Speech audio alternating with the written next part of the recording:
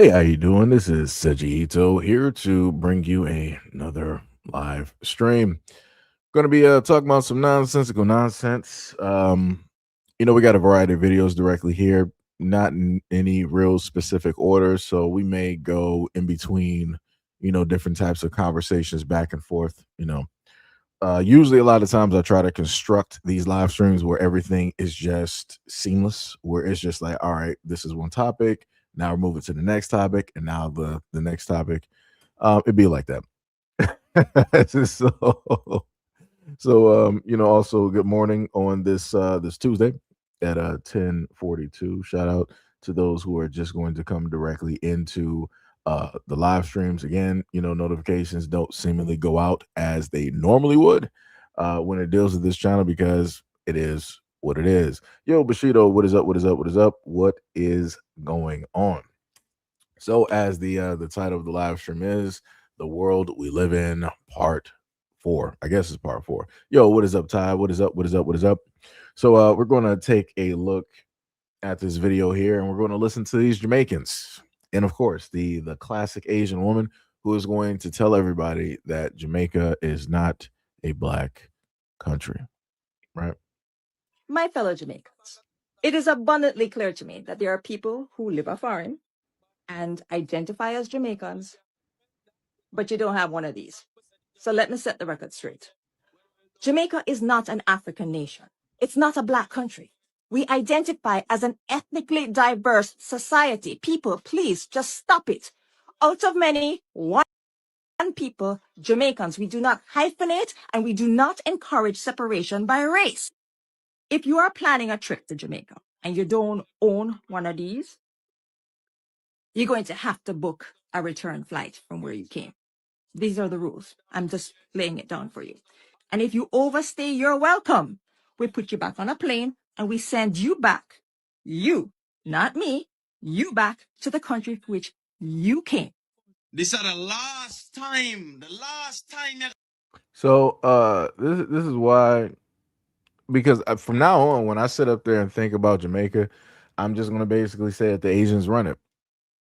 I'm going to say that historically Jamaica has, always been an Asian, type of country. Black Jamaicans are not the face of Jamaica. It is Asians and everybody else. Because as she stated, she was like, "Hey, Jamaica, it's everybody. It's all for one for all, type of deal." And I'm like, wow. I mean, even though I could look at the population and I can clearly say different, but I guess those numbers don't mean anything because clearly this woman, she was like, yeah, Jamaica's not black. Yeah.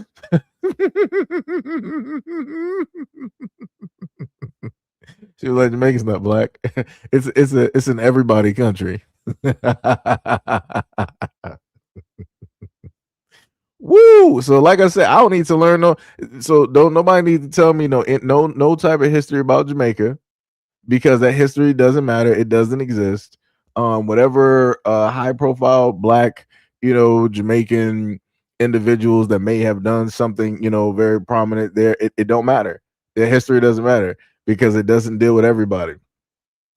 Right, like she said before, as a Jamaican, we don't sit up there and look at ourselves as by a color or a race and da da da da. From one comes many. Like I said, Jamaicans, y'all done did this to yourselves. Y'all done set yourselves up for this, and I don't have no problem with it. Like I said, y'all like it, I love it, no problem. But this is the problem that I do have with Jamaicans. It's great that you believe that for Jamaica. Don't bring that here to the United States. And then I love the fact that this Asian woman can pop up online sitting up there talking about as a Jamaican, they're going to pack people up that basically overstay their visa or whatever it is. I'm like, wow, I'm like, that is crazy because I'm looking directly at you. I can clearly tell that you are Asian. I know where your parents came from, and it wasn't Jamaica. I know where your parents came from. But she got the accent and she grew up there as a child, was probably born there. So she's like, I'm Jamaican. Okay. So you basically say, but again, Jamaicans allow this type of foolishness to take place, and this is the same type of foolishness that they want to allow in these United States when it deals with Black Americans. And I'm going to sit up here and say, you're not doing that as a Black American to Jamaicans. let's not do this. Let's not do this. We're not doing this here. Y'all can keep all of that nonsense over there in Jamaica. Y'all got that. Y'all got it. Hold that down. Right? It's an everybody country. Jamaica is not a black place. It is not a black country. It doesn't have a high black population, so to say, even though the stats and the numbers say otherwise. But it be like that. It be like that. Y'all got it. Y'all got it. This is the last time you gotta address this, bad man. The last time. If we think Jamaicans are African descent, of course, bro. Of course we African descent, bro. I'm black, bro. Damn, like I'm tired of like do your research, bro. I have a friend from Ghana, and we talk a lot about the language and the words and the similarities. We talk about the food, like dukuno. We need to appreciate our ancestry and don't be fooled. Don't be fooled. It's time people wake up. We are Jamaicans, but our bloodline is way deeper than that. So we saw that, right? So instead of me trying to go back and forth, I like to happen to read, some stuff.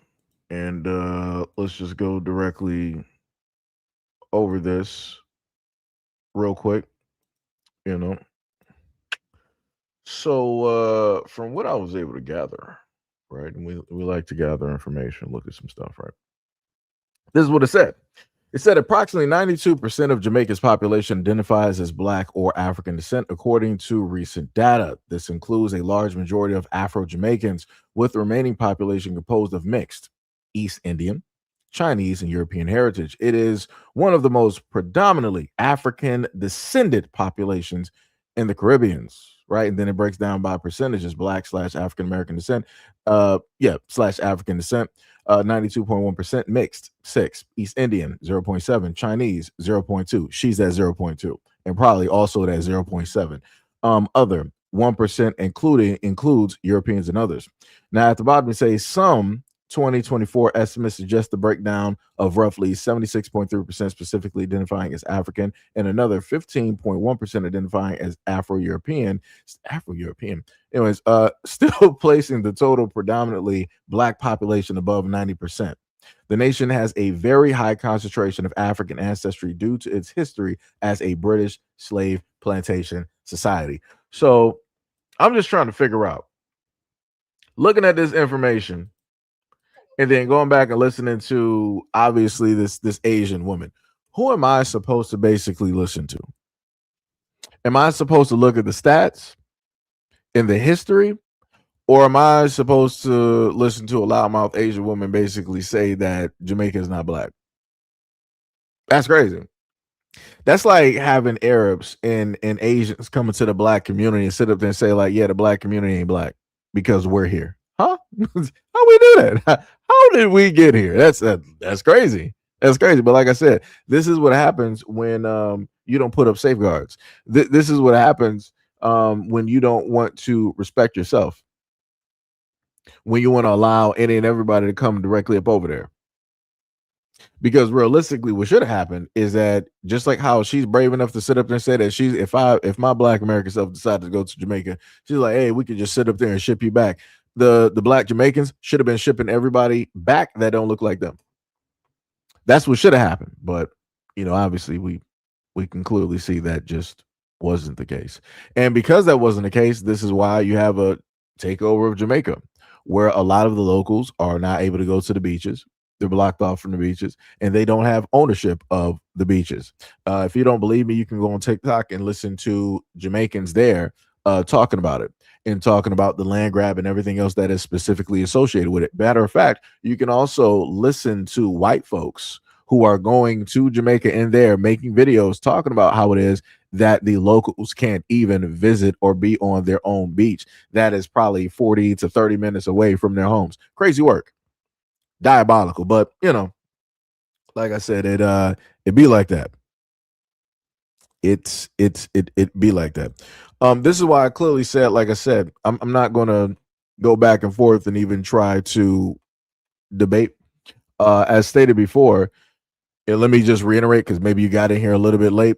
If you got a problem, you can go directly to TikTok and listen to the actual Jamaicans there that are in Jamaica that are talking about the land grab, that are talking about the fact that they don't have ownership, how it is that these other corporations, hotels, or whatnot, or whatever, are doing all of these things.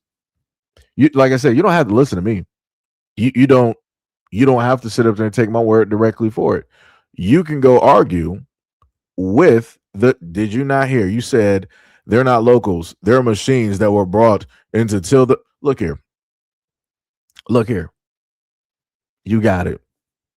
Because you want to win directly in a situation and you ain't trying to listen. You got it. So what we're going to do right now is we're going to go directly to the next topic. Right? So you got it. Who is this? This Sean going back and forth. You got it. You win that. You got it. You got it, brother. Congratulations directly to you. And that'll be the only and the last one that you'll basically get. Because like I said, I don't got time. You can be here, but I'm not about to go back and forth. You got it though. So let's go to the next one. And this is a classic.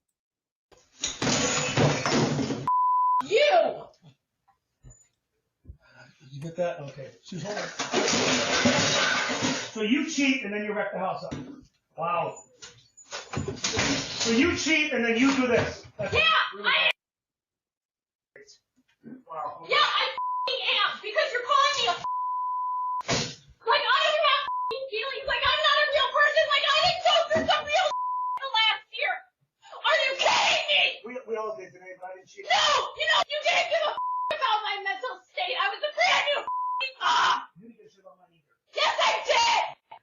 When I couldn't handle my own you didn't care about that. You couldn't be strong enough. Okay, so it's my fault. Okay, I don't care. Doesn't matter. It's over. No, you have no idea where I was. And you don't care. And you didn't care then. All you cared about was that I was making up. That my feelings were made up. Well, I don't care now. Are you serious? I don't care now. You need to understand this is.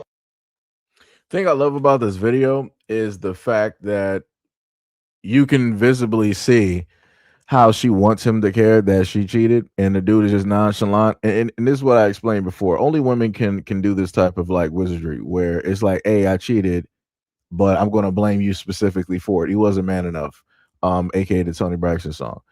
You wasn't there for me. I was a mother, and I had to go through this, that, and the third. Again, this woman decided to go out there and cheat. She got a husband. They got like a nice home from what I could sit up there and see. They got a nice kitchen. They got an island directly right there, whatnot or whatever. And this was probably during December or a little bit after. And he found out that his wife cheated. And he was like, yeah, I don't care. Shout out to that dude. 100%. Shout out to that dude for not feeding into the emotions, to the white female rage, to the lack of accountability. And this is what a lot of men talk about time and time again, where you got women out here that will do the utmost in order to get a reaction. And then once they don't get that reaction, now they're mad because they want a justification. They want something to justify why it is that they did what they did versus it just being selfish. Obviously, she was just selfish. She was like, I was a mother. She was like, I'm a woman. I go through so many different things, and you weren't there for me. How about you weren't there for yourself, champ? How about as a woman, you weren't there for yourself? And because you weren't there for yourself, that's why you decided to do a dodo bird type of thing, and you wanted to cheat directly on your husband. And then once your husband found out, you decided to then double down on being a dodo, and now you want to sit up there and blame him for it. This is another reason why a lot of guys basically say that marriage, there's no reason to get married, because women will do stuff like this and then you'll be at fault for it. And then she can take you to court and basically get everything directly from you and take the kids. So she has child support. She got alimony. Then you got to also pay for the lawyer fees on basically both sides. And then you're probably losing a house. You're also losing the cars. She's getting part of your IRA. She's going to get your Social Security and whatever else that you basically got. Crazy work, diabolical in nature. Diabolical. Matter of fact, if I was smart enough, I might have another video that will actually tag directly up with this, right? So let me Well, what was it? You said I don't know the whole story. You sound like a simp. That's crazy. The wife even admitted that she cheated. You talking about I don't know the whole story. I don't have to know the whole story. If the husband is right there talking about like I found out that you cheated. And she was like, yeah, I did, but for X, Y, and Z reasons. Are you serious? You like I said, it's cool. When they get divorced, you go marry her. That's what you do. Go be the dummy. Go be the cleanup and go sit up there and marry that trash bag. That's what you can go sit up there and do. Talking about, oh, you don't know the whole story. You simping out. You leaping over tall buildings to sit up there and simp for this Lois Lane. That is wild. That is wild. Yo, that's crazy. That is diabolical. I love that though. I love it. You said, did you know in the story that the husband has been cheating or not? I'm not even sure how you even wrote or tried to frame that. Are you trying to make that as a statement or are you trying to put a question directly in there? I'm a little bit confused because the way that you wrote that didn't even make sense. Did you know in the story that the husband had been cheating or not? You should have just wrote like 2 parts. I'm just going to be real. I'm just going to be real. You should have just, in a sense, put that in directly 2 parts. But the other thing that I love so much, right? When simps basically roll up, they're the exact same as the women that don't want to be held accountable. They're like, oh yeah, it's the men's fault too. Yeah, it's the men's fault. I agree with the woman. It's the men's fault. It's the men's fault. So automatically, from what you're basically trying to say, the husband was cheating, or that's what you're trying to allude to. During that whole rage out that woman was speaking on, she didn't say nothing about him cheating. So again, off of this clip, there's a lot of information, but it seems because you're a simp, you don't want to sit up there and pay close attention because you simply think that women are right and they can never be wrong. Yeah, okay. Woo! Jesus Christ. Jesus Christ. No, Mo, you are correct. He can save her. He can save her. He got that. Whatever train that she's going to take directly to hell, he can ride that right along with her. He will be happy to be directly with her. Because like I said, the amount of body blocking for this random woman is egregious. That's ridiculous. She admitted in the video that she cheated. She basically said, yes, so and I did. What you going to do about it? But then when she didn't get the reaction that she expected, when the dude was nonchalant, he was like, yeah, I don't care. Now she wanted to really just rage out. That's crazy. That's crazy. Oh no, Caveman, you said Leslie Jones. You know the funniest thing is I'll probably bring those videos up a little bit later. I got those 3 videos dealing with Leslie Jones. She's another one directly up there saying a whole bunch of nonsense. But you know, since we got people that want to simp directly out, I'm pretty sure that you're going to simp out for this next woman, right? Also, shout out to Officer Haku for the $5 dono. He said she's not getting that if she's the one that was caught cheating. I mean, I agree with you. That's how it should be. But you know how these lawyers in these courts are. They'll automatically side directly with the woman, especially if kids are involved. Oh, it's over. It's curtains. It is diabolical. It's curtains, right? Also, shout out to Boner. What is up? Should have been Keeley, but I had to go for the last name because I'm like, hey, I might butcher the first one. Shout out for the $5 dono directly to the channel. Much love, respect, and appreciation. So you said she for the streets? Yes, she is. This one is also for the streets as well, too. Let's just take a look at this. Did he pay you alimony? Yes. Does he still pay you alimony? I get a percentage of his military retirement because we were married over 10 years. Wait, so... our son graduated high school in June, so alimony and child support stopped at that point. Okay. He was he enlisted or was he an officer in the military? Enlisted. He was enlisted. Yeah. And what did he go on to do after the military? His career? Basically the same thing. He was military police, so okay. He stayed in the military for a long time. Yeah. Okay. He retired at 15 years. They did an early retirement because they were trying to lower the numbers. And so wait, you married in, was it 2004? 2004, and you stayed with him until it was 2018 was when our divorce was finalized. So, we filed in 2015. And you were with him, so 14 years, right? And so wait, it was finalized in 2018? Yeah. Okay, so but he retired in 2015. So they figure I get 50% of the 11 and a half years, basically, because that's when we were together that he was earning the retirement. So will he be paying you alimony for the duration of his life? The retirement, yes. Wow.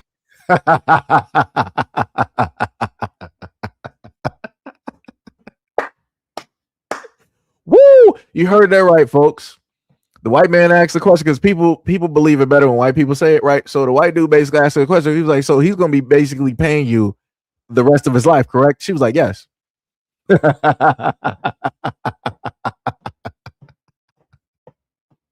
Woo! I love being proven right. I love being proven right.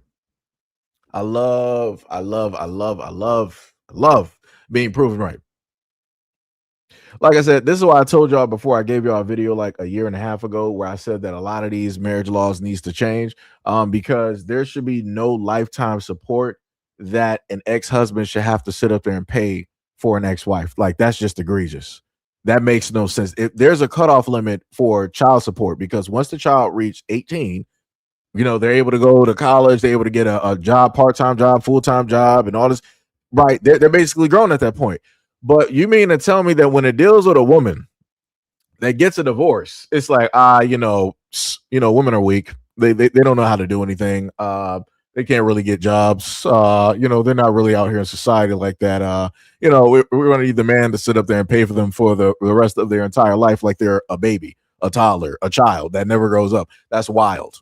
And then not to mention, as stated, she was also getting child support. Ooh.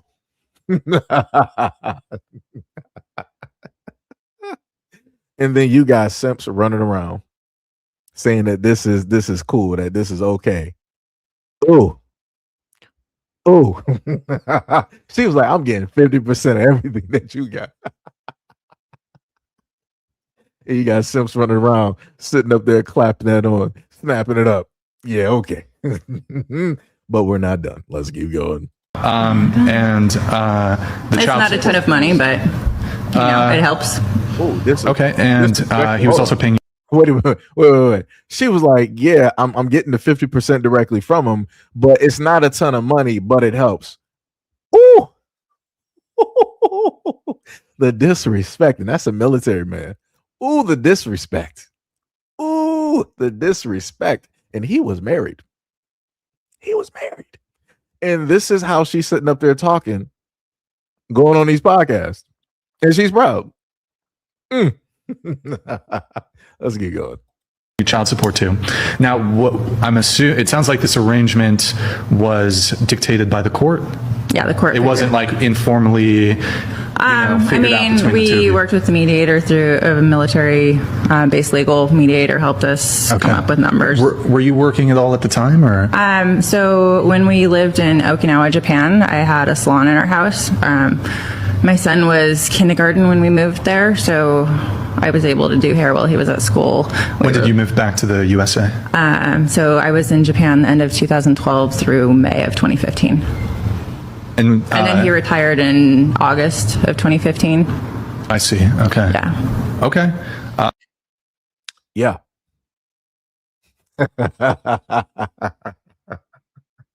This is why a lot of dudes basically. So, like I said, so you got a lot of women out here that get mad at guys that have mics, podcasts and all this stuff where they, basically say that marriage is a scam. But it's like when you listen to stories like this, and this is coming from a woman. This ain't coming from like a dude basically putting this information. This is a woman putting out this information and just blurting this out. Like I said, we wouldn't know anything about it if women wasn't talking.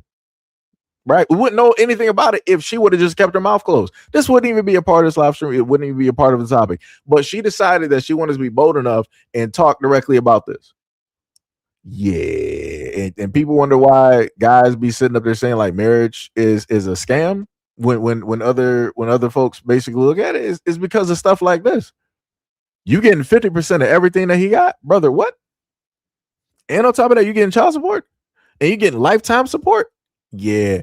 So again, this is another reason if you got women out here who have been married, this is why women don't get remarried, because the moment in time, that's when the cutoff happens. When a woman basically gets remarried, that's when that support, that alimony or whatever it is, that lifetime support that they get, that's when it gets cut off, because now you got a different name. Now you're officially with a whole different guy.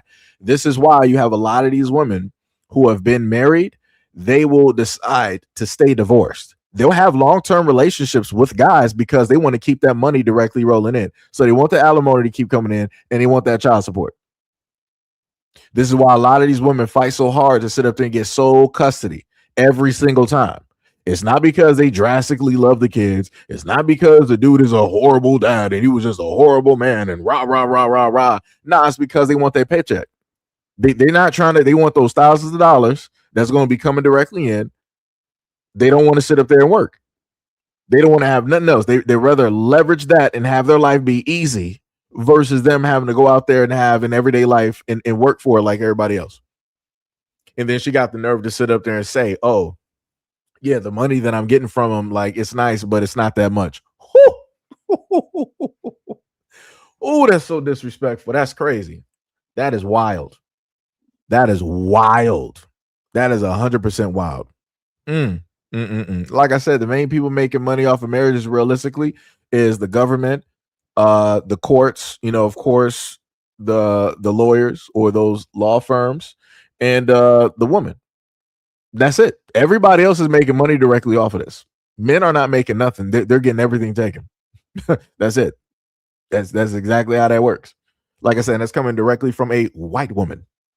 Nobody else, directly her, talking to a white man. So yep, if people want to sit up there and argue, you can sit up there and argue with those two white folks. J Lock said, Seji, check my comment. You said, Seji, remember it was a response video of a woman was sleeping with guys with dirty socks and Adidas slides, and she married a nerd. That was D.O. Hugan's daughter. What? That's the reason I couldn't find that video. Because J Lock, the craziest part about you mentioning that, shout out and thank you for the $2 dono. The craziest part about that is that I tried looking for that video because I was trying to find the original video. I couldn't find it. I just found everybody's responses. Now it makes sense why I couldn't specifically find that video.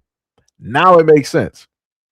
I mean, maybe it might still be out there. I probably maybe need to do a little bit more due diligence. But again, just off of, just going through, the Twitters and going through TikTok, couldn't sit up there and find that video. It was crazy. It was like people saw that video and then all I saw was the responses. I'm like, so where's the actual video? I'm like, this is what I'm like. It just disappeared. It just up and vanished. You said it's everywhere. All right, so I'll go relook for it, and I'll sit up there and add that to another live stream in the up and coming days.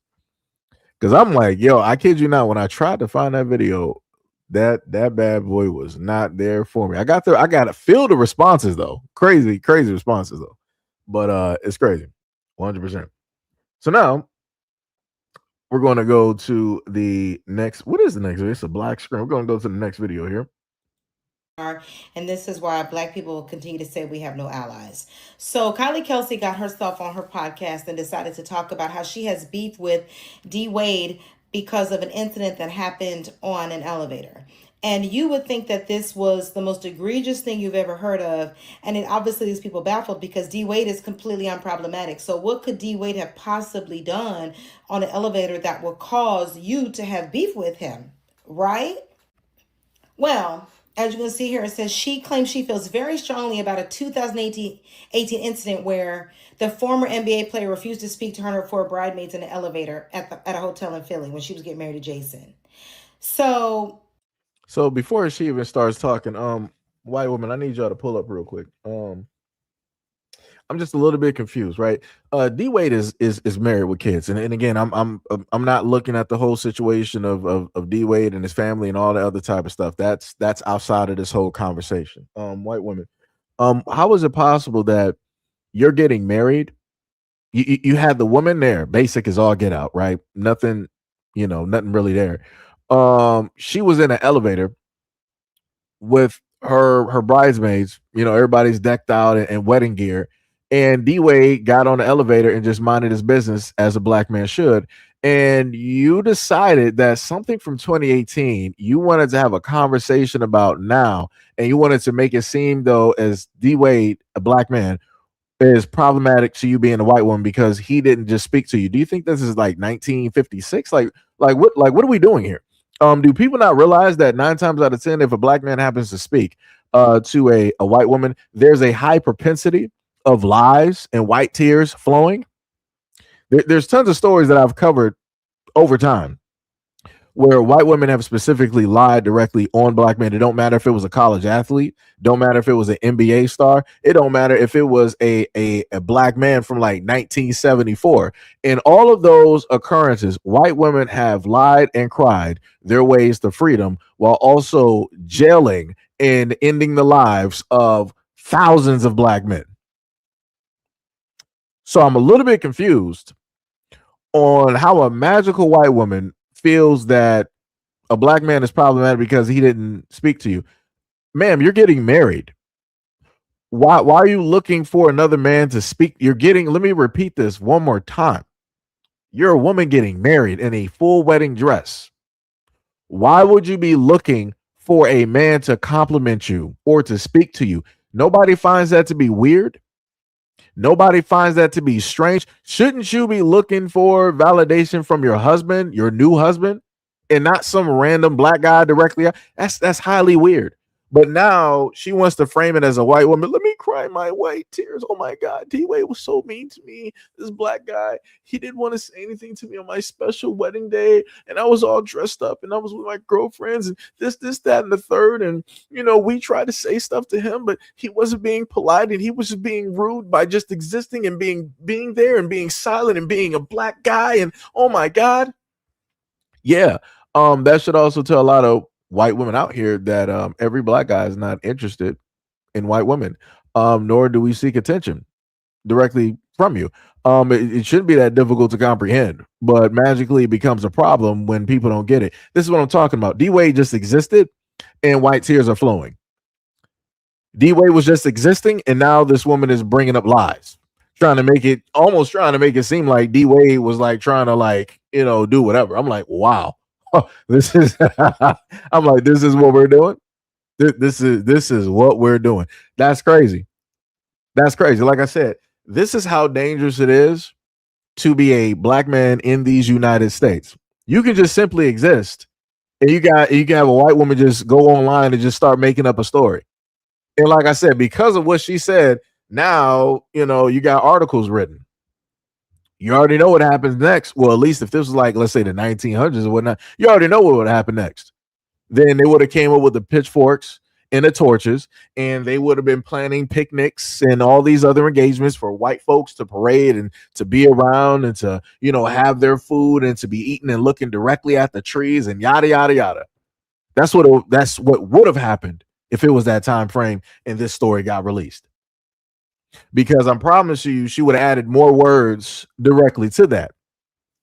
Because in a lot of instances, when it deals with white women like this, they don't also mention or talk about the fact that they're fixated on black men, and that a lot of them feel that black men really want them, and that's just not the case. Because if it was the case, then we wouldn't have such a high majority of black men being with black women and vice versa. But like I say, you can't tell nobody nothing. People don't like to look at numbers. People don't like to look at stats. People just want to be in their feelings and just judge the world directly by that. That's crazy. That's diabolical. That's crazy. But let's continue. Let's let the lady speak. She was just going down the elevator. Everyone's in there. She's in her wedding dress and veil. And basically, she's mad because he didn't say a GD word, which is crazy. And I'm confused because why is this black man required to speak to you and your 4 bridesmaids because y'all in a damn elevator? I mean, we often get in elevators and don't speak to people. And the entitlement that she feels because her and her 4 friends were in there and they were dressed up and this black man should be speaking to her is diabolical. And it's why we will continue to say, y'all are part of the problem as much as you think you're allies. Because one, she doesn't understand that he is not required to speak to you, and we're not here for y'all entertainment. Black people don't have to speak to y'all in the elevator, and the idea that he is required to speak to you and your other women because y'all are there Why? Because if the roles were reversed and it was for black women and a white man, would you expect your husband to speak to the black women that were on here? It sounds like you wanted attention and you were dressed up in your dress and your bridesmaids and y'all thought y'all looked good. And so y'all really wanted attention. Because for some reason, white women, y'all think every black man is attracted to y'all and y'all think every black man likes y'all. And so y'all think if y'all looking nice in your stuff, he should be saying something to you. All black men don't like white women. There's plenty of black men that have zero attraction to white women. So y'all one need to get that out of your heads. 2, stop thinking that we're here for your labor. He is not required to speak to you, and I guarantee you wouldn't be mad if anybody else didn't speak to your ass on that elevator. Yep. And also shout out to that woman for speaking up on the situation and calling it out, because I can promise you that a lot of other folks out there would not call it out. They would just decide to ignore it and just co-sign and be like, yeah, the black man are the problem. He could have said something. He could have did this. He could, like I said, it's a lot of nonsense directly out here. It's very great to see people that work within the realm of logic and that can actually just pay attention and put things together and come up with their own thoughts, because they were using critical thinking in order to see through the situation and the nonsense. Like I said, shout out to this woman and the many other women that are just like her. Shout out. 100% shout out. So now, let me see. Which one do I want to pick when it deals with this one? Since we didn't set up there and went here, let's go Ratchet. She ratchet. Yes, she ratchet. So like I said, it'd be like that. So you can either hate me now, you can hate me now, because I won't stop now. So you can either take your pick. You can either hate me now or you can hate me later. But at some point, you're going to sit up there and hate me. So I'm just putting that directly out there for the people in the background that may not know, because we're going to sit up there and get into the Lord of Ratchets. G? I'm not touching you. Let's go. Don't put your hands on me, G. I already called the police. Call them. Let's go. Like I said, don't have no conversation about nothing about me with no other clients. Like you said, you don't be combative with nobody. Say that to me. I'm not. Okay, say that to me. Have a great day, man. Bye. See you later. You want to wait for the police outside? Hey, Mike. We got an irate customer. That's all you had to do was call Mike. I asked you for the boy. I wish you would. Have a great day. I will have my brother lay you the down. Don't you walk up like you're gonna do nothing. Have a great day. You're in her face. You okay, if she's talking to me, it does not matter. if she's talking about me, I don't give a. What do you mean? You guys do customer service. The wrong with you? Have a great day. You're mad because you're not getting your way. What do you mean getting my way? All I needed was ID. All I needed was an ID and you flipped out. Stupid. Have a great day. Stupid. Get my way. I can go to Chesterfield. She already called. You so bum. Look at your shit. So let's look at the situation here with Ratchetzilla. She also got the backwards cap and more than likely a wig that has not been attended to in some years, and along with the small dog. So that'll let you know more than likely where she is when it deals with having a man directly in her life. So with all of that directly there, let me just cross this one directly out. This is what I'm talking about with black men sitting up there defending white women and yada yada. Let me just get this very clear. They're co-workers. They work. I'm looking at AT&T, and he's going to defend his coworker. The woman that was directly there that we can clearly see is the Lord of Ratchets. She decided to pull directly upon the scene, and instead of acting like she had any type of common sense, what did she decide to do? I'm about to I'm going to be the black woman stereotype. I'm going to be loud. I'm going to be masculine. I'm going to be everything but a woman. And then when the dude was like, all right, you can leave, and she looked at his hand like he was about to like strike her, she was like, you better not sit up there and even think you about to put your hands on me. I'm going to sit up there and get my brothers to lay you out. I want y'all to understand that this woman here was literally threatening a life or death situation to this black man over nothing, because she could not get away. And this is something that I've talked about for countless times, and I've tried to shine a light directly on this. To try to tell a lot of black women out there to try to give that education, because you got black women like this that will, for the black women that are listening, if you got a husband, even an ex-husband, don't even matter, husband, ex-husband, fiance, boyfriend, if you got sons, uncles, grandfathers, it is black women like this that will get them all killed. She was like, hey, you sit up there and even get any more closer. You even think that you put hands on me. I'm going to sit up there and get my brother to sit up there and lay you out. So not only is she willing to sit up there and risk and or take the life of that black man who is simply doing and working his job, but she's also willing to take and risk the life of her own black male siblings to just come crash out. And I done covered stories before where women like this will just pull up to the scene and they'll start telling the crash outs any type of story. They'll start sitting up there telling the crash outs any type of story. It's like, oh yeah, you know, he was in my face. He was cussing me out. He was calling me, you know, out of my name and this, that, and the third. And you already know how I am. You know, I was, you know, talking all sweet. You know, I was being innocent. I was being cordial and nice. And he just blew up on me. And that's how they like to sit up there and explain stories to crash outs. They never want to sit up there and let the crash out know that they were problematic and they were the ones causing the problem. Like I said, I can promise you, the Lord of Ratchets, Ratchetzilla right here, would never explain the full context or the stories to the Lord of Crash Outs. She would never do it. She would never do it. Because she don't want to be seen as the victim. She don't want to be seen as the perpetrator at the end of the day. She wants to be the victim. Because you know what sells a great story? In order for anybody to believe it, just slap a black man directly on there and say that he did something bad. Everybody loves it. Everybody believes it. Everybody will eat it up. And that's just facts. Make up a story on a random continent or a random island about a black man and it'll sell. Everybody will believe it. That's how the world is. You could literally put up a factual story about any other race of men. People would rather believe the lie that's being given. Like somewhere in Tatooine, you got a black American man. He supposedly didn't tip somebody well. He supposedly sat up there and stole a lightsaber from Luke Skywalker and all that. Like, you can have that story out there and people are like, yeah, that's how the blacks are. Yeah, those black American men, they like to sit up there and steal. Like, I believe that he did that on Tatooine. Yeah.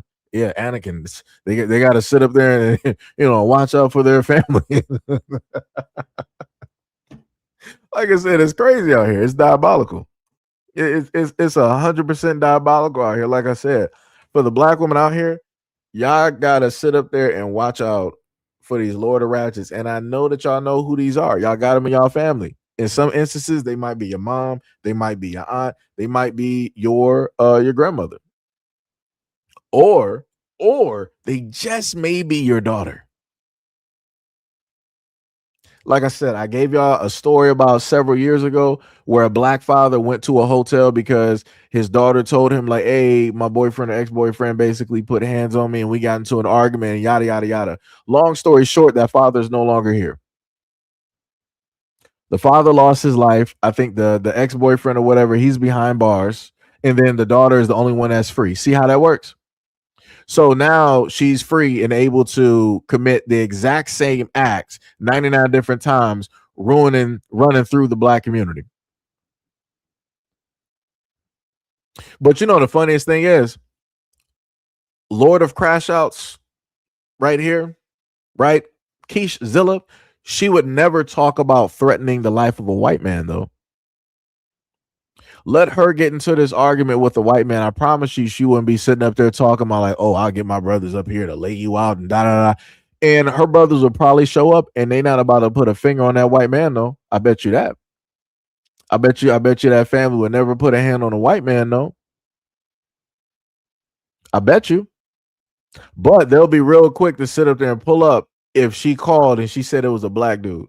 Oh, they'll pull up. It'll probably be like 20 cars deep. Whole family and the next generation and the future will sit up there and show up just to sit up there and come see him. But let it be a white man, though, in this situation. Do you really think that she'll be all up in his face within spitting distance? I bet you she wouldn't. Do you think that she'll be as loudmouth and as ratchet as she was? I bet you would.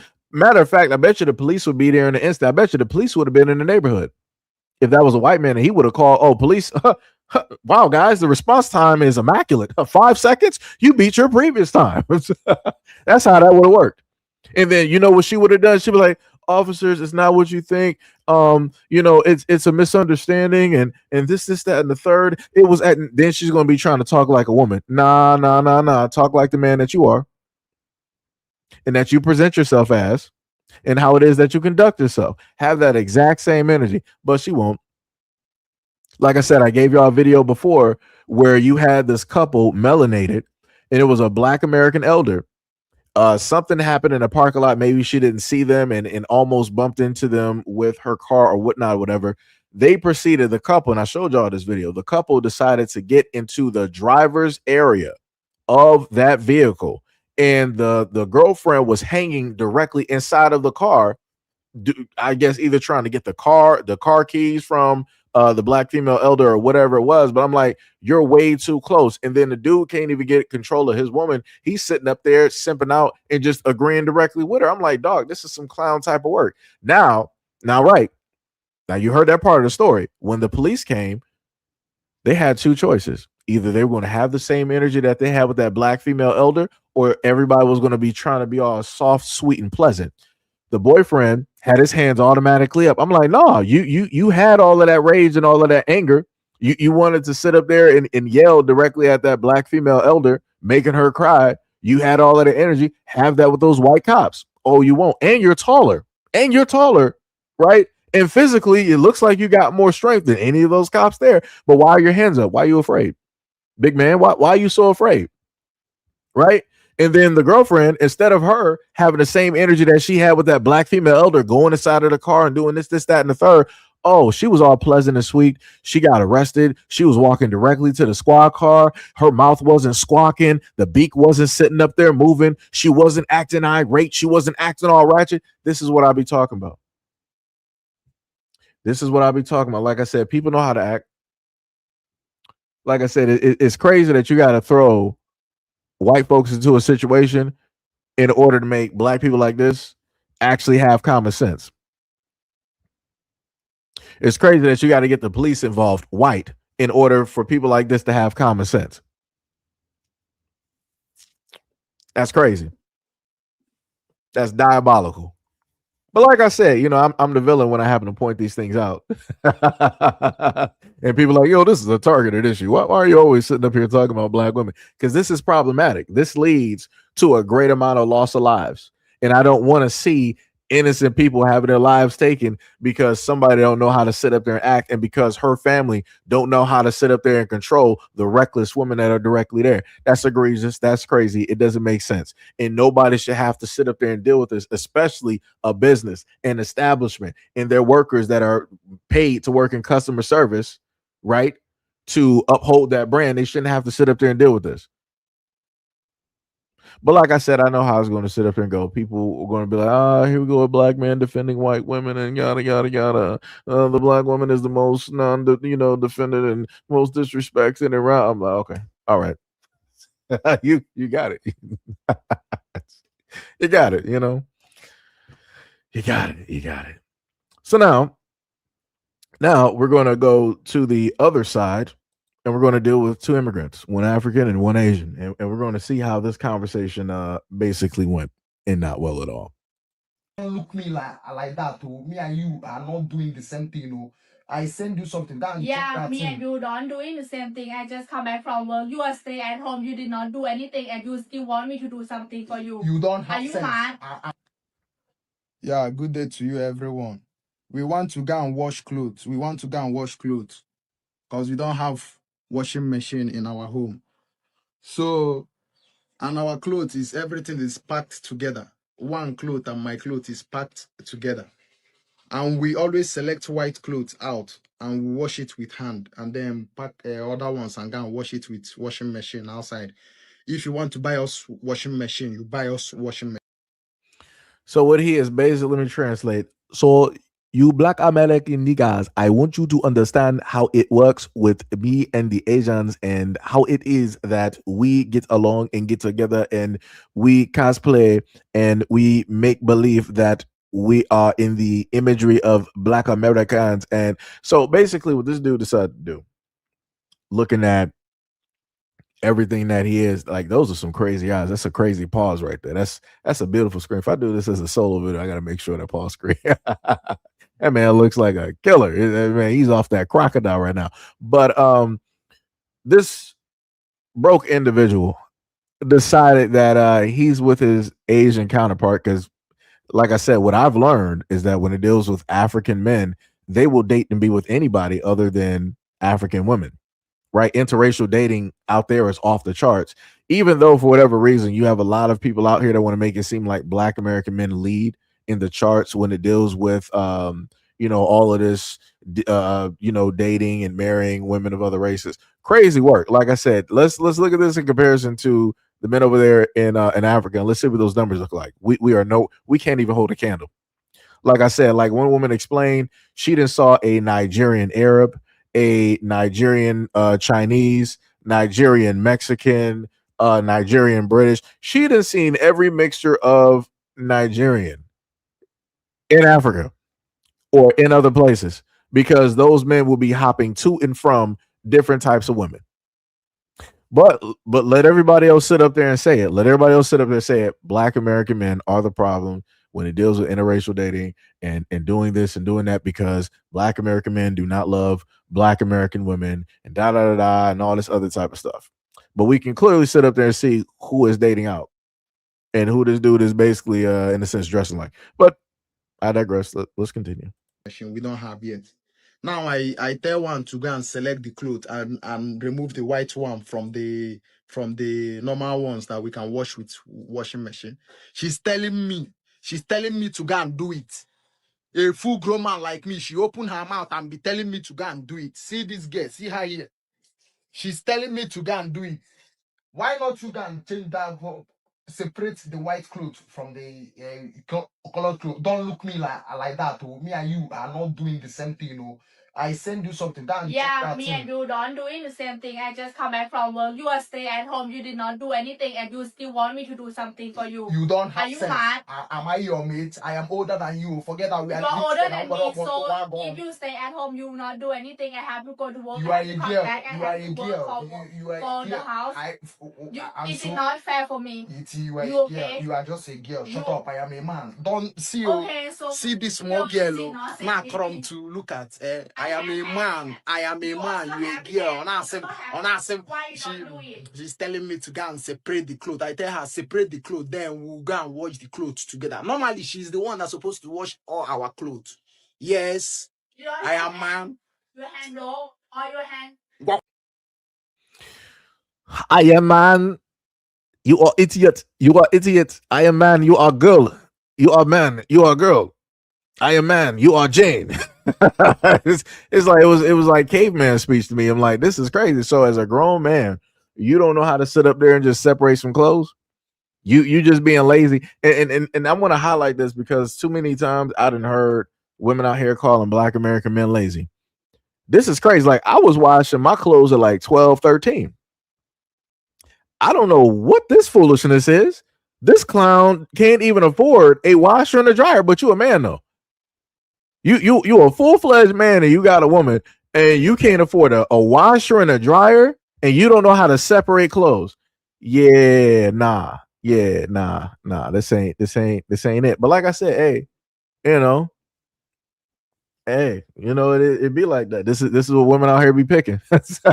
They can have discernment about magically everything. When it deals with great guys out here, women got all the discernment possible. But when it deals with dudes like this, the spider sense, God didn't install that properly.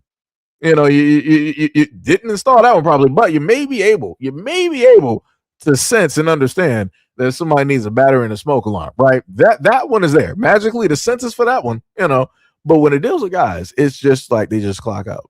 Hamster is just directly off the wheel. And then women want to turn around and sit up there and say that guys are trash. No, your selection is trash. The guys that you pick are trash. The guys that you sleep with are trash. And if those guys are trash, that makes you the garbage can and the dumpster and the landfill. So like I said, keep on collecting bad boys like infinity stones. Like I said, and as soon as you got all of those directly on one hand, you can be like the reverse of Captain Planet, Captain Pollution, and you will be there. You got it. Oh boy. That is diabolical. Gail was like, "Is this a skit?" Nah, Gail. Ain't no skit. Like I said, that's how them dudes be getting down. That's how they move. They feel like women should be out here doing these things. But I'm like, dog. So who was sitting up there washing your clothes and your dirty drawers before a woman got there? Oh, that's right. It was probably your mom or your sister. That's right. And the crazy part is this is coming from a guy that was born, single parent household and everything. But again, I had responsibilities, like cutting grass, shoveling snow, out there, raking, working directly, in the yard, washing clothes and dishes and mopping this. Like I said, I have responsibilities I had to do it at a very young age. Right. All that stuff stopped, very young. Was like, all right, you're at the point now where you can learn how to wash your clothes and separate and do this and do that. And I did that. Like I said, this is what babying looks like. And this dude probably got online and is like, yeah, I'm going to put this up here and people are going to agree directly with me. Now I understand why it is that those Japanese women basically, dropped and don't like dating African guys, especially if they're Nigerian. Now I understand why. I understand why they be running for the hills as soon as they find out after the cosplaying, type of thing is over and they find out, oh, you're not Black American Nigerian. Oh, I'm out of here. I understand why they be dipping. I understand. That's some crazy work. Yo, what's up, Christy? He was like, Pokemon gotta catch them all. Bars. What's up, Sean? You said this cosplay? Yes, it is. Yes, it is. What is up, Rabbit? What is up? You said my country and its people are not perfect, but I think my ancestors, I'm Cameroonian and not Nigerian. Too much foolishness coming from that. Yeah, Nigeria is just making everything look bad. Let me making everything look bad. And Nigerians seem to be the main ones getting deported. Like, don't nobody want them in their countries because for whatever reason, it's not the best, the brightest, and the few that are coming from Nigeria. It's the worst. Like it's crazy how that is happening. It is 100% crazy. Like I said, this is why when it deals with Black American culture, when it deals with the influence, when it even just deals with Black American society, this is why there needs to be lines directly drawn so that if we have Nigerian artists or whoever it is, we need to know exactly where it is that they're from bloodline wise so that we can be like, okay, well, that's just them. That's them cosplaying and that's them, sitting up there masquerading so that we don't automatically think off of sight that, oh, that's a Black American man. That's a Black American woman sitting up there acting like that and doing this and da living in the stereotype. No. Like I said, a lot of these folks directly about here be from some other places. They're playing the stereotypes because they can cosplay and they can monetize directly off of that and then take that off and then be who it is that they're from. Because I've seen that, too many times. Like I said, it's crazy work out here. 100%. 100%. It's crazy work out here. Like I said, it ain't never been at no point in time that I've like known a woman up out here and I'm like, yo, you about to sit up there and do this.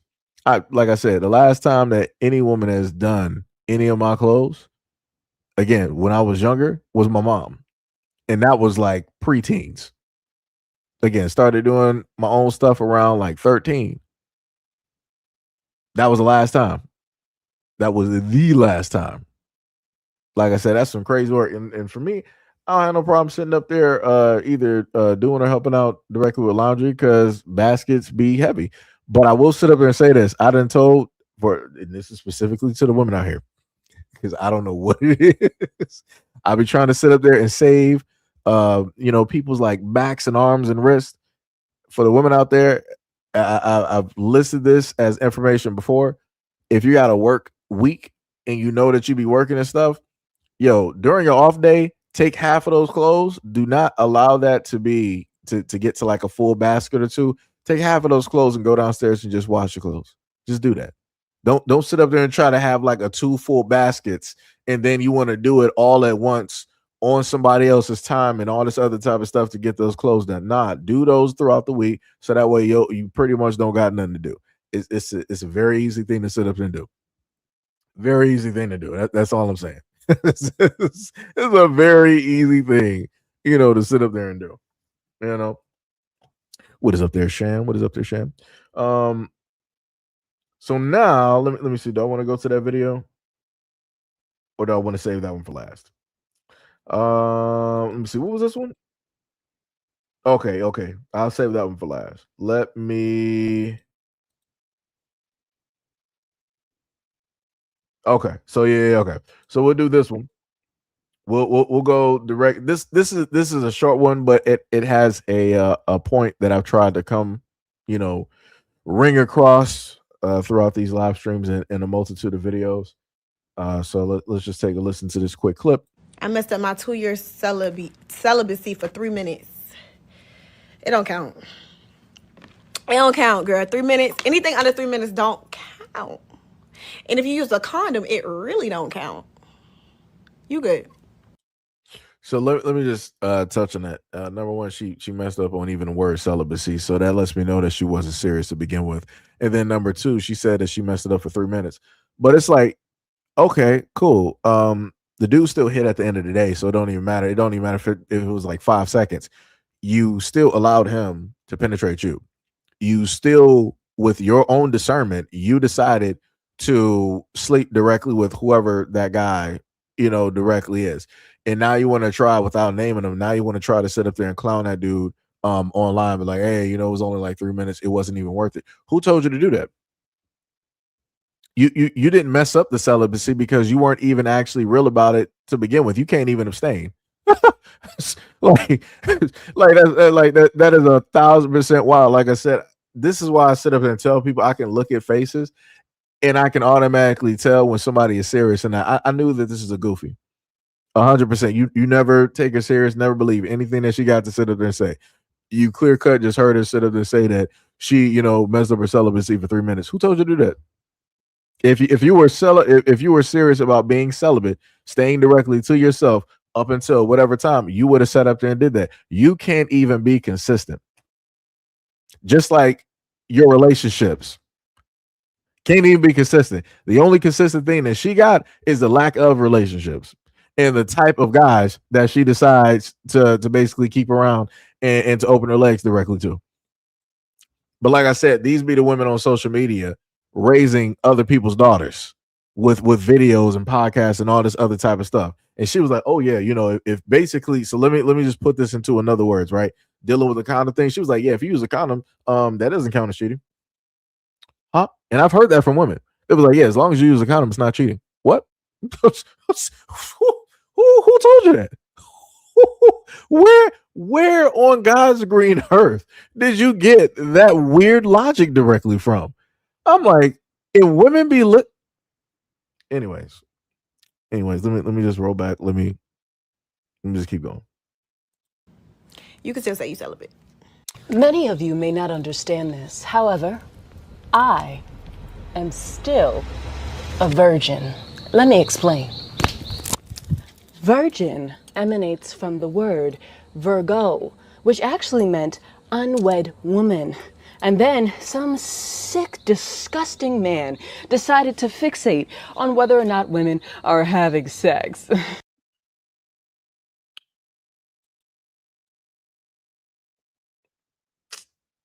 So we're just gonna roll that right back here. I wish it would have actually had it. I'm just gonna keep that face right there. The thing that I'm tired of is how it is the demonization that basically takes place. Automatically, she was like, some sick, disgusting man. I could have sworn people sat up and said that women were the first ones on the planet. Correct. So if I'm going to go by that logic, that would also mean that a lot of things that have been touched or seen should have been first seen and touched and theorized or thought of by women, because women were the first ones here. So who's to say that a man was the one that came up with this narrative or this logic? Just saying, when you happen to put certain things that women say to the forefront and you use it as an example, this is when people start running.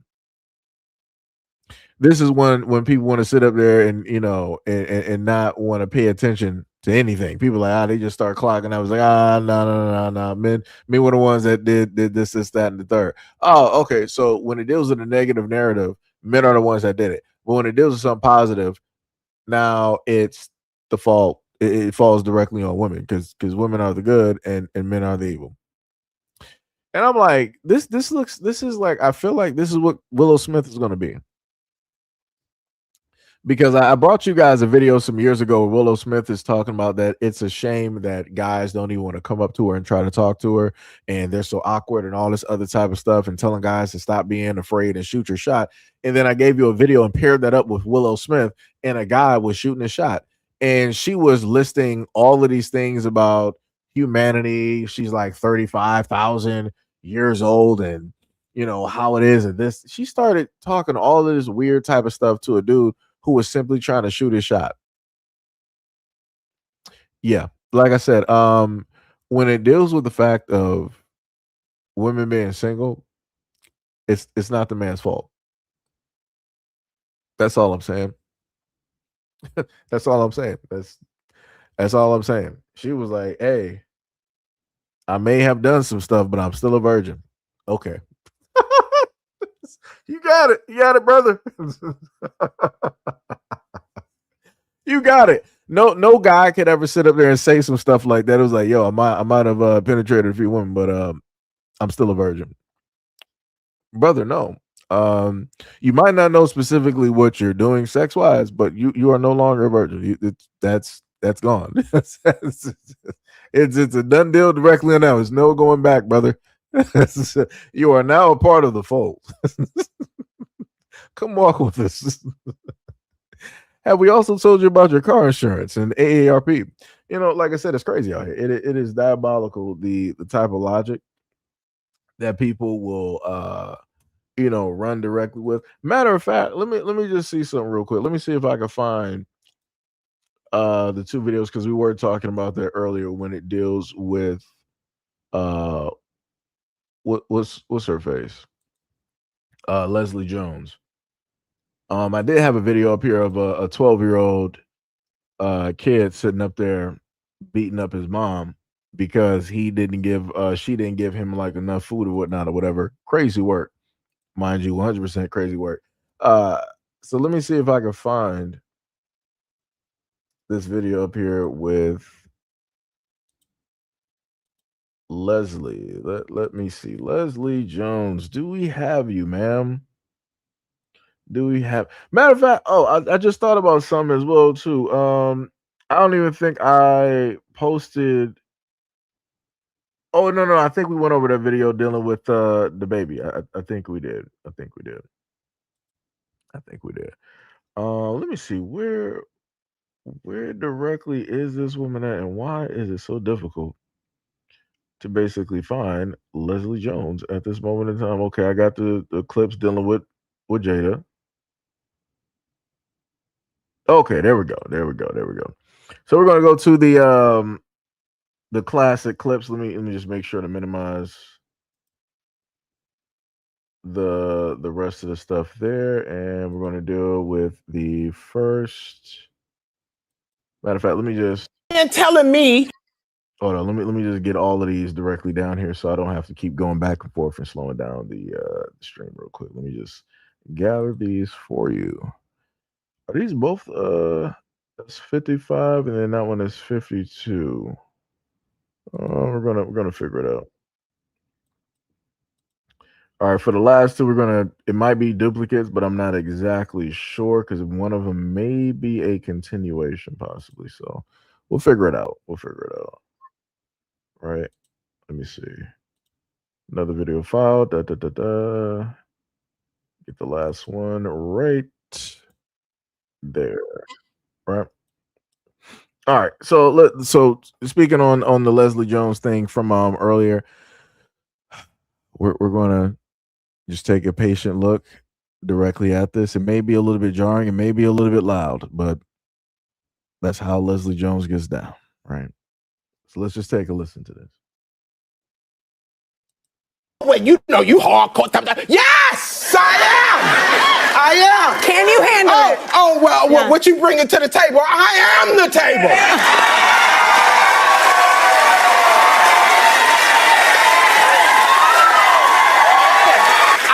understand why you wouldn't want a woman like me. I am successful, I'm rich, I can fight.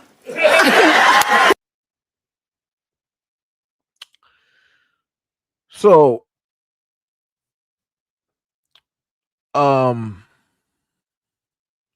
this is when a lot of guys sit up there and say that we don't really care, and women get offended by that. And I'm like, that doesn't make any. I put it to you like this: just imagine if men out here were sitting up here saying that, "Yo, I'm really frustrated that I have all of these accolades and titles, and and women don't seem to care." Um, women would be, looking at that dude very strange. They would say that he's very effeminate, right? And clown him. So now let's go to what normally happens. Women get online and they sit up there and complain that men are, not really caring. They're not cheering or congratulating or doing all of these, other types of things that women want men to do when it deals with them, having 99 titles and, owning 2 homes and a business and this and that. And it's like, realistically, as a guy, you're doing that for yourself. So the only person realistically that you should expect to big you up and to be there to clap that up and hype you up is you. You should be your number one cheerleader. You shouldn't be looking for outside sources to hype you up, because then that means that you didn't do it for internal need. You did it for external gains. You did it for external validations, which are completely separate from you, because minus all of that external stuff could disappear like that overnight. And now you're left with yourself. So now you're below square one, because you never invested and gave yourself the much needed time, love, and energy to basically, fill in the gaps or the necessary areas that are specifically lacking. Like I said, I don't know, man. But we're going to continue. Let's keep looking. Legalize slavery. You do? Yes, I do. Say more, because if I'm thinking about slavery and I'm thinking about marriage, there are two different images that come into my Absolutely head. not. I don't know how you don't. A man is, especially if he's expecting you to be a trad wife, he might as well pull out a whip and a chain. Wow. So there are young people watching who might be wanting to get married. What would you say to them? Don't get married. No. Okay. And remember, and I will list that Leslie Jones is a comedian, but comedians have also stated within every joke there is truth, right? So let's keep going. They're courtside Yes, at a ma'am. basketball game where you were given a disciplinary card to act appropriately. What did the card say? It says that you have to have some act right or they're going to throw you out. What was the incident that prompted you to start getting this card? Probably the way that I yell at the players and the referees and then jump up and almost run on the court. Yeah. Yes. And You saw that, right? No, I didn't want to put you on Front Street, but I did see you bark at a young man with an afro. He was hot. And you knew that was well in my right to do that. So let me just look at the compare and contrast here, right? So I'm guessing this was the basketball player that she was yelling at, and she said that he's very attractive. And I'm looking at Leslie, and I'm not seeing the same skin complexion here, and that leads me to think that this young man may be biracial. So I'm like, oh, that's a little bit weird. So you have a much darker complexion than this young man, and you find him to be attractive. But I could have sworn that people sat up there and said that black men are the ones that are colorist, and they're the only ones that don't want to be with anybody that's light, close to white, because they hate themselves and their mothers, and they hate the skin that they have. Oh, all right. And so it's interesting as you talk about how men should do better and get better. You're barking at a young 24-year-old doing their job. Absolutely. No apologies to that. None. I'm 58. I'm about to die. I should be able to do whatever I want. And what's the logic there? I'm 58 and I should be able to do what I want. So now let's look at the other one. I'm not sure if this might be a duplicate, but Preferences when it comes to dating, or are you an equal opportunity barker? Yes, now I am. But before, what was... I think I had kind of turned a little blind eye to the black guys for a little while. Wow. Yeah. So Leslie Jones pulled a Whoopi Goldberg. If people don't know Whoopi Goldberg, you might want to look up. Let me just make sure this is the right person. It should be Ted Danson. If I'm correct, yeah. Whoopi Goldberg she used to date Ted Danson at a moment in time, and Whoopi Goldberg went to like this roast, and Ted Danson was in blackface. And Whoopi Goldberg is a darker complected black woman. And oddly enough, when it deals with interracial dating and it deals with all of these other, black women out there that want to call black women who want to be with black men pick-me's, they never bring up Whoopi Goldberg and how she allowed a white man, another comedian, to be in blackface. And she was up there just smiling from ear to ear, just proud of him.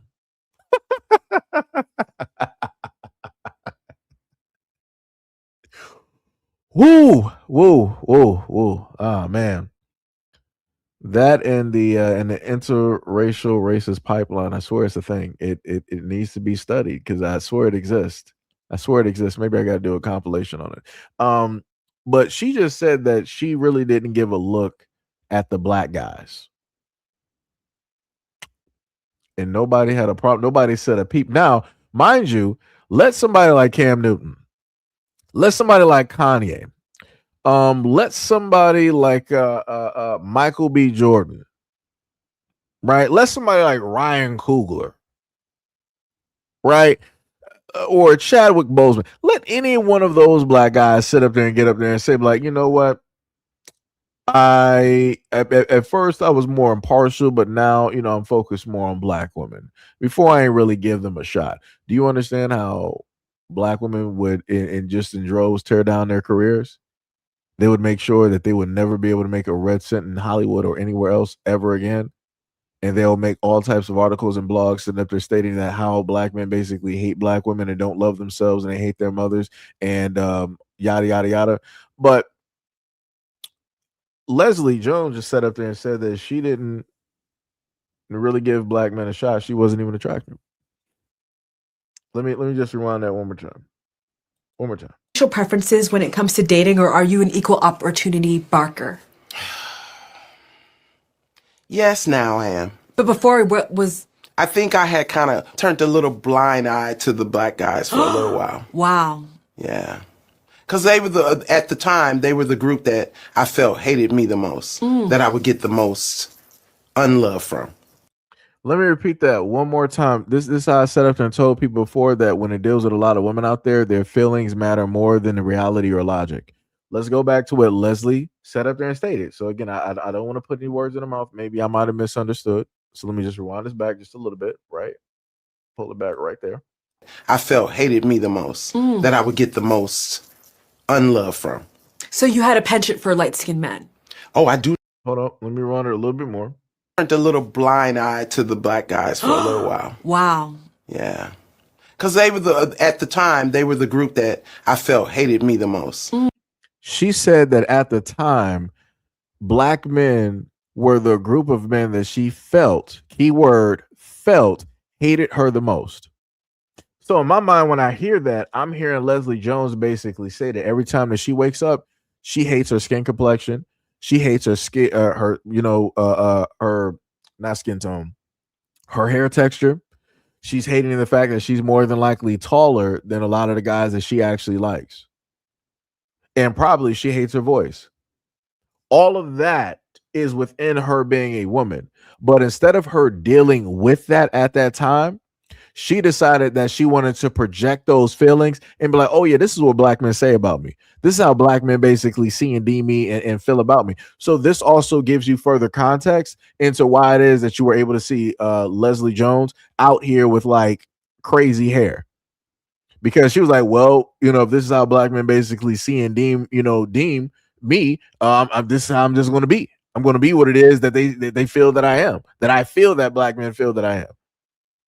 Like I said, this is why we talking about. You gotta let these people talk long enough, and you'll sit up and get the truth directly about them.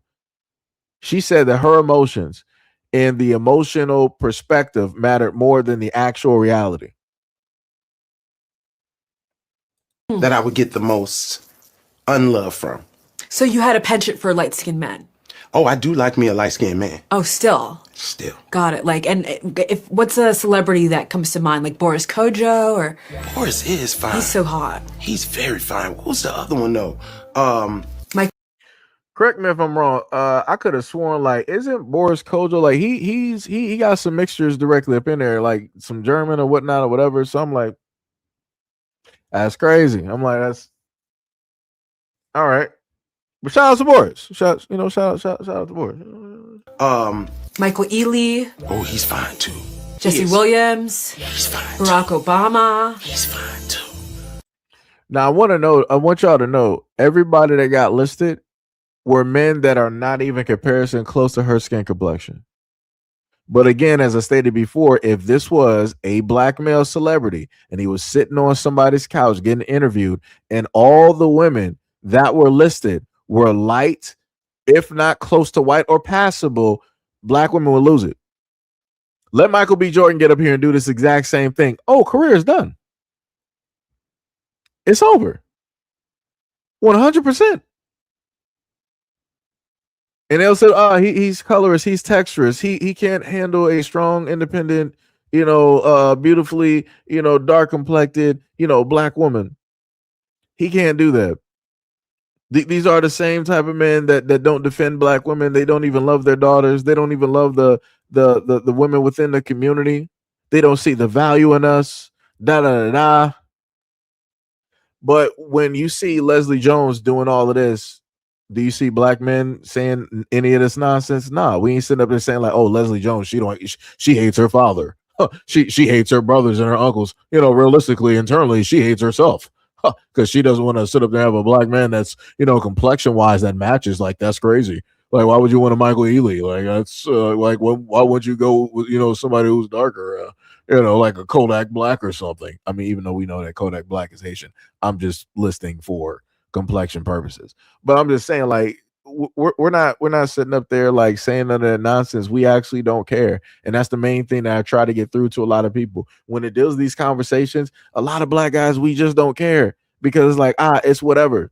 But when it deals with us having a simple conversation, just even dealing with black women in the different complexions, people lose it. They'll be like, oh, you don't really love black women because you don't want to be with the most melanated, darker complected black woman. But I'm like, what if the dude wants to be with a woman that's reflective of the woman of his family or his own skin complexion? They'll be like, no, that's colorist, that's racist, and you just don't love yourself if you don't want to be with a dark complected black woman. I'm like, do black women only come directly within like one flavor of colors? Like, is that what we're saying? Because I'm like, that's crazy. Because like, I could have sworn we said that every coloration of black women is beautiful, but it just seems though people just want to push black men just in one direction, and if you don't want to go in that direction, then you just hate black women in general, huh? So black women are able to love every admixture of black men directly out here, including the passive ones, including the ones that's like Logic. If you don't know who Logic is black and white, but he's more so phenotypically speaking white. He takes directly after his father. Right. So black women can love a dude like that and be like, oh, well, he's still a black man at the end of the day. But if a black dude is about here, nah, this is, like I said, is wild. This is just straight wild. Like, it's like I said. Also, shout out, I think what was it, J-Lock or somebody who was talking about Leslie Jones, and I was like, yeah, I'll throw that into another live stream. Shout out to that person for bringing Leslie Jones back up, because I'm like, you know what? This is actually going to fit right now. Hey, you can hate me now. You can hate me now because I won't stop now. So like I said, you can hate me now. You can hate me later. But at some point in time, you will hate me. It'd be like that. Like I said, so for those who like writing stuff in the comment section, let me know that you're going to like unsubscribe because you don't like this type of content. It'd be like that. Talk to God about it. Like I said, stop coming to me as a grown woman, telling me that you don't like the content no more, that I used to be, such a great content creator when I focused on these topics and da-da-da, but now that, I'm focusing on other stuff, now I'm not such a great content creator. Hey, take it up with God. Take it up with God. It sounds like you just like men. Yeah, that's it. Especially powerful men.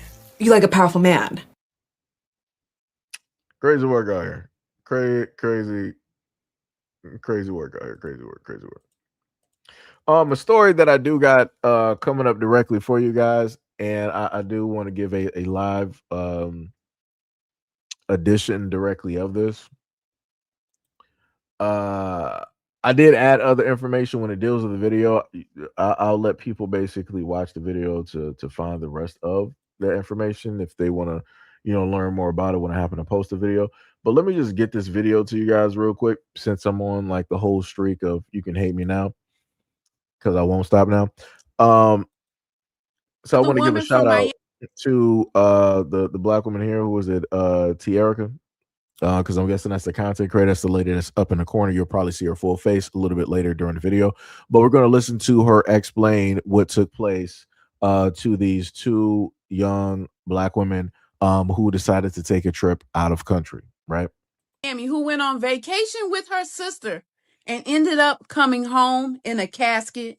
Denisha Delancey was just 29 years old, born and raised in Miami, Florida. A certified baddie from Liberty City, she loved to go out, travel, and enjoy life. This March, they were planning to celebrate her sister Sincaria's 29th birthday by planning a trip to the island of St. Martin with another friend for the very first time. The three young ladies booked a beautiful Airbnb on the Dutch side of the island along with a private driver. As soon as they arrived on the island, they went to their Airbnb, got cleaned up, and immediately went out to have fun at a day party. Later that night, they went to a club called the White Rabbit, and they met a man from Trinidad who was now living in St. Martin. He was being very generous and making sure that they were well taken care of. So by the time the night ended, they told their private driver that they didn't need him anymore, and they decided to ride home with this man because he had also booked an Airbnb just a few doors down from theirs. When they made it back to the room, the birthday girl and their friend Sasha went inside, while Denisha decided she was going to hang out with the men a little bit more. The plan was for them to go back to his Airbnb and hang out, but instead he drove her back to the club, and Denisha never made it back to her sister again. Her sister tried calling Denisha's phone over and over again, but there was no answer. Some hours later, they got a call from their private driver asking them if they were okay. And the girl said yes, but Denisha never made it back from hanging out with that man. When the driver heard this, he said, "Oh no, that man you were with, he was found dead early this morning." When the police first arrived on the scene, they thought it was just another traffic accident. But as they investigated, they saw that it was way more than that. Inside the car, they found a male driver and a female passenger, and they were both unresponsive. But when they investigated further, they realized that the crash was not the cause of their deaths. Police learned that the driver, Quincy Damon Sylvester, was a local businessman who was also suspected of being a drug lord, and police believe this murder was a targeted hit to execute him. Police say they found camera footage showing that there were some unknown men following Quincy around the club all night long. These men allowed them to leave the club and go all the way back to the Airbnb, but when they returned, they took their shot and got their man. Denisha just happened to be with him. Denisha was laid to rest in Miami by her family, who continued to grieve the loss of their daughter. Denisha was having the time of her life, and then her life was taken. What do you think? So you saw that, right? So this is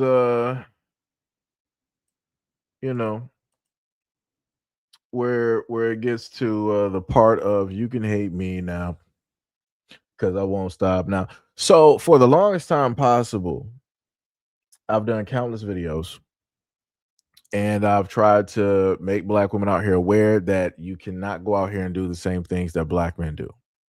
If you decide to sit up there and do it, you are going to fall to the wayside, as which has always happened anytime I happen to see or cover these types of stories. And you see the beautiful casket that they got directly for the young woman, right? Because she opted to move away from dealing with the drug dealers and the scammers and all this other type of stuff, black American men here in the United States. She was like, let me just go abroad and see what it is. And somehow, some way, she fell directly into the lap of another drug dealer, scammer, and all this other type of stuff who was local. And I'm pretty sure that when she basically saw him and saw how he was flexing money and she was listening to him talk about money and his businesses and stuff, her eyes lit up. And she was like, you know what? Looking at the surroundings and looking at who it is that I'm with, this could be my brand new life. This could be my lifestyle. And then I could just start doing stuff on social media and I don't got to worry about nothing. Da da da. He can pay it and afford my lifestyle. And rah, rah, rah. And look where that got her, into an early grave. And you know, the craziest part is that, you know, time and time again, I would always see videos of black women out here, content creators, or those who are out there on Twitter or TikTok, and they would be, you know, filled with jubilation whenever it is that there's a black man out there and he lost his life or he got injured or some way, somehow, you know, being out there, some Thailand or South Africa or whatnot or whatever, and they're just clinking glasses and tapping their shoes and all this other type of stuff, right? Just happy. But magically, when these type of stories happen, I don't see those same black women talking about this. I don't see those same black women giving warning signs and talking about like, yo, black woman, you got to be careful. You shouldn't be doing this. You shouldn't be doing that. Don't be, you know, trying to get with these dudes who got money and think that they can afford your life and da da da. Don't. I never hear this. They don't be turning her name into like hashtags or t-shirts, making sure that everybody's going to remember who it is that she is and her life and what she was. I don't hear none of that. They just move on. They'll make sure to highlight the success stories, and they'll make sure to highlight the stories where black men have failed, but they'll never sit up there and talk about when black women lose their lives trying to go abroad. And she did if she wanted to mess with a drug lord, she could have just stayed in the States. And her life expectancy would have been a little bit higher than this. You went to a whole nother area to deal with the same foolishness that you've dealt with for the longest time possible in the States. You left the States to do this. The smartest one out of this whole situation was the other woman that came with her. Because for the life of me, I don't understand, because I always hear from black women out here, discernment. Where is the discernment when it is that those are like black women are venturing out in different areas around the world? Like you going to Germany, you going to Russia, you going to Australia, you going to South America, you going to Thailand, you going to Philippines, you're going to Africa, all these other places. And in a lot of these other places, black women have lost their lives. And then it's an unsolved mystery. It's a cold case. Don't nobody know what happened. They just know that a black woman was going here and then she never made it back. And now everybody's trying to question. That's why I be talking about, like, dog, you can't go out here and do the same things that men do. It's not going to end well. Like I said, let's just be realistic. When men go out here and do stuff, people don't care. Let's just be real. People don't care if men lose their lives. So I don't understand or why it is that women want to go out here and play these type of games. Like I said, my condolences, but at the same time, I can't feel sorry for this because you decided to go directly headfirst into this. You didn't know this dude worth a can of paint. You just literally got to a whole nother land that you've never been to before. More than likely, you don't know no locals. You don't know no people. You don't got no business there. You don't got no acquaintances. You don't got no associates. You don't got nothing. And then some random dude who just magically had an Airbnb down the way, had a quote unquote legitimate business, but was actually a drug dealer. And then he magically spots y'all directly at the club. Nobody finds that suspicious. Nobody think that's a little bit convenient. Like, this is why I be saying black women don't be paying attention when it deals with like stuff going on. Their head is not on a swivel. They spotted you before you even came there. I put it to you like this. There was a video that I watched before when it talked about the Yakuza, where it was stated that the Yakuza knows who comes in and out of the country. Right? That's the Yakuza. And that's a known, organization. So what does that then mean for St. Martin and the areas down there with those islands? Right? There's few far in between people and all that. They especially know who's coming in and out. So who's to say that the drug lord didn't already know that two black American women were sitting up there coming here by themselves? It wasn't a black man or any other dude directly in sight. He was like, oh, that's easy pickings right there. All right, we got that. And then somebody was like, hey, yo, we got this Airbnb.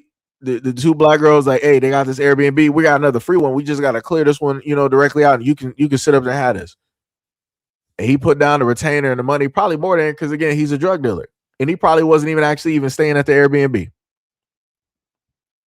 And then magically he saw them directly at the club and then started talking to him. Like I said, yo, man, I be trying to give these warnings directly out here, dog. And for whatever reason, you got a lot of black women out here that don't want to listen. But this is what's going to continue to happen. This is what's going to continue to happen every single time.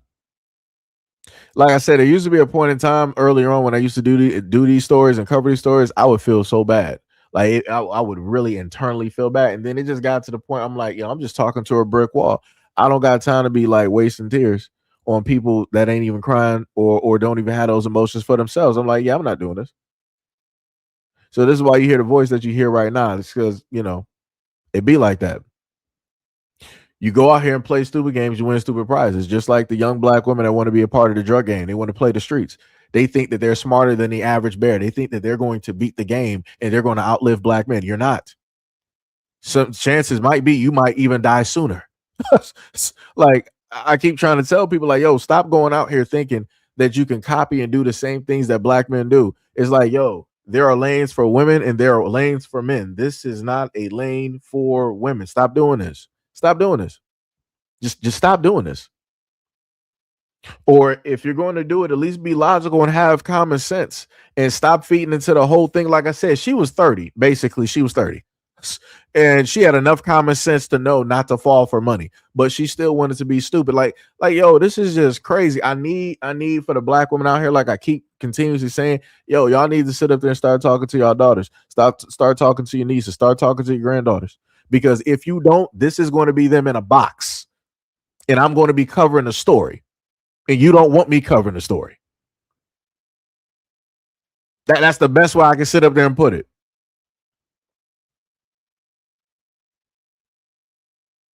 Like this is crazy. She damn near 30 and she done lost her life over some foolishness.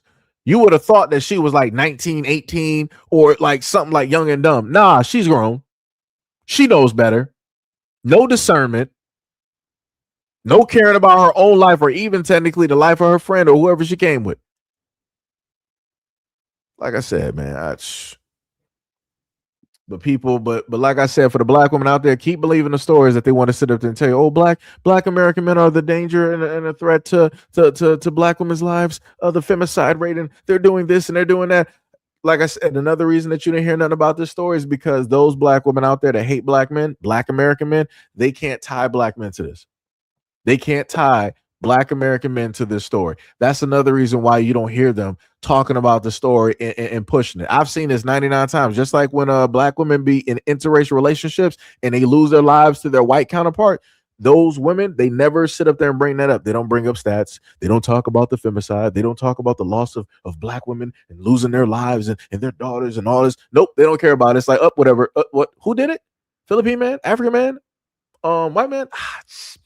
See, I want to talk about it, but it's going to go against the narrative. And we can't do that because realistically, you want white guys. We don't really want the black type, right? So, let the sisterhood know when a black man takes one of our lives, then we'll get on it. Up until that point, we don't care. That's pretty much how it works.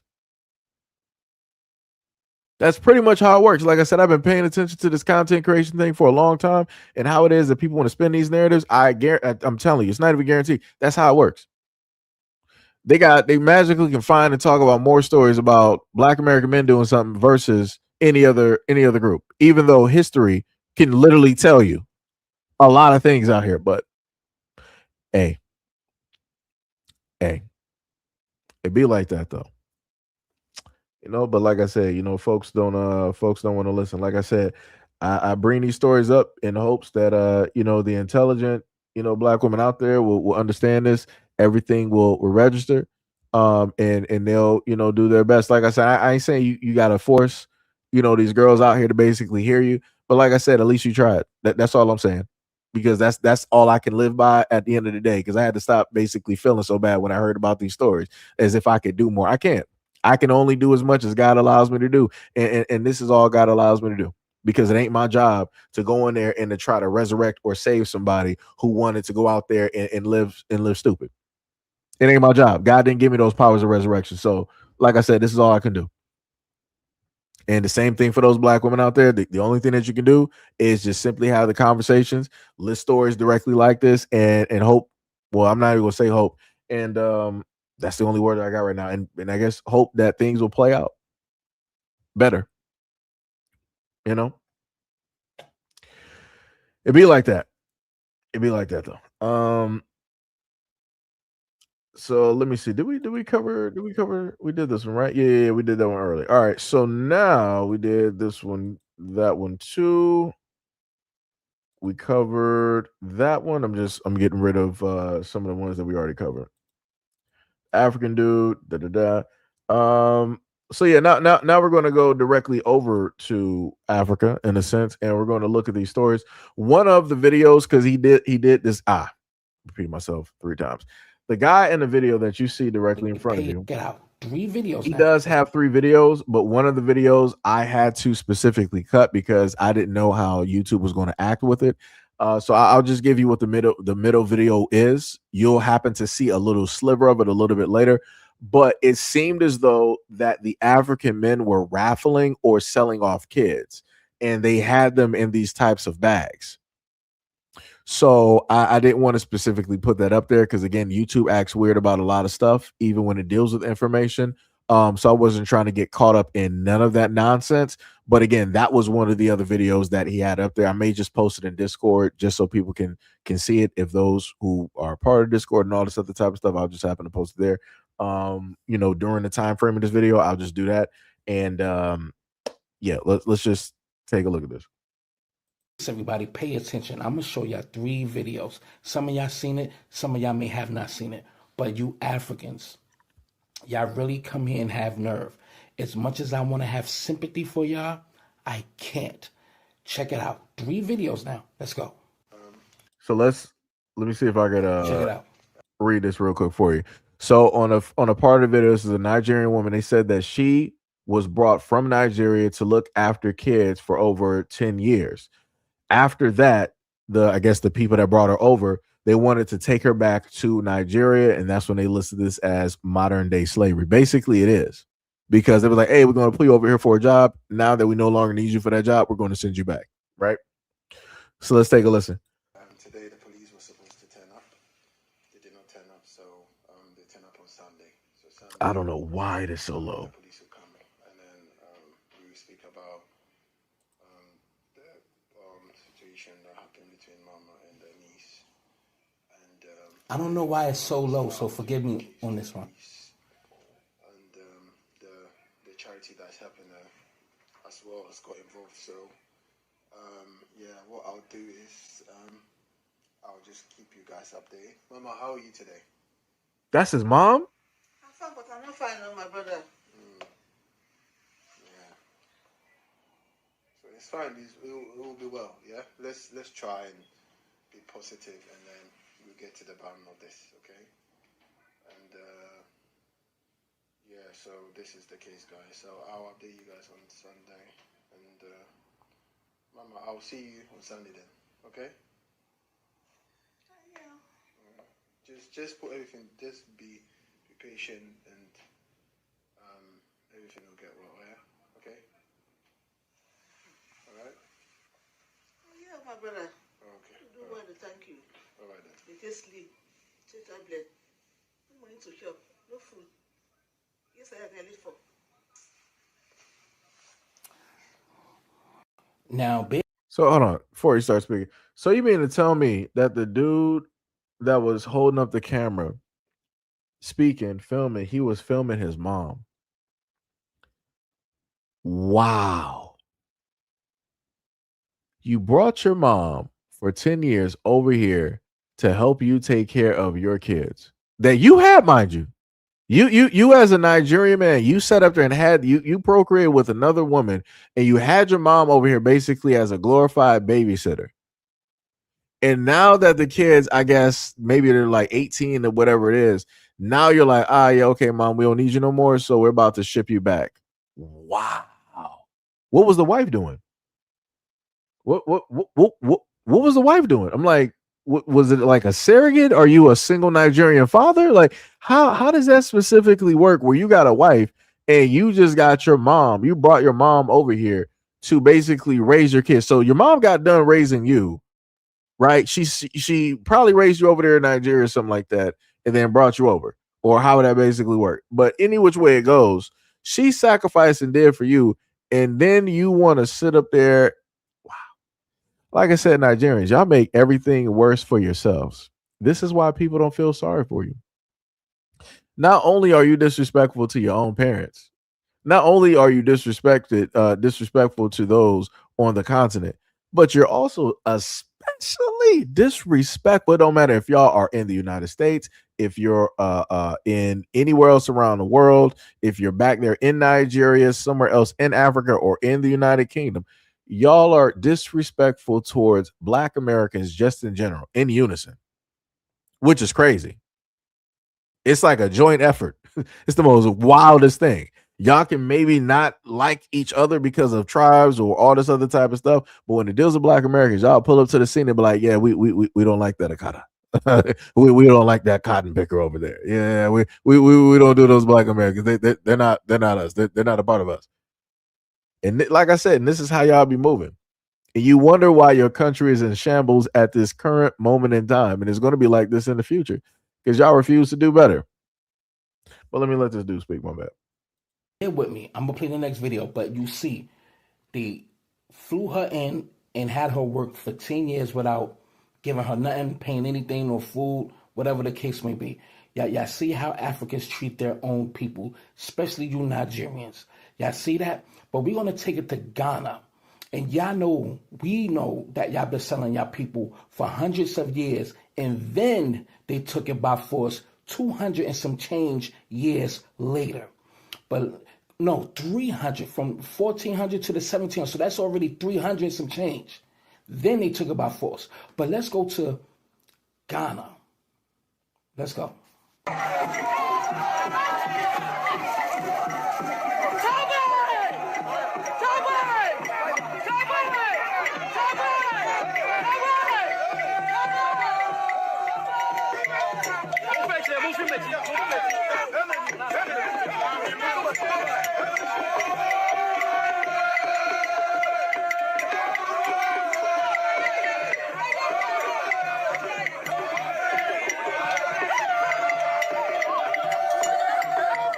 I don't want to see. You see that? Y'all are an embarrassment to every melanated people on the planet. Y'all are docile, easily controlled pets. We should never trust y'all. FBAs don't play that. We will be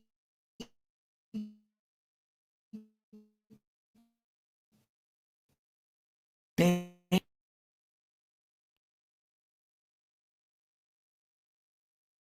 Do you hear me?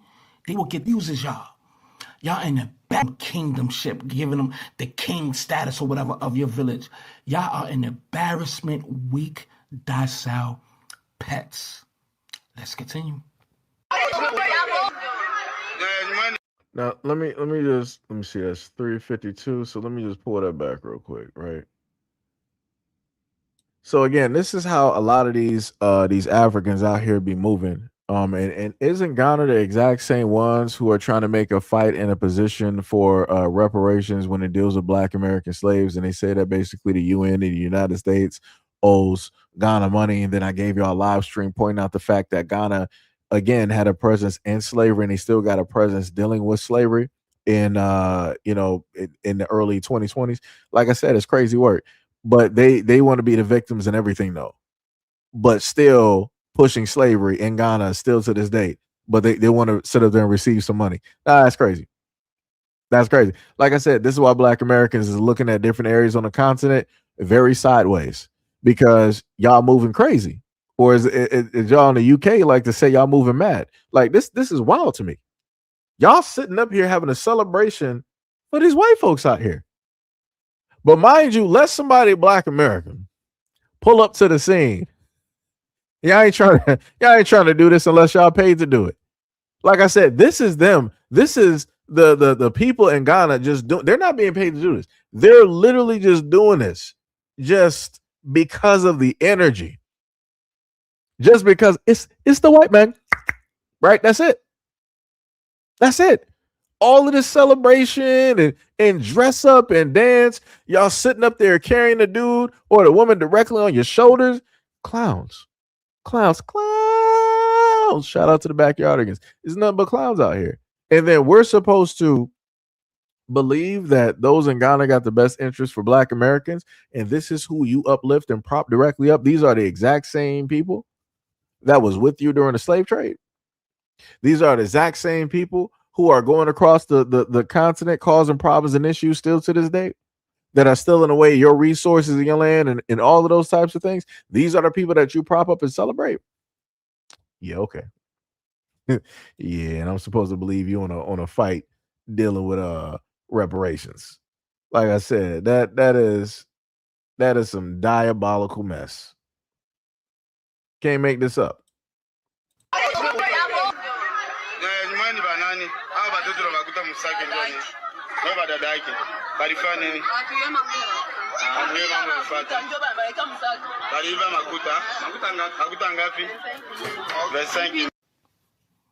Y'all see that, right? You think that Africans is our friend? These people don't even like each other. You see these primitive face, the first man to ever walk the earth, prehistoric face, dirty. Yes, I'm going there. I have to. Because y'all think we are the same. We never been the same. We not cut from that cloth. As much in my heart I have sympathy for looking at that mother and watching them little kids being sold out them bags, I have to say to myself, these would be the same people if they had a green card to come over here. They be calling us akatas and looking down on us and make it seem like we got no culture and all the stuff that's happening. Listen, I'm not going to talk your head off. These are the examples to show us, foundational Black Americans, these people do not need to be trusted. Ghana president, former president, they trying to get reparations and not even including us in it on no level to serve Africa. There's never been no alliance, and we are not the same people. We've been here, we fought here, and we died here. Foundational Black Americans can't even fathom doing their own people. You understand what I'm saying? Our DNA ain't wired, ain't the same. It's not the same. We not cut from that. Y'all will sell your mother bars for pennies just to have running water, just to have lights. You will sell your whole country. Exactly what y'all doing. Salute to, I forgot his name, but out there at Burkina Faso. Salute to him. And you niggas in Ghana signed with the United, the Europe, whatever the EU to spy on Burkina Faso, because it's literally right there. So you helping them be strategic with their military to try to bring them down to Burkina Faso.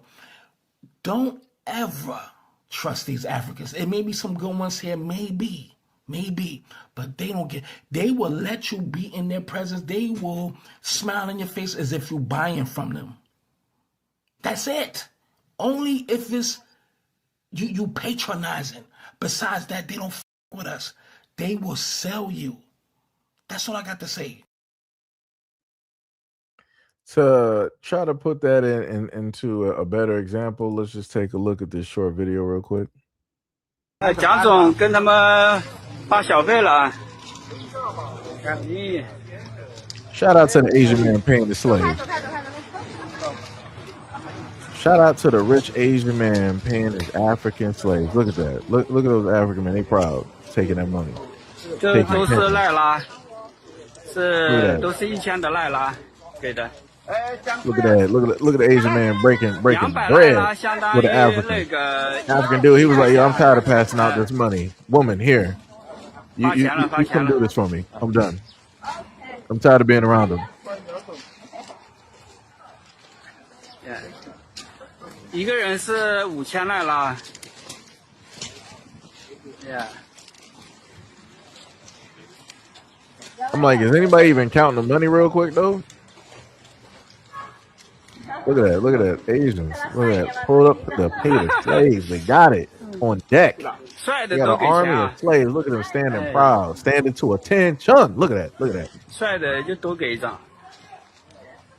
Look at them all smiling. Thank you, Mr. Asian man. Thank you. Thank you. Thank you. This is the most money I've ever gotten. Thank you. The white man doesn't even do this for me. Thank you. Like I said, that's crazy. Look at that. That's tough. That's tough. Like I said, the Asians got, areas in Africa on lock. Like I said, I ain't mad at them. It be like that.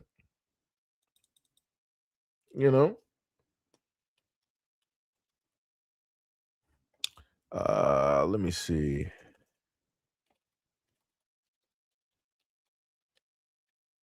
Trying to find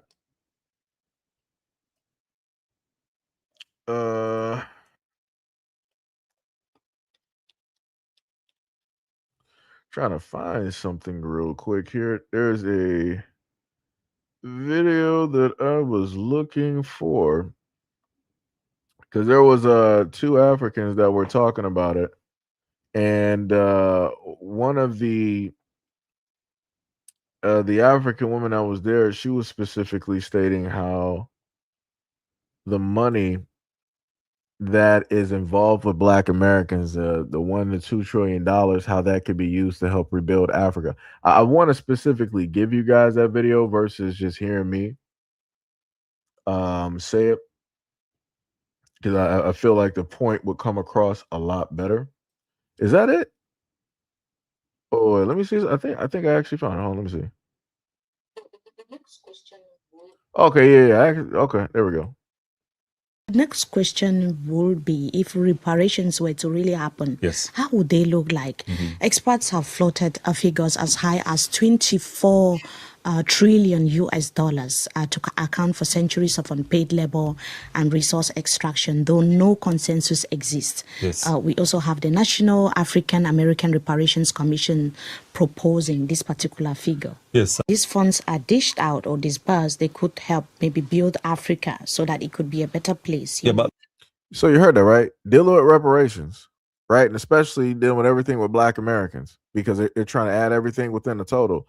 That money could be used to make Africa a better place. Notice how this African woman didn't say anything about Black Americans. She didn't say anything about the plight.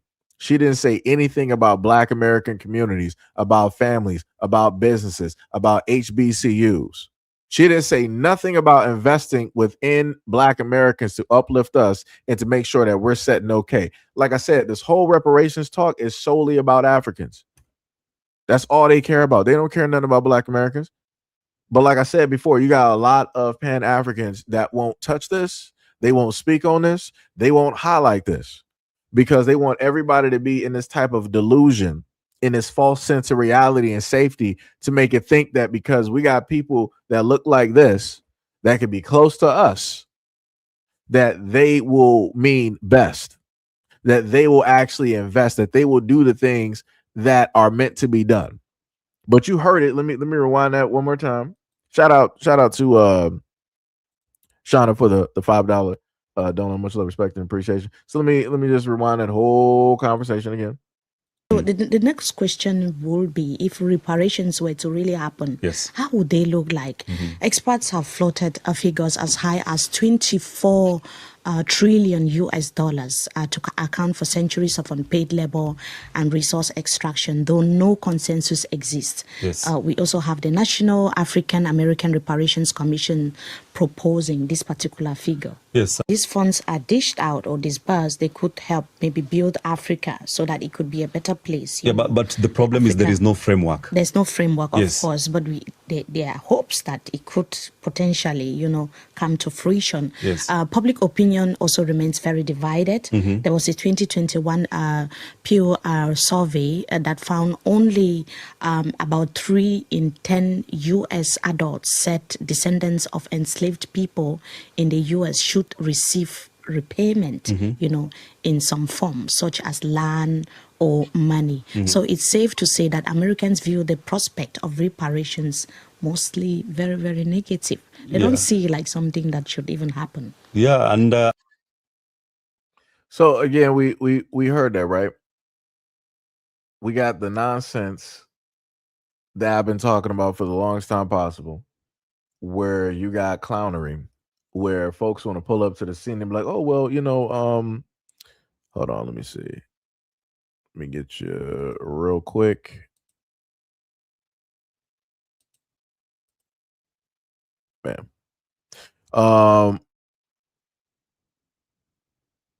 So yeah, D Love, I got you. You are now blue on the other side. I got you. You are all good directly there. Just sitting up here going directly back through. But yeah, like I said before, all of this is just like it's nonsense. Straight nonsense. Like I said, it's everything is for them. They're only worried about themselves. And again, you already see what Africa is doing now. They're going to mess up that money. It's going to go to the rich. It's going to go to the elites of Africa, and then they're going to sit up there and send that directly to the Europeans. That's all they're going to sit up there and do. They're not going to share that and to build up Africa. They're not. If at any point, I put it to you like this, right? There's only about 5 nations over there that I feel and believe, because of the movements that they're doing, that they would actually use money in order to build themselves up to where it is that they should have been. Right? There's only 5, right? And that's out of what, the 54 countries that are directly over there. So no. No. And like I said before, I brought you guys another video before a while ago where a black woman had went over to Africa, and the dude was basically laughing in her face when they were even talking about slavery. He was just laughing in her face. And I'm like, that's what I be talking about. Like, this type of disrespect right there. Like, you got these dudes sitting up there playing directly in front of your face, laughing at you. Like I said, that's wild to me. That's 100% wild, but it'd be like that though. Yeah, I got you, love. Got you. But yeah, it is 1,000% crazy out here. This is why I sit up there and say that you can't trust these folks just because you feel, or you got some people that are trying to mimic, they're trying to cosplay and all this other type of stuff. That does not mean that they are of you. That doesn't mean that they care about you. Don't mean that they actually love you. They have any type of consideration, that they maybe even view you as a human being at all. Like I said, people got to get directly on the same boat and stop listening to a lot of these other folks, these Pan-Africans directly out here, when it deals with these talks, because in their mind, they'll be like, oh, if we just come together, then we can really move as a force and really get this thing done. If Africa has control of these reparations money, how is Black Americans getting any of this money? Who's going to oversee that? Who's going to make sure that everything is everything when it deals with this money? The Africans ain't about to sit up there and do that. Africans can't even be honest with themselves in their own spaces. So what makes you think that they're going to be honest with money when it deals with Black Americans? Nah, they're going to be keeping a lion's share of that and hand us crumbs. Nah, I'm good. Like I said, it's crazy out here. It is wild work. It is wild work, right? So let's continue directly on. This video is a little bit different. Topic wise, it's going to touch on 2 different things. So just be forewarned. just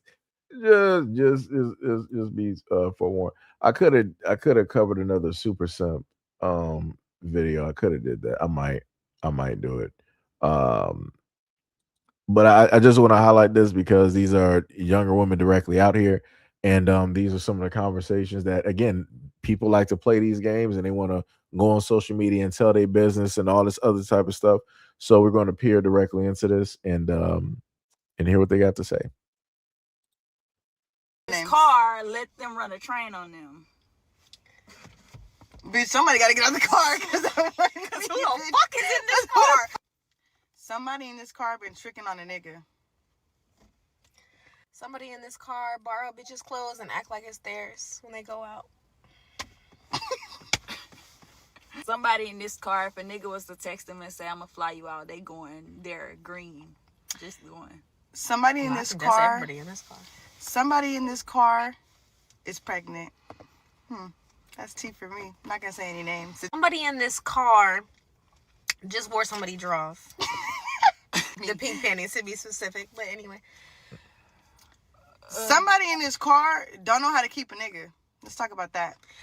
Somebody in this car let a nigga move in with them, and then when the lease came up and he didn't pay the bills, bitch, he tried to kick him out, and then he had to call the police on them. But I ain't gonna say no names. Somebody in this car had 4 fucking abortions. Yeah. Somebody in No this names. car. That's crazy. And I've brought you other videos like this as well too. And they were younger than this. And these are grown women. And somebody in this car had a train ran on them. Somebody in this car done, got rid of 4 kids. Somebody in this car is currently pregnant. Somebody in this car is wearing somebody else's dirty underwear. What's women don't have their own underwear. They don't have packs. Is it just like pairs? Like what's going on? Like you just afforded, you went to like Victoria's Secret or whatnot, and you were like, let me get this like this $80 version because it looks nice and it feels good on my skin. And then you were like, your girl came over and she was like, all right, I like these. I want to sit up there and wear this. And I'm like, that's nasty. Y'all got fluids. And then women be with like multiple guys, and clearly in this car, everybody needs a checkup. Like this is wild. And you heard the one in the front. She was like, well, that'll be everybody in this car if some random dude called them to get flown out. So going back to the previous video that I gave y'all before about young black women ended up in caskets. Yeah, all three of them just already get the hearse ready. Get those African dudes that was dancing with the casket with the music. Just get it ready. Because like I said, this is how easy it is. This is why, for me, when I see like black women out here, these young black women out here, and they're just going to and from, and I don't see a man there, but I know it's going to be a man at the end of that trip. That's why I don't even feel a certain type of way no more. I'm like, hey, it is what it is. Godspeed. Jesus, take the wheel. Because that's what it is. Because Jesus is taking the wheel everywhere. It's wild. It is diabolical. Like I said, you got women out here that love to play games.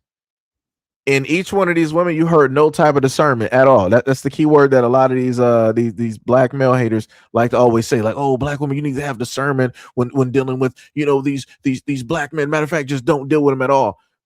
But what happened? Where's the discernment at here? It's like if a dude got money, it's like y'all automatically jumping at the chance. Don't want to talk about that though. You got women out here leading in the amount of laying on the doctor's table, magically getting rid of kids. It's crazy. Stats is high. High as all get out. It's wild. Like doctors are making hand over fist when it deals with money. The medical industry making hand over fist. Like I said, Henrietta Lacks, that was a terrible story. Right? Because the medical industry decided to just take her DNA without knowing. They're easily signing up. They're just signing up, just handing over all types of like blood cells, samples, fetal tissues, all this other. They just handing all that stuff directly over. Like I said, this is why I be trying to sit up there and tell folks like, yo, for the women out here, y'all got to sit up there and start talking to your daughters, man. For the women out here, you got to start talking to your daughters, your nieces, your granddaughters, all of this. Like I said, if you don't, this is going to be their future because they're going to have friends. They're going to have ducks. they're going to have birds out. They're going to have birds out here chirping like this. And I ain't talking about the next tail. They're going to be chirping like this on social media, just putting all of the information out there. Notice how none of these women out here said, everybody in this car uses protection. Everybody in this car has a my chart and it's clean. Notice how none of them said that because they're all having unprotected relations with random dudes out here. And I promise you, none of those are standard issue dudes, 9-to-5 dudes. They're sitting up there ripping and running, scammers, drug dealers, gang members, dudes in and out of jail and prison. Dudes got records, longer than my stint in school. Like it's crazy. It is 100% crazy. They straight goofies directly in here. But like I said, these are the ones that make content where they'll make this content and make it popular, and then it gets delivered directly to your daughters. Why? Because everybody's on TikTok. And then your daughters are going to think at a young age, being teenagers, that this is the thing to do. Go out there and have relations with random dudes, jumping from guy to guy to guy to guy to guy, just doing open splits, just on guy to guy, just turning like a helicopter. And then a moment of time that it's time to have kids, oh, let me go to the doctor's office. Let me lay on the table real quick. And then you want to continue to still get pregnant, tearing up your body each and every time you go to the doctor's office. And then you sitting up there putting your health at risk. Not only are you putting your health at risk of sleeping with different guys, right? Not only are you putting your health at risk, sleeping with different guys and doing it unprotected, but you're also putting your health at risk, vaginal health at risk, because you're wearing somebody else's underwear, knowing the fact that all of y'all be sleeping with dudes unprotected.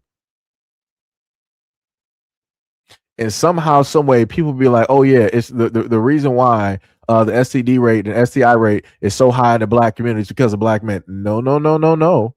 I done covered stories of women like this sharing clothes, sharing guys, and also sharing certain devices. So yeah. It'd be like that though. It'd be like that. That's crazy. We got random people just sitting up there talking real crazy, and you are out of here, buddy. Because like I said, I could talk about a subject, but I ain't about to sit up there and start talking real sideways, though. I'm not about to sit up there and go to that extent. Don't make any sense. Because let me sit up there and tell you one thing. I might be at this moment in time, specifically talking about black women, but don't let me get on the history. Don't let me find out who it is that you are. You're either white or other. And there's tons of stories about women around the world sitting up there living in whoredom. Let's not do that. Let's not do that. You got women around the world sitting up there selling their kids just to sit up there and get some drugs, just to sit up there and pay rent. Let's not do that. You got women out here around the world putting their kids directly into slavery and selling them off to Europeans. Let's not do that. let's not do it. Like I said, I may have issues that I want to point out so that people are straight and this type of stuff can like not continue. But let's not sit up there and take it there. Let's not do that. And especially if you're white, don't do that. Because I got a story here that deals with a woman that decided that she wanted to be both with a minor and the pet dog. Like I said, aka man's best friend. We know why it is your best friend. We clearly know. So like I said, let's not do this. Let's not do it. Like I said, I come in peace. I come in peace. Like I said, I keep trying to warn people. Don't sit up there and be stupid. Don't sit up there and be stupid. Don't think that this is just your in way to sit up there and start trying to talk sideways in the comment section. Let's not do it. Save yourself from me. That's what you need to do. Because like I said, I am hungry at this moment in time. I have not had no food. And I was just putting nothing directly about there. Let me see. What was the other? Did I want to put this one directly up there? Let me see. Oh, matter of fact, I love this. So let me So let me just put this directly up there because people believe that you don't have white women trying to get like hair and installs. Like I said, you can look at the background, hair accessories, right? All white women of blondes and all this other type of stuff, all different colors, right? All of that weave, right? Because the main stereotype that people like to sit up there and talk about is just black women. Did I see a white dude there too? Was he there? Oh no, that was a woman. Okay. Just had to make sure. You never know. I don't see not nearly a black woman out there. I think is that woman Asian right there? She looking kind of like she got kind of a tan. That woman right there in the black, she looks kind of familiar, like she was off of a TV show or something. But like I said before, don't be out here believing the hype that white women's hair is just natural. Like I said, it wasn't the View. It was I think it was the Talk or whatever it was. All the women there sat up there and started taking out their extensions. I'm talking about from like the Asian women to like the white women. Started sitting up there taking out the extensions and whatnot because all of them were sitting up there like, yeah, women wear extensions, not just something that's just primarily a black woman thing, like everybody. So, like I said, you guys too many dudes out there that be like, oh yeah, my woman's hair is natural. She ain't never have to do this or that and da da da da. I'm like, you're stupid. I'm like, white women wear extensions, weaves, and all this other type of stuff. Like I said, they were some of the first ones to sit up there and wear fake hair. Like I was like, where are people at? Like, where are people at? Like 100%. Where are people at when it really deals with this conversation? Because it's like magically those folks don't be sitting up there pulling up to the scene and showing up. It's like, yeah, my white woman, she never sits up there and does sound like the acacias and this. And I'm like, this is why your bald ass is directly over there, obese as all get out with that white woman. That's exactly why your health is looking the way that it is. But like I said, you can't tell them. Like I said, people get on my nerves. People really get on my nerves when they want to sit up there and try to, spend some stuff, and they think that this is just it's like, yes, the gotcha moment. Let me sit up there and slide in here. Now you're about to be sliding right back out. But you're gonna take this gift though. you're gonna take this gift directly right there with you. Like I said, it is crazy work, diabolical. Man, can't tell nobody nothing though, but Yo, Shauna, what is up? You said you on a mission today. Hey. we trying to touch, a multitude of bases. Trying to touch a multitude of bases directly out here. Let me see. Who's that? That's Ann Coulter. That's dealing with Africa. That's a woman that was putting hands on a dude. I'm trying to go through and remember some of these videos before I put them up, because I got to be very careful.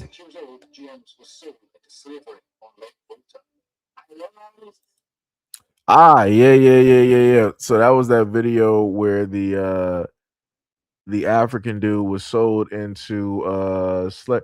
I could do that. I could post that one. I could do that. Make that a solo. I might make it a solo. I might make that one a solo video. So this is another video for shit, yes, right? Ma'am. Right. So, like I told, let me just make my stance very clear, right? Previous live streams and videos, I have set up there and stated that I would rather for women to be not on the streets. Like I said, I'm talking about, let me just be very specific. For the women, that this is basically their career, where they're just out here on the streets or the blade, whatever people want to sit up there and call it, and they selling, that's what it is. I would rather for them to be in the safety of their own home and in control of the content and the money versus being on the streets and potentially losing their lives, getting held up, or being in a pine box somewhere, right? So this is when, at various times of content and putting stuff directly out there, I've stated that I am actually for OF, because I feel like it is a safer route for women who make this a career choice, that this is something that they do. I'm talking about day in and day out, from sun up to sundown. I'm talking about those women. I ain't talking about no part-timers or nothing like that. I ain't talking about women that's just like, I just want a little bit of extra money. No, I ain't talking about that. So, but again, within me saying that and prefacing this, I also want to sit up there and say, this is another video for the black women out there. Please start talking to your daughters. Please start talking to your nieces and all this other type of stuff, so they are not out here on these streets looking like this, because I done seen this too many times and it don't make no sense. There's too many women out here for this to even be a thing. So let's just look at this real quick. You Mr. Pay for shit, yes, right? Ma'am. All I do is swipe. What's going on, Queen? This shit serious, bro. What's wrong, Queen? Man, nothing. Just leave me alone. I'm just trying to make sure. I don't feel like motherfucking talking. I'm just trying to say I Mr. Pay for shit. That's it. I don't give a fuck. Yeah. You just got me Mr. Pay for shit and you don't give a fuck. Because what kind of fuck you act? I don't care about shit. You want me to talk for the niggas or you don't? Hey, like, what is it? Was you this say? This way or this that I'm Mr. Pay for shit. Yeah. You Mr. Pay for shit, yes, right? Ma'am. All I do is swipe. Right. That's like, come on now. Yeah. You just coming correct. Bitch, you keep coming like you just a horny ass, dog ass nigga. I feel like you need a hug. That's it. Oh You sure? Why not? I'm just trying to make your day better. That's it. What he gonna pay for? You gonna pay for some shit right now? Yeah. What you need a ride home? What you need? No, I don't need a ride home. Why you being mean to him? He ain't do shit It's to okay. me. Hey. Came over here to talk to you, and then he said he Mr. Pay for shit. So let me just go back here. You obviously got like two different folks here again, and I just got to use this as an example. Women, you got to really talk to your daughters, your nieces, and all this other type of stuff, so they're not out here on the streets like this, because this is just bad. This is just bad. Like I said, I could sit up there and look at them, and I'm like, they could be anywhere else but doing this. But you know, you got people that's like, I'd rather not go to college. I ain't about to go get a trade. I'm not about to go work a 9 to 5. I'd rather sit up there and do this crazy work. But two different mindsets, right? So you got the dude that's obviously filming, right? And he spotted the two women directly out there. You got the one that got like the little semi through whatever dress, and she just got an attitude for no reason. I don't know what's happening. I don't know what's popping. Like I said, maybe if you having a bad day, sweetheart, you need to just go home. Like, this is not customer service. I'm just gonna be real. This is not going to help you attract any money from men directly either. But I will sit up there and say this though: if it was a white dude that came directly up to her, she wouldn't have this attitude. I can promise you that. I've seen it too many times. I've even witnessed this, even outside of just this specific instance, going to grocery stores and looking at how you got women behind the cash register. Like I said, it's two different attitudes, two different types of attitudes, two different types of greetings, two different types of energies. So, like I said, that's not how you basically do stuff. That's not good customer service. You should have just like left this one out, because obviously the friend there or whoever, she got common sense. She trying to talk sense directly. It was like, hey, this dude say he got money, you know, whatnot, whatever. He's trying to see what's up, and you sitting up here giving him an attitude for like no reason. Now you saw the differences in voice structure and attitudes. The one that you see that's quote unquote, you know, with the swoop and all this other type of, she's sitting up there, rah rah rah, all this other, just nasty whole attitude for like no reason. She didn't even say that the dude even did anything wrong. She just has this attitude. I'm like, dog, you need to relax. The other one, she came up to him like, hey, what's up? How you doing? All this other type of stuff, yada yada yada. Like I said, two different types of energies, two different types. But again, even outside of this, you got black men out here that deal with this type of thing here, where they will get these two different types of energies. And again, this is like mixed messaging. So it's like at one instance, it's like, we could be sitting up there, we could be like cool with like just black women in general. And then on the other instance, you'll sit up there and get the attitude like you just sat up there and saw, which don't make no sense. It's like, I ain't even do nothing to you. It's like, I don't even know you. It's like, why am I getting this attitude? It's like I said, it's wild out here. It is wild out here. Like Mo said, disclaimer on the channel: this channel does not promote prostitution, sex work, or human trafficking. All commentaries purposes of education and or entertainment. That is facts. That is complete facts. Just sitting up there saying, you know, that's crazy. That is just 100% crazy. Like I said, I don't know what to sit up there and tell people. I don't. But again, the main end result of me basically bringing this up is to send a message out there for the black women out there. Please talk to your daughters, your nieces, the young black women that you find to be important, because I didn't cover too many stories, especially of young girls who are like 18 and they going out here working the street. And I'm like, you're 18, you shouldn't even be out there. Why am I even doing the story about you? Why are you even found in a ditch somewhere on the side of a road? Like I said, I didn't cover too many stories, and it gets to the point where you just can't cry about it no more. And it's just like you start getting angry because you have too many adult women out here failing these young girls.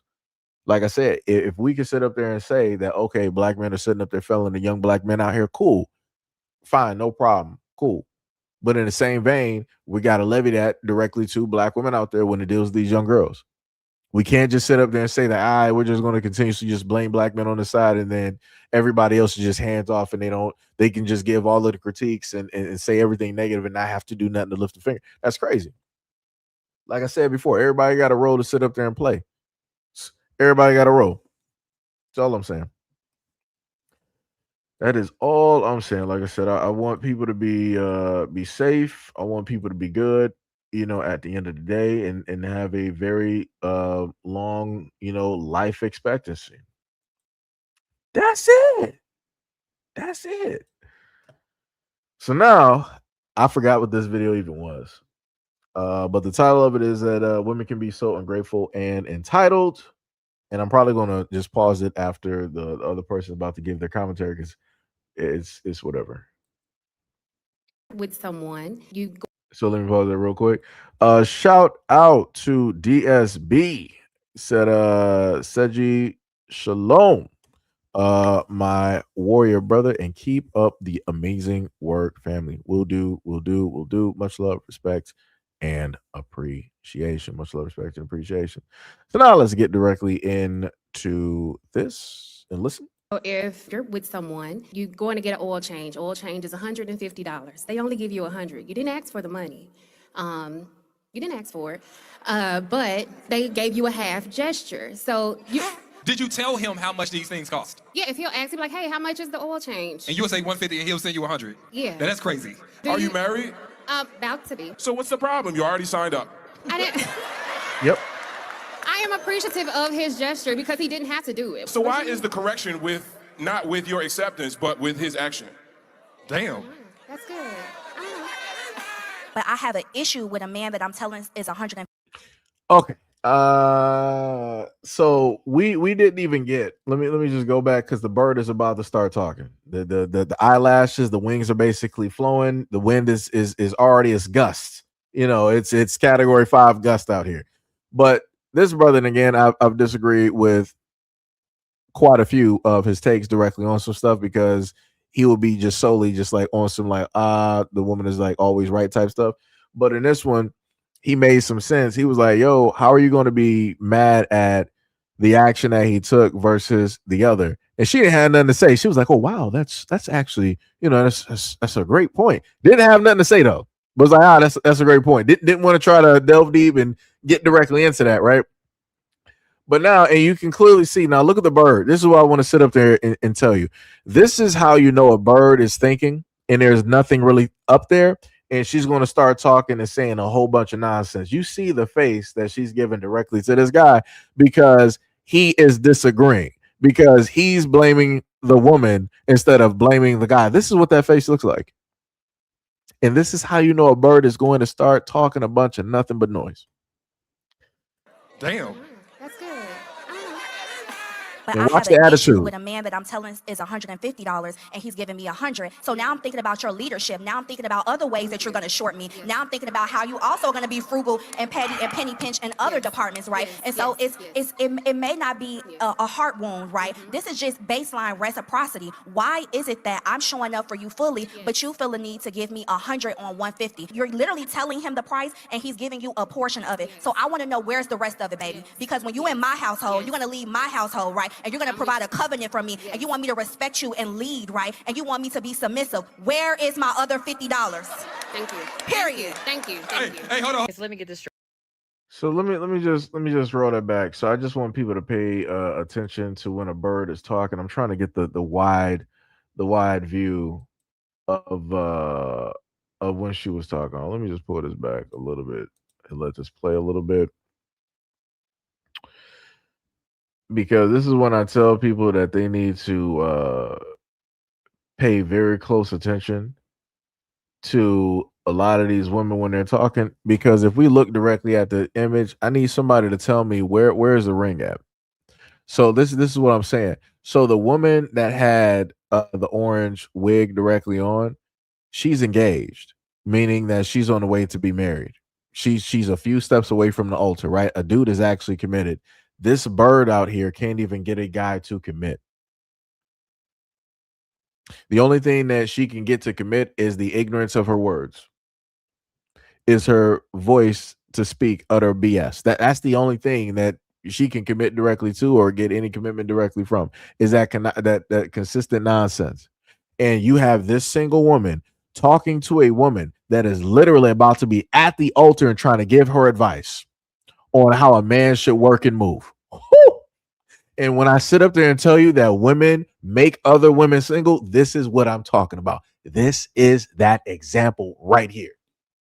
Why on God's green earth would you, as a woman that's basically married, take advice from a single woman that can't even have a consistent relationship or a consistent guy in her life? So, like, I've been trying to figure that out for the longest time possible, because 9 times out of 10, when you look at a lot of these women on these platforms, they don't even have a consistent relationship. They can't even get a guy to actually commit or want to commit. And then on top of that, pay attention to her delivery. She started amping herself up. She was like, "Oh, my household, where's the other half of my money? And you're supposed to be that. What are you talking about? Isn't it ours?" This is why she's alone. This is why ain't no man committed to her. Listen to the words.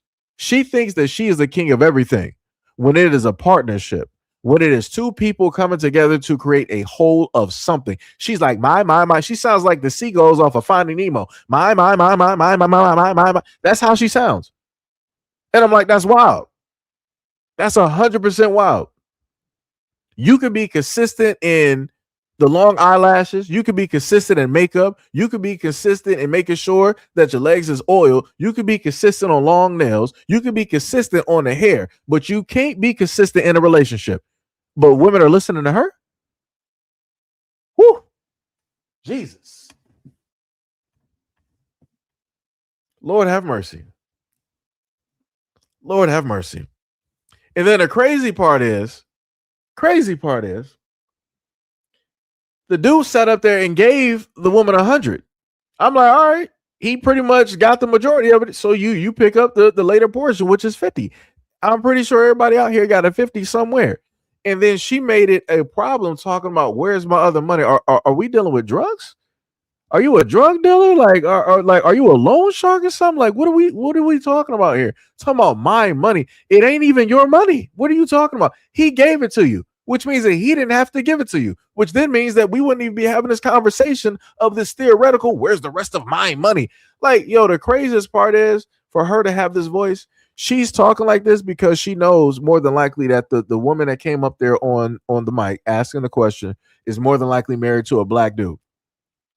She would never take her black self to her white supervisor or boss that signs her checks. She would never sit up there and go to that business or that corporation talking about, where's my money? Run me my check. She ain't gonna do that. She know better. She know better. She would never sit up there and do that. I would love to see this woman in corporate America run up on a white man sitting up there telling me, run me my money. Where's the rest of this, that, and the third? She'll never have that voice and that attitude.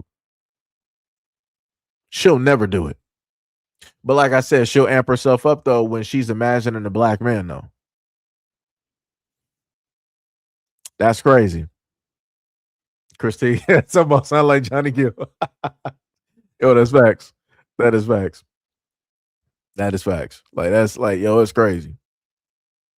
That is great.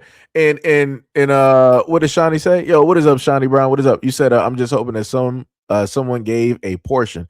Yeah, and this is why you have let me highlight that real quick. This is why you don't have a lot of dudes wanting to do anything. Like, even if it deals with just like female friends that they just call them up like, hey, such and such, could you loan me 50 or whatnot? This is why dudes don't even want to do stuff for women no more, because you got folks out here that's ungrateful, and because you got women like her on a stage that got a mic, and you heard the other black women that were there, they were snapping and cheering, yes, queen, yeah, right, doing all of that stuff and cheering this nonsense on. They are going to be the reasons why the situation is messed up for every other woman directly out there. That's all it takes. Because like I said before, men may not have been listening and paying attention in the past, but now men are. Now men are paying attention.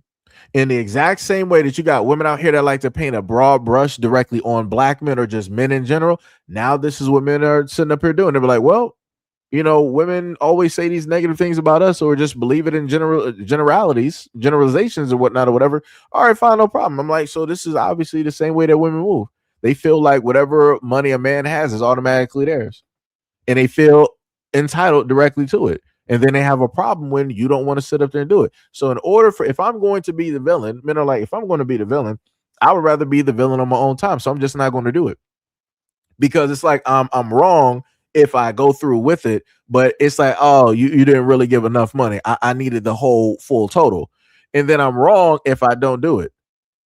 It's like I just might as well be wrong. I'll just be wrong on my own time. At least I know why it is that I'm wrong, and I'm not figuring out. It's not a second guess. I don't have to be Professor X and have to read, somebody's mind. I don't have to do none of that nonsense. Like I said, a lot of women are going to mess it up for the rest. What'd you say? Shawnee Brown said, what if he didn't have it at all? He would still be wrong. They would say that that guy is not dependable. You shouldn't be getting married to him. He's not a leader. You don't trust him with finances and da da da da da da da da. Right? That's what it basically turned directly into. I done seen this backwards and forwards every which way.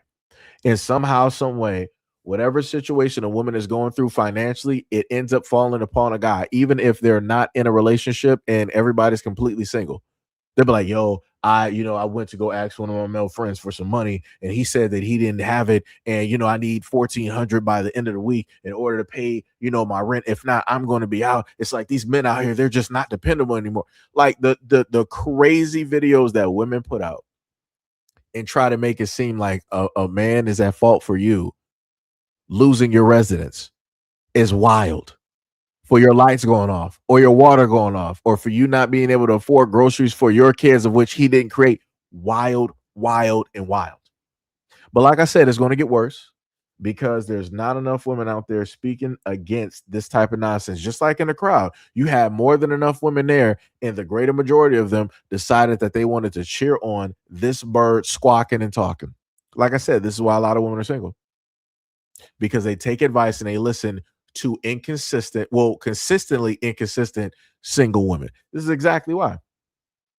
Exactly why. Like I said, it's crazy work out here. It's diabolical in nature. It needs to be studied. Needs to be studied, right? So now we're going to go directly to another video. School board member thought that it would be appropriate to call a student hot during a meeting. God, you're hot. You know that? Damn. Where do you go to school at? I go Crockett. All right. Oh, let me rewind that back. So for any white folks in here, now this portion of the conversation is specifically about you, because y'all like to sit up there and pop up and run your gums. A lot of the times and sit in the background and just wait, just like the person that wanted to type the N-word directly in the comment section. Got you, no problem, Charles. So the problem that we have directly here is that this is an older, balding, probably suffering from ED, along with being overweight and having high cholesterol, and probably has 2 stents, right? And probably bad knees. This is an older white gentleman that decided to talk to somebody's teenage daughter that was right next to him and tried to bring her closer and said, my God, you're hot. Wow. Wow. Wow. Did I say wow? Because wow, you boldly said that in front of a room full of adults, and you had people chuckling. Who are adults? And guess what everybody is? White. You can't make this stuff up. But like I said, folks don't like to talk about this though, right? Anytime y'all want to be racist, y'all want to start, calling me the N-word and all these racial slurs, y'all never want to address how white men, let me repeat that again, go out here and you specifically go after the most, purest ones of your community. Why would you look at this young teenage girl as a, retired, balding, health failed, ED ridden, Viagra using white male? Why would you decide? More than likely, you haven't even seen the bottom lower portion of yourself because of your belly in a very long time. But you thought within your grand wisdom as a white man, I'm the master of the universe. Let me sit up there and tell, because I still got it. It's, it's 1965 happy days. My God, you're hot. I guess that was the line I used to get them. I guess that was the line. And the other adults there agree with that. Y'all were fine with that. This is why your community is so rife with this type of filth.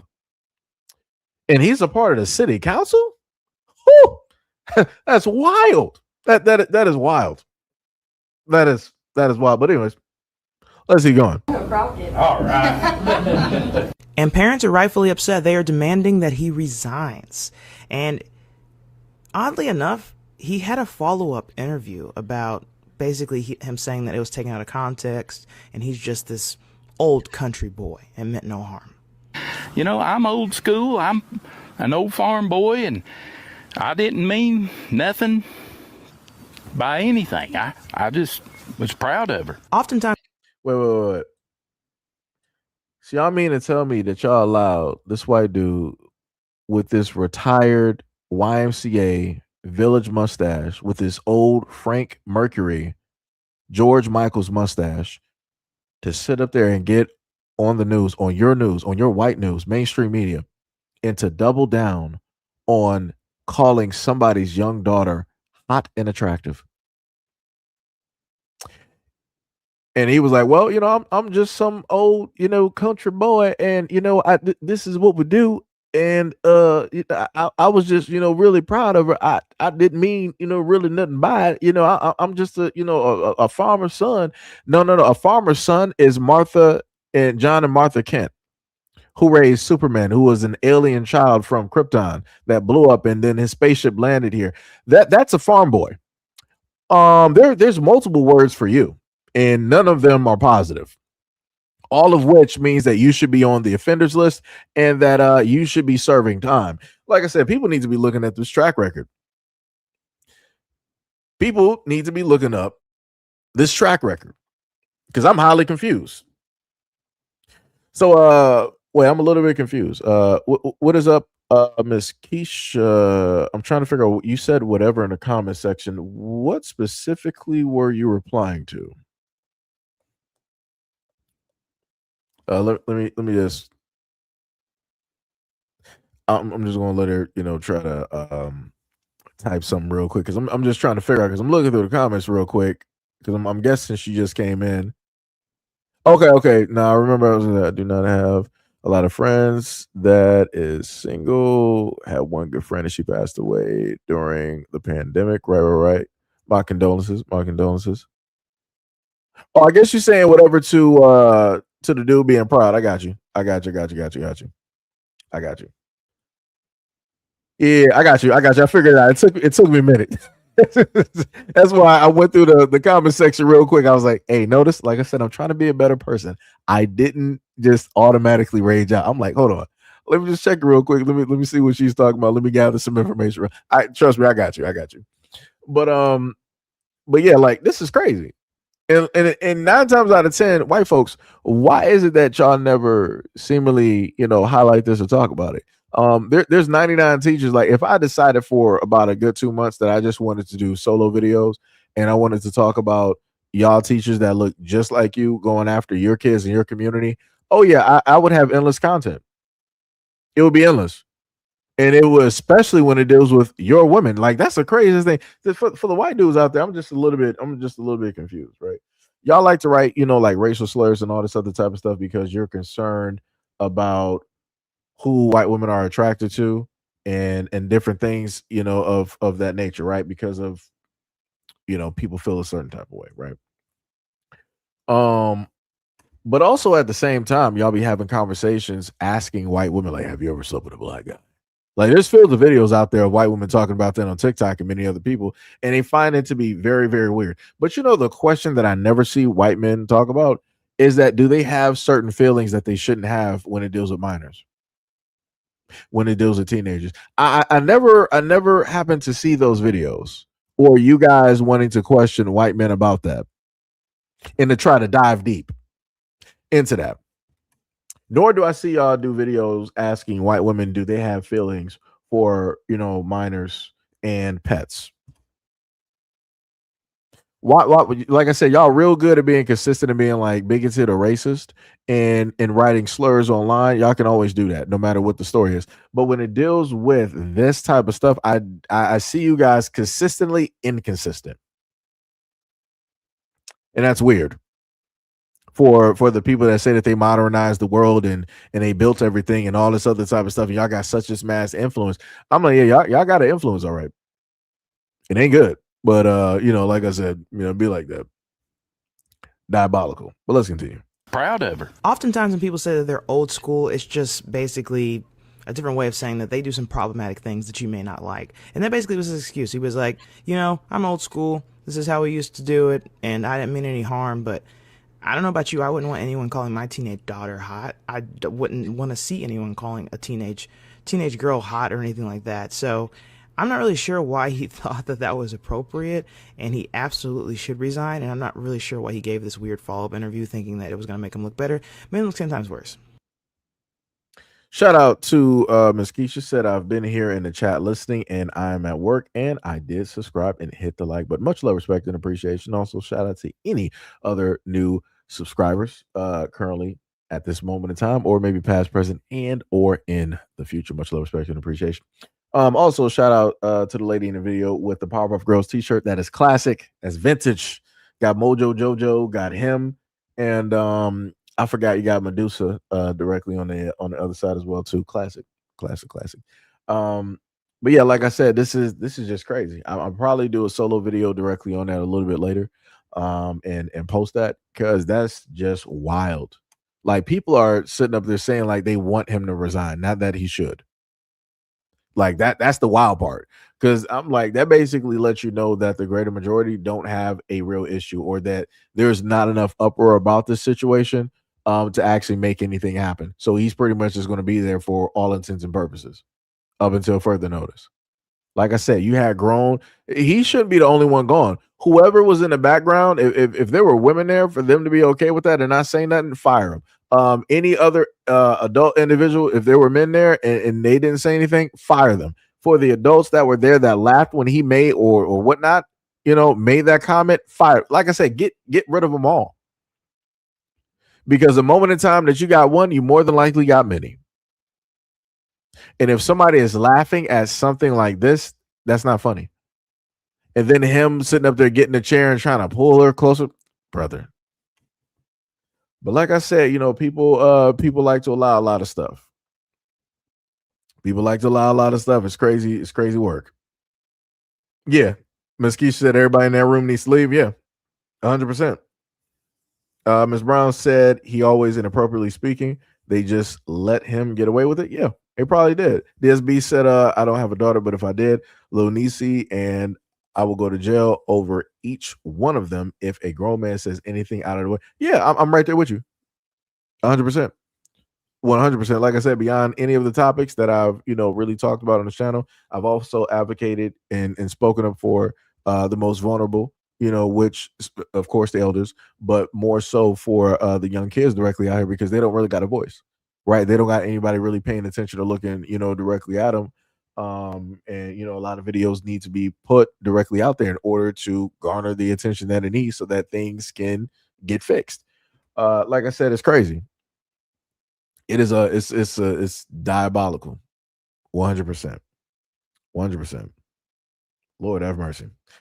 But because let me tell you something, if it was at any other point, let's say if I had a daughter and that was her directly up there and I was, at that meeting, I would have flew across that desk. I would have caught an assault charge real quick. I would have flew across that desk though. I would have flew real quick. That would have been the closest to Superman that you would have ever seen in your life. Look, it's a bird, it's a plane. No, it's a black man. That's exactly what it is. That's what it would have been. That's exactly what it would have been. I kid you not. Like, it's crazy. But away from that topic there. Now we're gonna go into technically another warning video directly up there. And this is a video where a black woman, she was in a sense I can't say like tricked out of her house, because it was the system directly at play for how this happened. There's actually other videos that I wanted to put a compilation together with detailing this, and the reason I want to highlight this is due to the fact that, as people have stated, black women are making strides. Black women, the home ownership and whatnot is through the roof, and all these other types of things. And because that home ownership is now through the roof, they're going to go after those who don't know specifically the ins and outs, right? So we're going to listen to this woman give a retelling specifically what happened. I got the captions up there, and we're going to look at this Asian dude walk directly through the house and see everything that took place. This is the guy that has my house. I've been up all night doing research. I cannot find who these people are. I can't find out who owns this LLC. He knows I'm alive. This is what I'm going through right now. Someone by the name of Ryan Layton filed for a deed transfer saying that he was my brother and that I was deceased. I was actually alerted by all of this by my neighbor because I work over the road. So my neighbor alerted me when he seen U-Hauls pulling up, removing everything out of my house. The police were called out. However, these people had documents together. They had their lives together. They had a team. Everyone was saying they didn't know. They were hired by someone. The police did make the people leave, but no one was arrested. So I reached out to a detective to see why was no one arrested for trespassing and burglarizing my home. The detective was easily able to verify that I am the owner because it's all public record. He pulled it right on up and he realized that it was something going on with fraud. He reached out to Eagles Consulting, who they are claiming that they bought the home from the Ryan Layton, and explained to him that this was a scam. At this time, I'm thinking this company will back off due to the detective letting him know that he has no ownership over the home. The owner of the company was actually supposed to meet with me and the detective, so I came here for the meeting. The guy was a no-show and he stopped answering the detective's calls. After that, he filed an eviction from me and got me removed from my property. This is the guy that has my house. I've been up all night doing research. I cannot find who these people are. I can't find out who owns this LLC. He knows I'm alive. He knows what's going on. He does not care. He will not stop. He took everything from me and my kids, and now he's taking my home.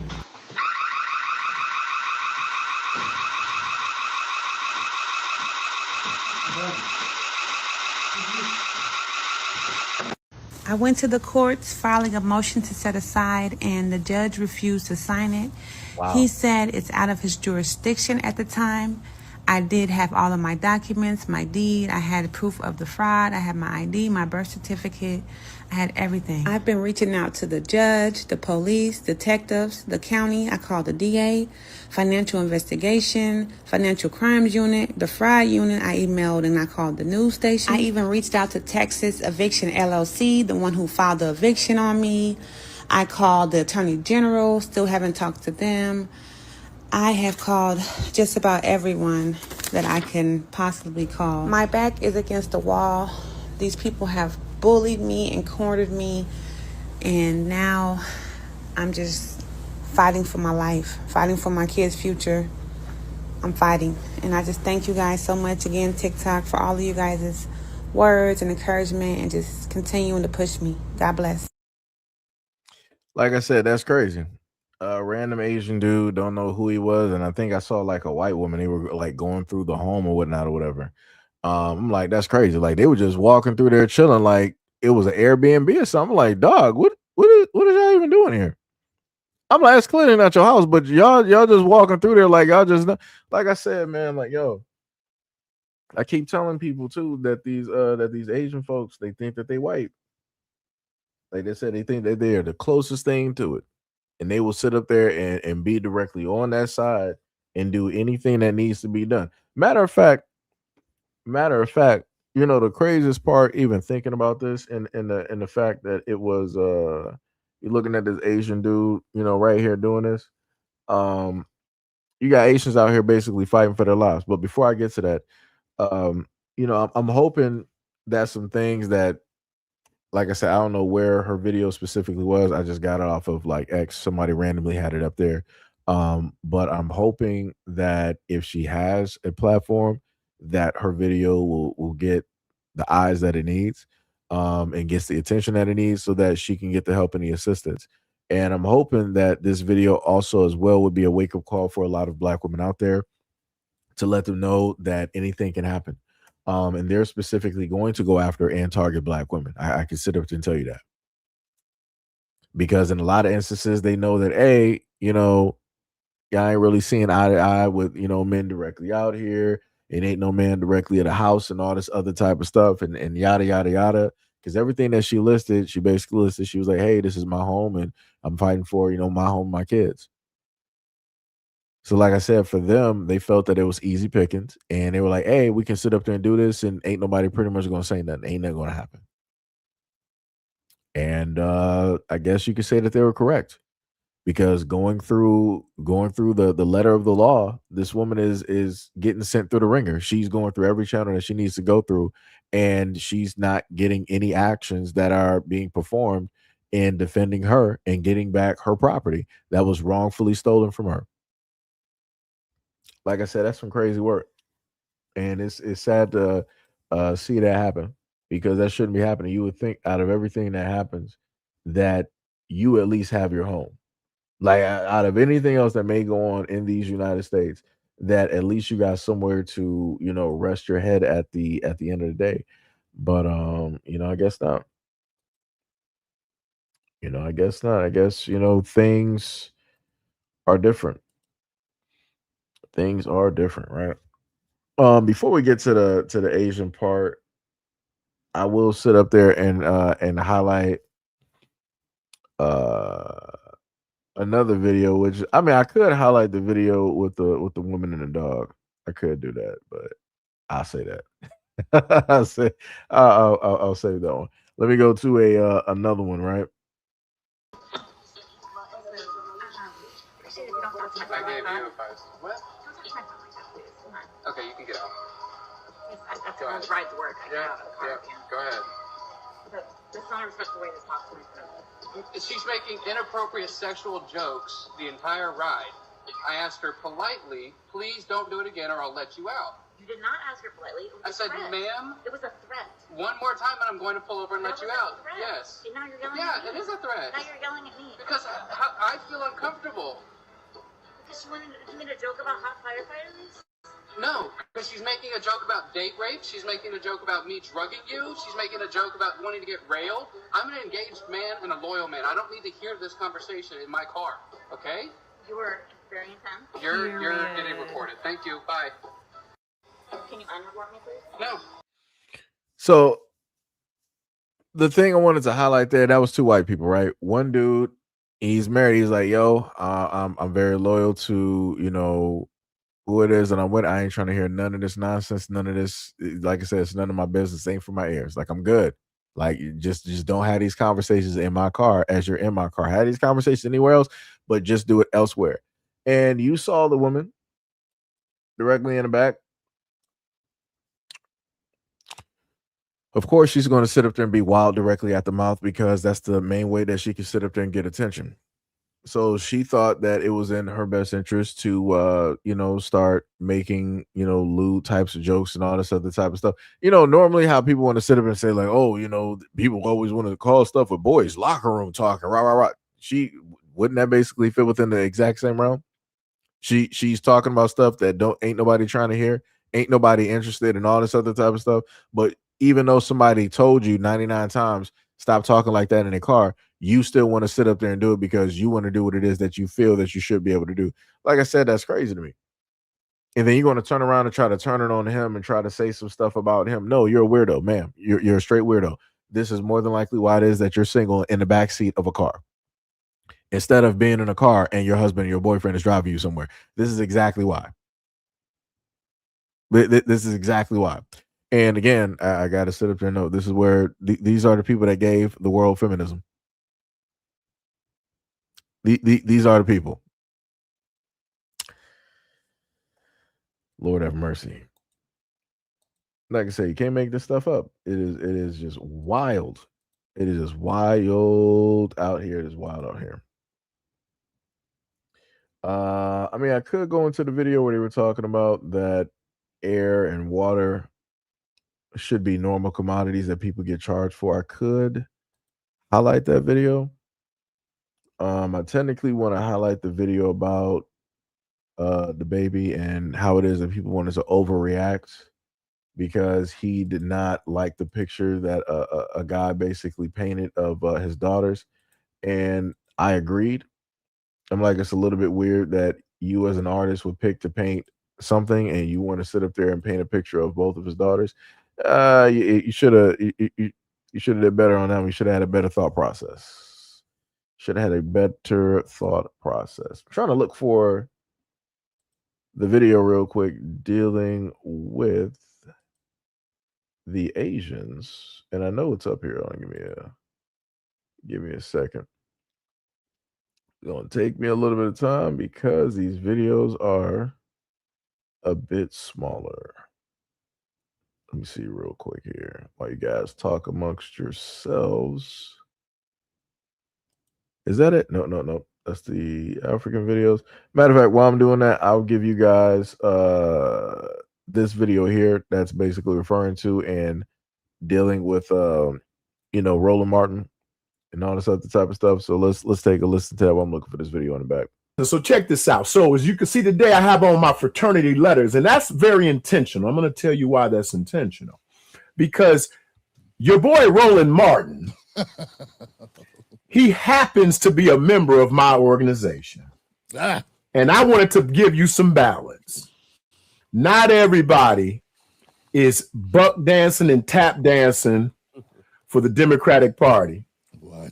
But I must admit, there is a serious problem in my fraternity of people like a Roland Martin. We got a lot of, because, in case you did not know, Governor Wes Moore is a member of my fraternity. Yeah.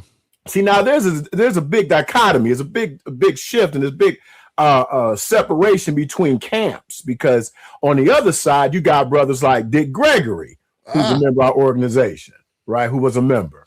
Rest in power to Dick Gregory. Always. Right. And even though I may not fully align with everything this next brother has to say, I know he has the interests of our people in heart, and that's Brother Cornell West. Okay. He's a member of the fraternity as well. And my fraternal organization, for me, my anniversary is tomorrow. I'll be a member 35 years. And I'm going to talk to people, let them know that Roland Martin throws on his letters and people always say, oh, he's boule, and then they attribute his mindset to all of us.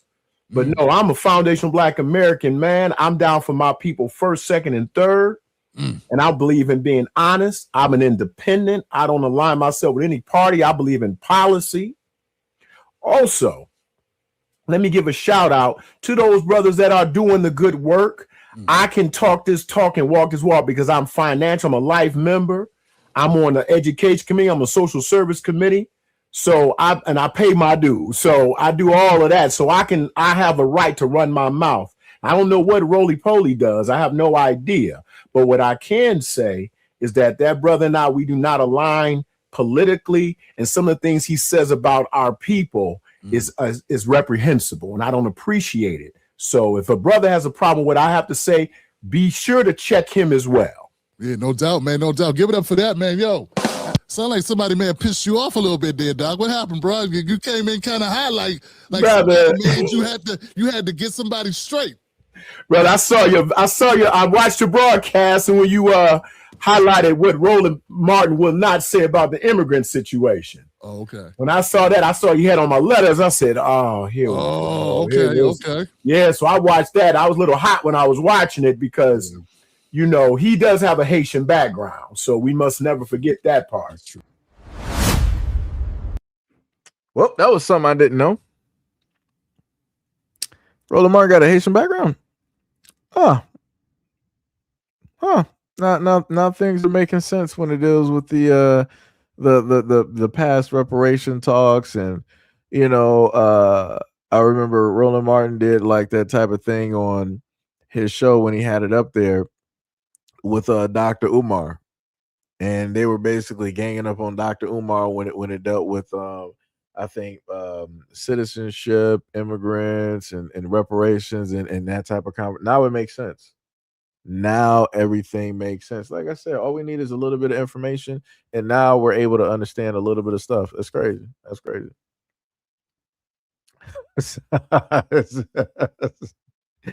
Gail, what's up, Gail? Yo, it's crazy. She was like, yo, it's Seji's fault. The Asians are so cocky. He made them popular by watching all the anime. I don't watch everything, Gail. I don't watch everything, Gail. I do not watch everything. But speaking of the Asians, I'm glad you brought that up. Let's take a look at this real quick. It's a real short clip.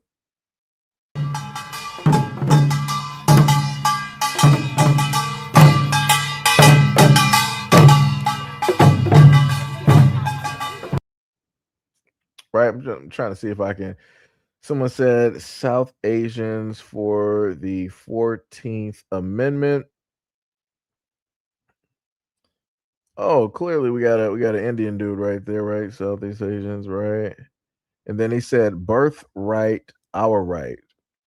It's literally in the Constitution. Birthright, our right.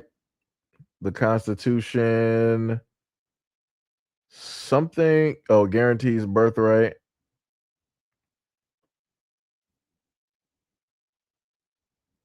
Right, you got all of these Asians out here doing this walk. Now, where were the Asians at when they dealt with black people? That's what I'm trying to figure. And again, the reason why I find it so funny is because these are the same folks that voted against affirmative action because they felt that black Americans were taking away Asian seats when they dealt with colleges. They believed the exact same fairy tale that white folks basically gave them. And then they sat up there and got themselves out of affirmative action because it was proven, statistically speaking, that both white women and Asians and others were getting more out of DEI and affirmative action than black Americans, right? So again, all of these groups voted against this stuff. And now the SOL, they don't got nowhere to go. They're losing out on jobs, losing out on opportunities because they thought at the end of the day that they were safe and that all of these other things that benefit black Americans was going to basically have us on the side of the road somewhere and they were just going to be out there cruising. And now you got these Asians, the same Asians saying, oh, the birthright is all right. These same Asians that voted against affirmative action and DEI are the ones trying to sue colleges in order to get themselves back in there because their enrollment is now sliding downhill. Oops. Like I said, but you can't tell nobody nothing.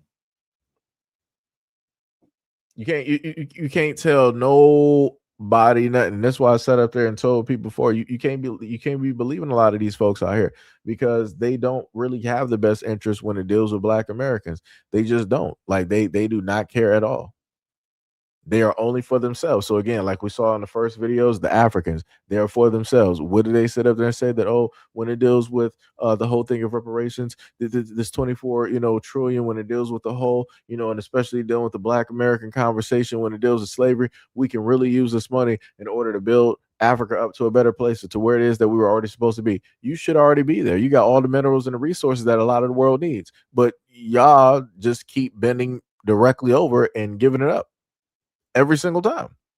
And then what? We had the first video, which was the Asian woman that sat up there and said that Jamaica is not a black country. Jesus. Help them all. Because a lot of people out here lost. And I guess it's easier for people just to be lost. I guess that's what it is. I guess it's just easier for people to be lost. Because this is just crazy. This is 100% diabolical. That's crazy. Talking about birthright is all right. What are you talking about? This had to do with the child of slaves. The exact same person that y'all voted for, Asians. Y'all also voted for Trump as well too. Y'all was up in there. Y'all conservative. Trump sat up and said that the whole thing dealing with that, the 14th Amendment, dealt with the children of slaves. It didn't have nothing to do with you. Y'all weren't anywhere in the scope of any type of conversation. Y'all ain't the children of slaves. Y'all don't even have a history of slavery here. Like I said before, and then you got the other folks out here that want to pull up to the scene talking about some wine crow. Get that nonsense out of here, dog. I ain't trying to hear nothing. I ain't trying to hear none of this nonsense directly about here. Like, folks out here don't got no type of movement for themselves. They always got to sit up there and get directly on whatever it is that black Americans are doing. Like I said, it's crazy. All of these folks say that black Americans don't got this, don't got that, but this is how y'all moving. What? I need y'all to get it together. Get it together. Get it together. Get it together. I'm trying to see. I think I may have one more. Let me see. Tony Braxton song getting stolen. Let me see, somebody talking about family. What else we got? The Triple K was allowed to operate at NASA. That's actually a pretty nifty little story. Let me see. I got another video, but I got to do some heavy editing to that because of the words that will show directly up on screen. So I can't specifically put that one up. And then I can't do the red balloon pop because, you know, the way that they decided to do content out here, I'm like, oh well, guess we can't do it. Oh, matter of fact, I got you. A video. We can basically look at this one real quick. Let me see. Does this have music? Let me see. It does. It does. So let me just do a quick little edit real quick. Got to try to minimize as much of the music out of the background of that. I'm not even gonna worry about like nothing else. I'm just gonna focus on the music. Now I gotta go back and find this video real quick. Where did I have? Is that it? Yeah. Okay, that's the video. So I got you. Shouldn't even take that long because I'm just doing the audio real quick. And then while I'm doing that, I need to figure out what I am going to eat today. Let me tell you. Oh, also, much love, respect, and appreciation for any and those that are currently here, you know, at this moment in time, and also taking part directly within the conversation. Hopefully, you guys are finding some form of entertainment and or information directly from these live streams. So it's going to take a little bit of a minute. Let me just catch up with some comments. Chris said these days it's fault to end affirmative action because they thought it would screw us over. Yep. Sean said that ain't these the same people against black people going to college? Yep. Chris Edwards said birthright, all right, question mark. Gil Jones said this ain't got no motion. It don't. And that's why they're trying to use those drums. They're trying to call on some type of ancestors from somewhere to come and empower their wall. Well, like I said, this is what it looks like when you don't have black folks out here marching with people. Like I said, a lot of these folks out here, they don't got no motion. They don't got nothing going. Like I said, they are not us. We can get attention real quick. It don't take that. It don't take that much. And if we really put effort behind something, it's over. Like you have no other choice but to pretty much just stop and stare. Like that's it. But like I said, when it deals with other people trying to do these protests, don't nobody care. Like I said, what was it, the No Kings protest or march or whatever it is? Didn't nobody care. You know, this one here, nobody cared. The whole thing where the immigrants, the Somalians were walking in Selma, nobody cared. And many other ones directly out there. Nobody cared. Like I said, y'all don't have the same energy. Y'all don't got the same light. You can't, you know, get the same pull that we got. It's crazy. Sean said, yeah, these are the same people. I gotta edit that. These are the same people that are down with Ed Bloom. Yep. And sue the college for black people going to college for athletics. Yeah. It was also noted in another video. I'll just say take it with a grain of salt for right now up until more things happen. There was a video I ran across where a black woman was trying to inform people that they're now trying to, I guess, actively go after HBCUs, trying to say that HBCUs are unconstitutional, how it is that they get money because it's specifically for you know, black people, which is like race and that's racist within itself and da da da. Even though you got many other nationalities directly at HBCUs and able to go, and they can go by way of their own scholarships. Like it's crazy how they, you know, you got folks out here working so hard to dismantle something, and they're trying to, you know, do any which way in order to try to walk stuff back, and it's not going to happen the way that they think it's going to happen. It's inevitably going to affect them a lot more.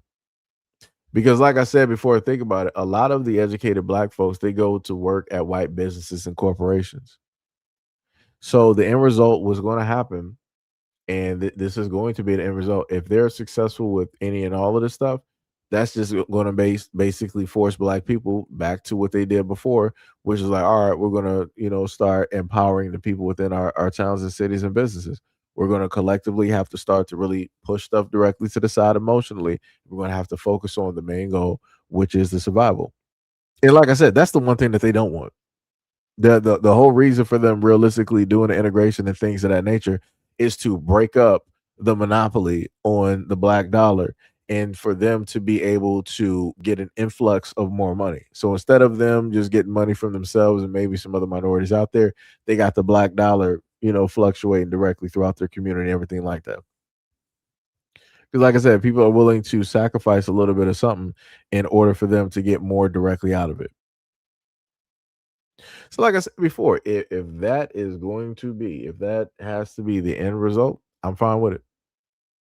I'm completely fine with it. Bring it all directly back. But the difference is we will be smarter than we were in the past, and we will learn directly from our past mistakes. So the exact same way that people are used to, seeing stuff when it deals with, whatnot or whatever, it ain't gonna be the same. It's not gonna be the same reaction or any of those things. So like I said, I don't know why folks out here think that things are just gonna be different. It's not. You try, any of whatever nonsense directly out there, you gonna be the one sitting up there, trying to ice skate up hills and trying to figure out a situation and the problem. Like I said, I keep trying to tell folks, don't let these folks out here hype you up. Hype me up. Hype me up. Yeah, don't do that. Don't do that. All right, so now we're going to sit up here and take a look at this video because it finally actually finished. My apologies. So let's take a look at this here. Let me get that clip. Oh, actually, I do got one more video, technically. We've been investigating this network of trolls targeting African Americans, and now we've actually come here to Ghana to try to get the full story. In the run-up to our journey, we had discovered that all of the accounts were connected to an NGO called Eliminating Barriers for the Liberation of Africa, known as EBLA or EBLA. Looking at the website, it was clear something was off. Parts of it still had dummy text. It was impossible to make an actual donation. And most mysteriously, one of the photographs had a Russian file name. Though the group claimed to be focused on issues like poverty in Ghana, its employees posted almost exclusively about the U.S. Some used incendiary language. America's descent into a fascist police state continues. Someone needs to take that senator out. Often they posted on real U.S. groups, an attempt to gain legitimacy and build an audience. Many even implied they were in America. We all are sick and tired of the violence that's taking place in our communities. In reality, they were here, in a nondescript house on the outskirts of Ghana's capital. This is the compound where the operation has been based. There's no sign for an NGO. We're about an hour outside of the city, and you can see this is a very secluded residential area. And people here have been telling us that about 3 weeks ago, Ghanaian security services showed up here, raided the building, and no one's been back since. Sources in Ghana's national security tell CNN that all of EBLA's funding came from Russia. After the raid, the accounts went quiet for a few days. Then on Instagram, the group changed their handle names and started posting again. So we heard it, right? Ghanaians and Nigerians were paid to target Black Americans on social media in 2020. This is why I sit up there and say that you cannot sit up there and trust these folks, because these are the games that they decide to play. They get directly on social media and they start doing all of this type of nonsense. What is it? AKA the Shade Room. That woman is, I think she should be Nigerian or whatever it is. She's African.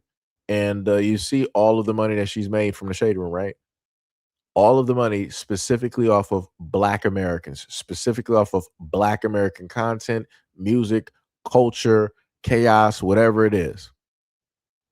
But notice how the Shade Room wasn't trying to post nothing negative dealing with Africa, though, or they people specifically. But they make sure to always post the most negative stories about who? Especially Black American men. But they're not sitting up there posting horrendous and ridiculous stories when it deals with their African men. No, like I said, like this is how they be working. And again, when you look at a lot of this content and who reads a lot of that stuff and takes in a lot of that stuff, they have a primary demographic that they go to. It's a gossip site. So they're targeting and going directly after black women, and young black women and these black girls directly up out here. That's who they going after. I don't know why I sound like Arnold, but I was trying to say that earlier. It's weird. But yeah, it's crazy work out here.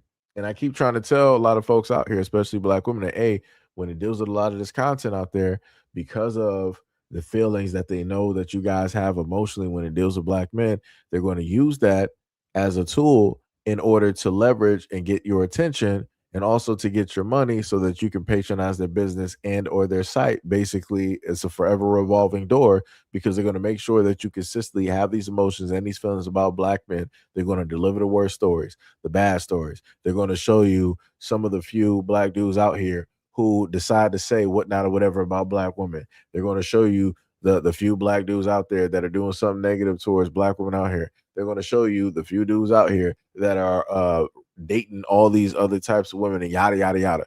Like I said, they know what to do because it's easy. It's easy work. So, like I said, you got black women out here on social media doing the exact same thing. So like I said, I can't really be too mad at the Shade Room, because they're only learning from those who did it before them. But you can't tell folks. You can't tell folks. But yeah. Like D-Love, yeah, that's true. Yep, you got Flacco and DJ Academics. I think he's like Caribbean or something like that. What is he from? Like Jamaica? He's from somewhere over there in the islands. Because I remember he said that I think he was supposed to be a doctor, and I'm like, when I look at him, like, yeah, I can see that. But he opted the easier route. He was like, I'm not going to go to school to be a doctor. I'm just going to go into like this social media and just make it do what it do. And he became a millionaire. He became a millionaire. He opted not to be a doctor, and he went the easiest route, and he cosplayed, and he got directly into Black American culture. Like I said before, it's crazy how these other folks can seemingly make money off of Black Americans, but you can't have Black Americans do the exact same thing. It's crazy work. Needs to be studied. Needs to be studied. Like that man, man, it's crazy. Like I said, but it'd be like that though. It'd be like that.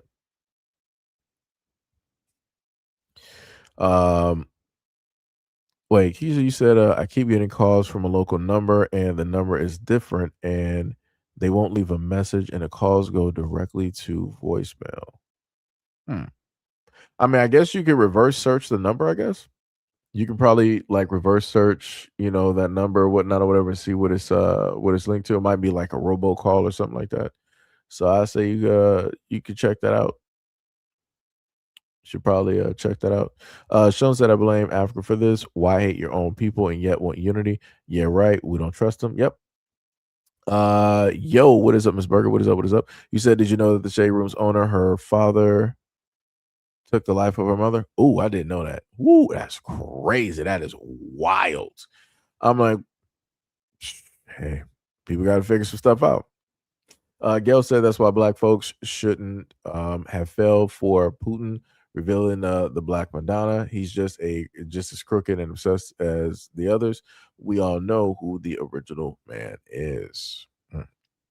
D-Love said, I purposely don't look at those. D-Love said, academics in Jamaican. Okay, thank you.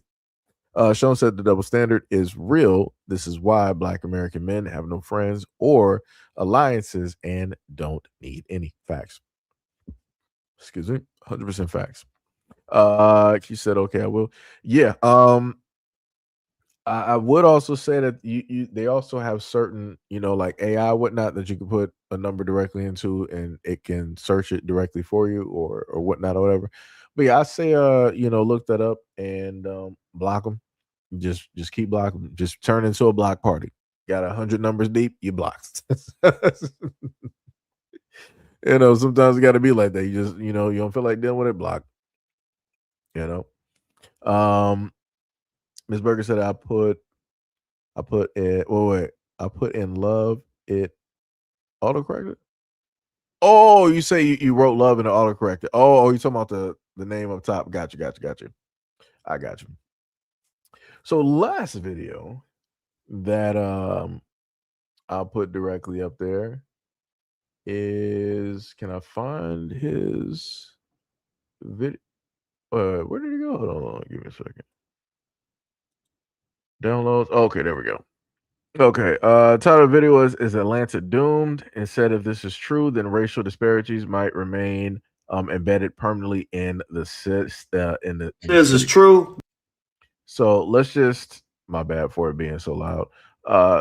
So let's just look directly at this, and again, I told people before that again, people may disagree or might not, like folks, but if there's information up there that you can use and learn directly from, I said just take it and run with it. Just take it and run with it. Emotionally, get over, not liking somebody for personal reasons, even though you may not even know the person personally, literally in everyday life. But if they have information that you can actually learn from, that you do understand, and you see what it is that they're basically stating, take that information, pass it on, and that's it, right? So let's just take a listen. If this brother says is true, then Atlanta might be doomed. Check it out. You'll hear it said often that Atlanta is a tale of two cities, but most people don't actually understand why or the severity of the problem. So let's look at the data. This is where the majority of black folks live in Atlanta, and pay attention to this red line. It's going to be important for everything that we look at. The vast majority of children living in poverty live below this line. If you are uninsured, you likely live below this line. If you have diabetes, you likely live below this line. If you are rent burdened, you live below this line. If you have access to broadband, you likely live below this line. Look at these numbers. If you live below the line, it takes longer to get to work. Your household income is lower. Businesses are significantly smaller. 1 million to 50 million. You don't live close to fresh food. And all of that adds up to living on average 20 years less than if you lived on the north side of the city. I assume he's telling the truth about this, and I'm glad he did this presentation. Now, the question I would ask any black person who cares about this, who is alarmed by these statistics, is this.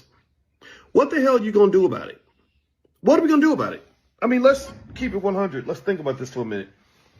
These problems didn't pop up yesterday.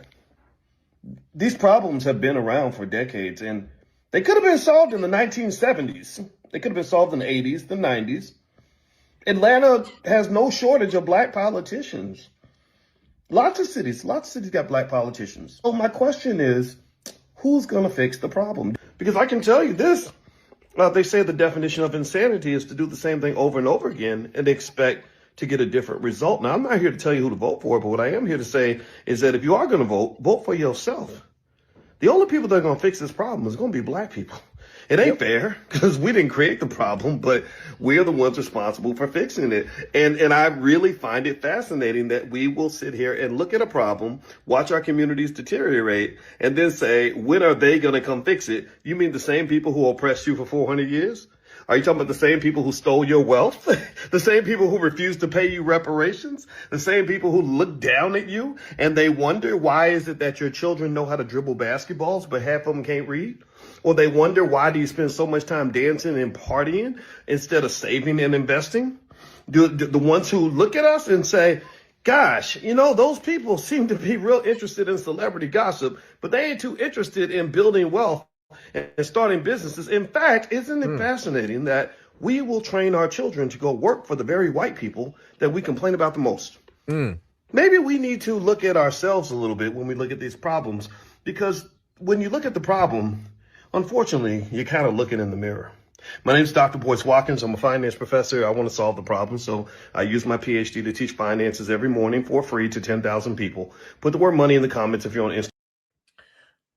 So, again, looking directly at the data that the younger black dude put directly up there, life expectancy, if you live below the line, is poor. Your health is poor. Your access to internet is poor. You making money is poor. Crime, poor. Everything, poor. And again, that's not a situation that black Americans created. These were things that were already pre-planned in advance, that people already had conversations and blueprints and all this other type of rant scenarios and all this other type of stuff. And again, I get it. A lot of people don't like Boyce Watkins for a variety of reasons. But again, those are personal reasons. When it deals with this conversation, when it deals with this topic, is he incorrect? Is he wrong? Can you call him a liar? Is he fabricating? That's all I'm saying. Because the moment in time that we look at conversations and we get more mad at the person than the conversation or the situation itself, that's the real problem. This is why when he said the definition of insanity is to keep doing the exact same thing and expecting different results, this is the exact same thing.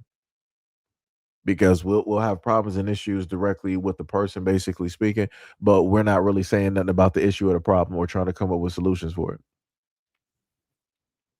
And like I said, one main point that he sat up there made, he was like, what's crazy is that the exact same white people that we complain about are the exact same ones that we, educate our kids to go work for. That was a bar. Because realistically, what should have happened out of the history and everything that we know of when it deals with Black Wall Street and everything of the such is that we should automatically be building our own. We should be supporting our own, and we should make sure that our communities, are doing what it is that they should be doing, along with our schools, the EMS, the hospitals, right? Our libraries, which, mind you, libraries are basically disappearing and they become digital. And I told people before that physical media is great because you may have to deal with some rewriting or trying to find a book. The moment in time that they make everything digital, you don't know what's fact or fiction. You don't know anymore. But that's a whole different conversation. Like I said, the main thing here is that there needs to be movement. We got more people that are focused on gossip. We got more people focused on BS, more people focused on rappers, more people focused on entertainment, more people focused on things that are not this. And the main thing I basically said before is that what realistically probably should happen, what needs to start happening, is that a separation should happen. Slowly but surely, a separation needs to happen where you have like-minded Black folks who are about the advancement of the Black community all coming forth and being in one place. Because once you have all of those like-minded people that are around each other, they will procreate and create like-minded kids. And then that's going to help at least move that small portion of society forward. Now, inevitably, what's going to happen later on is that you'll slowly but surely start to have other folks starting to try to gravitate over there because they want to be next to it and close to it. And I'm going to just sit up there and say it like this. When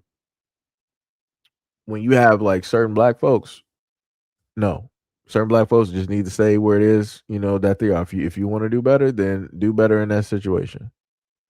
Just to be real, if you were not trying to do it from the beginning, when this type of thing basically took place, I'm like, you shouldn't be trying to like move directly over. If you want to do something, do it directly in your area and basically take and learn from what the other folks are doing that decide to separate themselves. Take from that blueprint and then enact that directly within your community. That'll be the best way to do it, because the moment in time that you start adding like random variables directly in there, sooner than later, you're going to have the exact same situation again. It's only a matter of time. Or better yet, you're going to have people that'll come in and they'll decide to start acting jealous. And then they want to start tearing down certain things and all this other type of stuff. So, like I said, there's a lot of things that need to be looked at and scanned over before people implement a lot of plans. And that's the best way I can sit up and put it. Gail said, if we build our own, how long will it take for them to tear it down? Let's not act like we don't have plenty of examples. No, and Gail, that's what I was speaking on before. We, for the most part, we already seen the blueprint of what it is that people will sit up there and do. So that's why I said before, from that blueprint, from what our, great or great or great grandparents basically went through or suffered through or whatever, depending on how old your family is. We take from that and we learn from their mistakes, and you build upon those mistakes to make sure that the same thing doesn't happen again. It may have happened once, but you're not going to sit up there and let it happen twice. So, like I said, that's the best way to sit up there and go about it. That's what I was speaking on earlier. Ms. Berger said, you're right, everybody can't come. Some people need to expire and get away. Bars. Gail said, look at the rich Black woman who had grants exclusively for Black women. Then had to dissolve her initiative because she got sued by the Litunas and da-da-da. Oh, no. I think, correct me if I'm wrong, I think D-Love or somebody had brought the name up there. David Bloom Well, the guy's last name was Bloom, whatever, right? He was the one that I covered multiple stories on, where he was going after the initiative that black woman started, where it dealt with black women for businesses and all this other type of stuff. And he wanted to say that was unconstitutional and it was racist because it basically didn't allow for other people, especially white folks, to do this and to do that and da da da. And I think they got some random white woman directly in that and all this other type of stuff. So you do it lineage based, because then you'll have to sit up to see what they can say about that. If you sit up there and say this is for the children that specifically went through chattel slavery, not what they got. They can't sit up and say that chattel slavery didn't exist, but then they also can't sit up there and say that it's unfair. It's not unfair because, again, your people didn't go through chattel slavery. Your people were the causation of it. You're not going to be able to claw your hands and get through the mud and try to get to that. Like I said, they could probably sit up there like they've been doing. They can sit up and try to flex it and be like, oh, this is racist. All right, cool. You could do it on that one. But when you're dealing with lineage, when you're dealing with specifically historically what people basically faced and went through, and it is titled under that, yeah, good luck. The only way that they can try to sit up there and do it is if somebody is biracial. But again, good luck. But like I said, the end result that's going to sit up there and happen is inevitable, right? They're trying to do all of this stuff to say that this stuff is racist. And then once black people are like, all right, we're going to start investing into our own businesses, our own communities. So what? They're going to come in and be like, oh, that's racist. You can't. Yes, we can. You didn't basically lock us out of everything else. What do you think that we're supposed to sit up and do? What? Just not exist? Nah, that's not going to happen. Like I said before, they're going to be the causation of their own demise because they want to keep pushing all of this nonsense directly out here. And like I said, it's going to hurt them more than anybody else. And it's going to affect them more than anybody else. Because the exact same people that's trying to tear all of this stuff down are the exact same people that can't just stay to and be by themselves. They need attention. They need people to sit up there and be around. If they don't got anybody else to basically fight, they'll destroy themselves. And that's why I sat up there and said at the end of the day, this is going to hurt them more than anybody else. Because the moment in time that they are literally around themselves, chaos is going to happen. It's inevitable, just like Thanos. And it's not going to take a finger snap in order to start it. What is up, Tippy? What is up? You said all of our degenerates got to go. Yep. Third said Boyce only used the issue of the black community to prop up his seminars.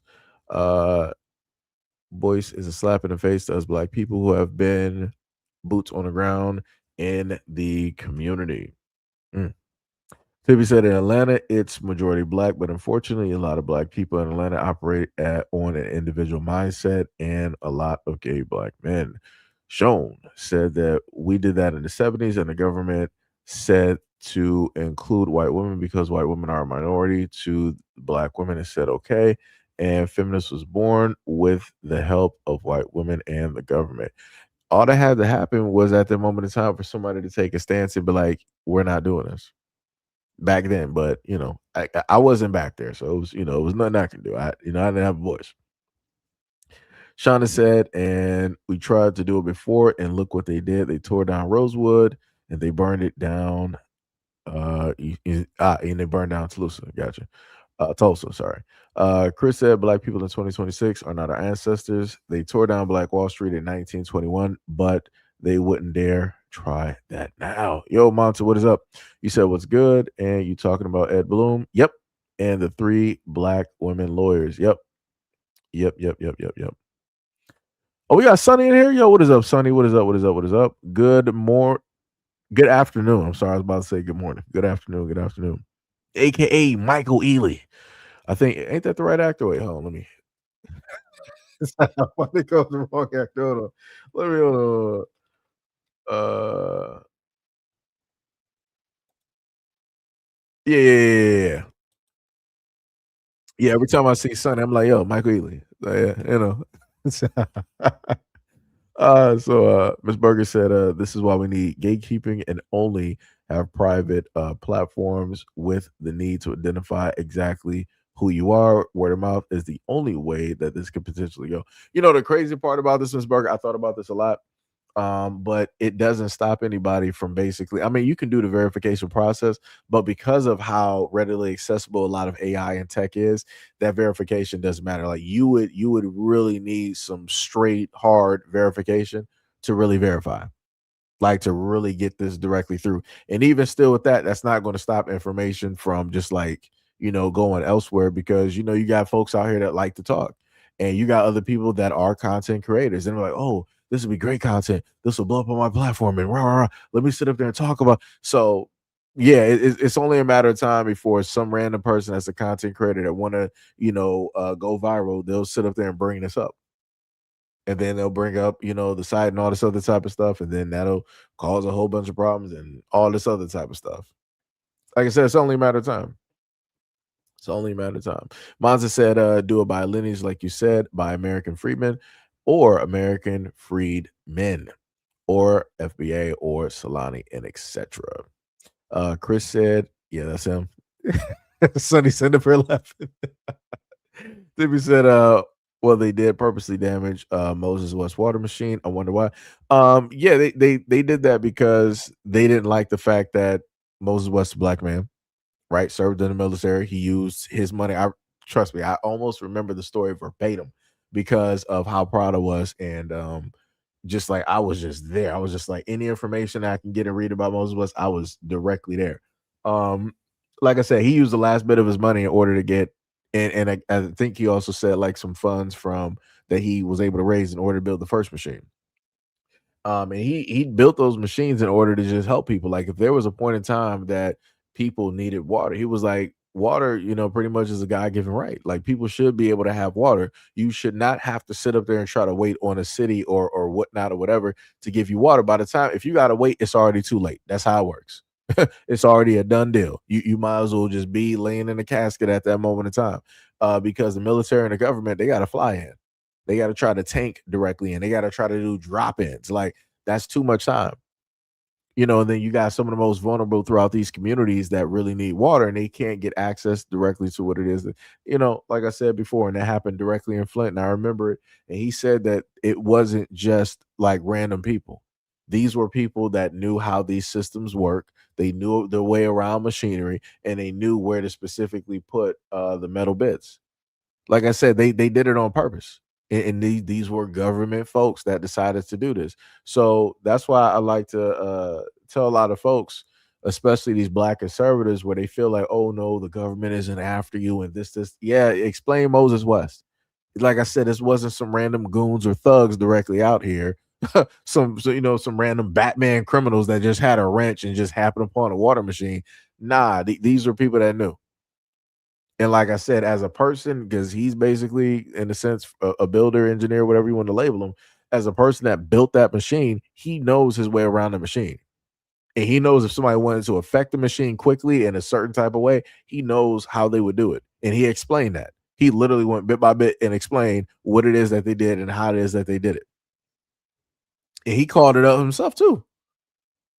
And then after he found out what the problem was, I guess they ran a systems check or did whatever it is that they needed to do to clean out the system, make sure any metal particulates weren't there and all this other type of stuff. And they had the machine back up and running. And the craziest part about the situation is that in Flint, Michigan, you have both black and white people up there that were suffering. So it would be crazy, you know, to think that, yeah, they just did it because, you know, this huge black population and da da da da da. Nah. Like I said, these folks out here, they are willing to, this is what I mean by they are willing to sacrifice their own in order to do what it is or to send whatever message.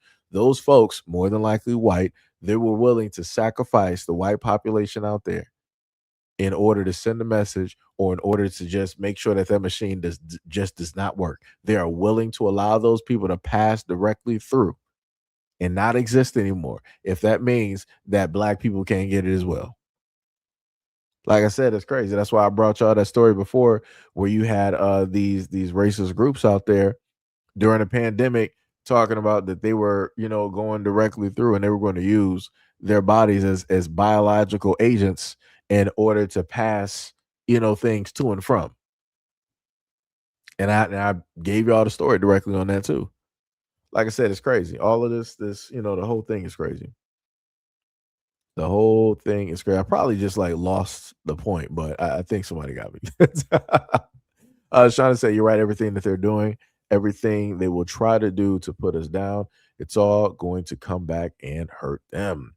Ms. Berger said, this is why everybody can't come. We used to keep our mouths closed. We can't form a new religion like the others. That's true. Monza said, it doesn't stop cosplayers. We need to really gatekeep to the point because ninjas can't cut into it because people be chatty patties. That's bars. 100%. You also said sort of like Foundation of Black Americans, but more encryption, like in communal sense, like FUBU. Yeah, that's bars.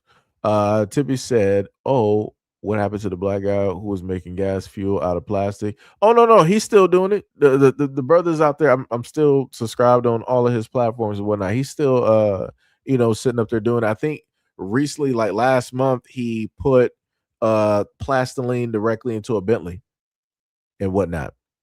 Like I said, he's still out there. He's still out there moving. That brother's still out there. He's doing the Lord's work. He's doing Lord's work. Let me tell you.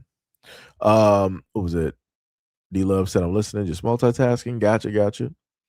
Sean said facts and the hate of FBAs is real. Ms. Berger said some of our people want proximity to whiteness, and that is the real problem. Yeah, it is. It is. Third said white people definitely believe in collateral damage of their own. Yep. D Love said, yep, it's SEIJIHITO. And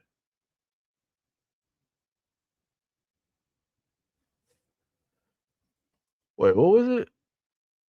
So, posted 0 seconds ago, YouTube has an issue. YouTube is currently experiencing some issues with that might prevent some users from going live on a destination.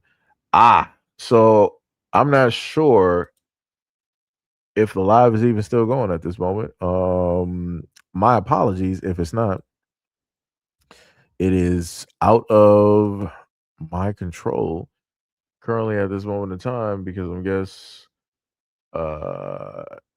YouTube is going through some issues in the background. He said disparities. Discrepancies between comment count and number of comments that are actually being shown. Oddly enough, I think we have more people that pull directly up and that will watch and stuff on the other platform, if I'm correct. Yeah. So let me just say to those on the other channel, much love, respect, and appreciation. So that was about like what a good like 3K that passed directly through. Over there, the other side of things. Let me just look real quick. I think it might be a little bit lower, probably like 1.5, maybe. Just maybe. Yeah, I was close. I was off though. It was about like 1,053. So yeah. But much love. Because like I said, I'm not sure what specifically happened. So because that just popped up in my background real quick. So I'm like, well, I guess maybe that's the time to end the stream there. I guess that is, might as well sit up there and do that. Let me see, what was it? Cloud damage, say he's fired. Talking about Moses West and the other brother, yeah. Monza said not just sacrifice their own, just anyone in the lower class than them. So essentially, yes, lower class whites become cannon fodder in return to depopulate FBA. Yeah, that's bars. That's bars. Tippy said, you only read half of my comments. Look here, Tippy, you be writing some stuff sometimes. Let me tell you. Tippy said, I hear you. Third said, I hear you. Tippy said, what happened? D-Love said, it is. The original said, that is so true with the person who made the comment about proximity. I can hear you, so the live must still be working. Okay, so still live. Monster says still on. Ms. Berger said it seemed to be frozen for a second. Sean said, oh no. YouTube was offended by the live. Hack said, hey Gail. Tippy said, oh snap, they're trying to kick you off. Bad choice of words. I don't know. I mean, it's possible. That's why I try to, monitor words or whatever. But it'd be like that. We'll know, if anything does happen. Christy said, "Yeah, I thought that was just me. LOL. I saw you reading comments. that weren't in the chat. Oh no. So remember, I got two different channels basically running a live stream. So we got the original channel, then we got the second. So that's why I'm reading on my end. I can see the comments from both channels. On your end, you can only see the comments from like one side. And normally I used to show the comments so that everybody would know what's being said, but I can't do that because the few will mess it up for the bunch. So again, you got the racists and everything that that like to come up and say nonsense and all this other type of stuff and write slurs. And I'm like, yeah, we got to get them out of here. Like I said, it could be bots or whatever it is, but this is how they like to move out here. What was it? What's up, Hack? You said I was all tab while listening. Sorry for the late reply. Hack says salute. TB said I did say gay. No, that's not a trigger word or nothing like that. Sham said greetings and welcome to the live. Chris said, okay, I see. And TB said, I'll just type ye instead of the other words. No. I don't think that's it at all. Like usually, even going from experience of like doing live streams, when the conversation starts really going to an area where it's like, this is what we need to fix, this is what we need to do, stuff starts getting a little bit shaken. I'm like, that's a little bit weird. I'm like, it's not weird. I mean, I understand it, I know why, but I'm like, yeah, that's a little bit weird, but it'd be like that. What was it? Tippy said, right. Sham said, I feel like I got hit by a truck. Hopefully you feel better, Sham. Like I said, I'm happy that we didn't really have a lot of trolls here, so you didn't have to like spaz out on a lot of people. Because I swear, when y'all start spazzing out, I can feel y'all blood pressure. I'm like, man, I need y'all to calm down. I need y'all to calm down. Just laugh and and all that other type of stuff. Like I'll be worried about y'all. Like health wise and stuff like that. Because like I said, it's a lot of stuff going on here. Everybody got, away from the channel. Everybody got, their private lives and everything that they do. So, that's why I normally say, like, hopefully y'all taking care of yourselves, health wise, stuff like that. Eating right, or at least trying, stuff of that nature. Make sure to take care of yourselves, You guys mean a lot. Or as D Money would normally say, man, said you stop all that crap. Wait, is it D Money that would normally? No. I think no. It's Mo. That'll be Mo sitting up and saying that. He'd be like, "Yo, say stop all that crap." Oh man. Oh my goodness. Sham was like, I think Truckin forgot to Izakai me from he hit me. That's crazy. That's crazy. Sham was like, yeah, I need a lot of hugs. And yeah, it took about like 30 minutes ago and fell asleep on the live, LOL. Yo, Sham, yeah, if you don't take yourself to sleep. Sham was like, I'm sorry to hear about this, Sham. Feeling better soon. Blessings and healing. I think Gail wrote hearts to Sham. I can't see it from this end.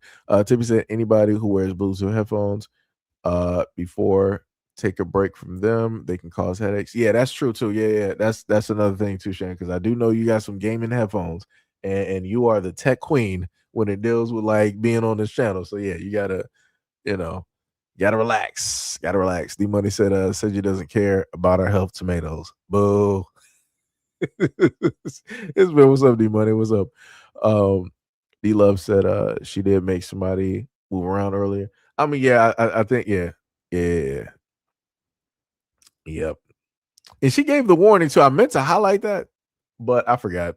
But it'd be like that. I say it 99 different times that we got like mods in here. You got nothing but pretty much blue wrenches in here. Why would you decide to pull up to the scene and be stupid? Like I said, people like Tempted Fate. People like Tempted Fate. It's like, hey, this water is full of piranhas, but I'm gonna dive in and swim and see what happens. So you ain't coming back. You are not coming back. What was it? Tibby said, use the weird headphones sometime. Oh, you talking about the cords. I got you. Yo, sitting up here laughing at D Money. Yo, so what is up? You said the medicine ain't no joke. Broke my ankle 3 months ago, and the medication I was on helped me a lot with the pain. Man, I'm glad you're better. I'm glad the pain and everything is better. Make sure to take care. Take it slow. Tibby said, cause I was wondering why I keep getting headaches for a week. You might be sensitive to it, Tippy, as well too. Some people are sensitive to certain things when it deals with electronics. Ty said you keep ignoring my Discord message. I didn't know you left Discord messages. You didn't tell me that. Normally you sit up there and say like, yo, Seji, I threw some stuff up in Discord. Wait a minute, hold on. What did Tippy say? Yeah, I sounded like a goofy kid. I wish my voice could sound more feminine. And Tippy was like, Seji completely spelled my. Oh no, actually, no, you good. You said Tippy. Seji what live stream? I missed it. It's crazy how Tippy. Yeah, I got to start making sure to like just post some messages in the Discord. So like, it seems like I said before, Discord, like for those out there that want to know when I'm going live and stuff like that, just go directly to the Discord. Like I said, you don't have to, specifically be active or nothing like that. But if you have the app and you're, directly in Discord, you'll at least know when I've gone live. Or I think does it tell you when I posted videos?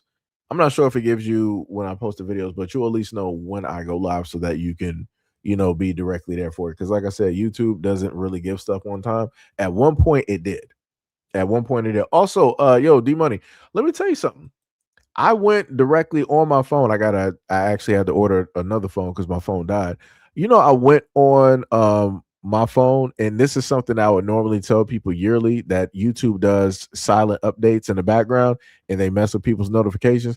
Yo, D Money, I went on my phone, and the reason I wasn't getting notifications about you going live was because YouTube, I looked at everybody that I was subscribed to, and the bell notifications were crossed directly out.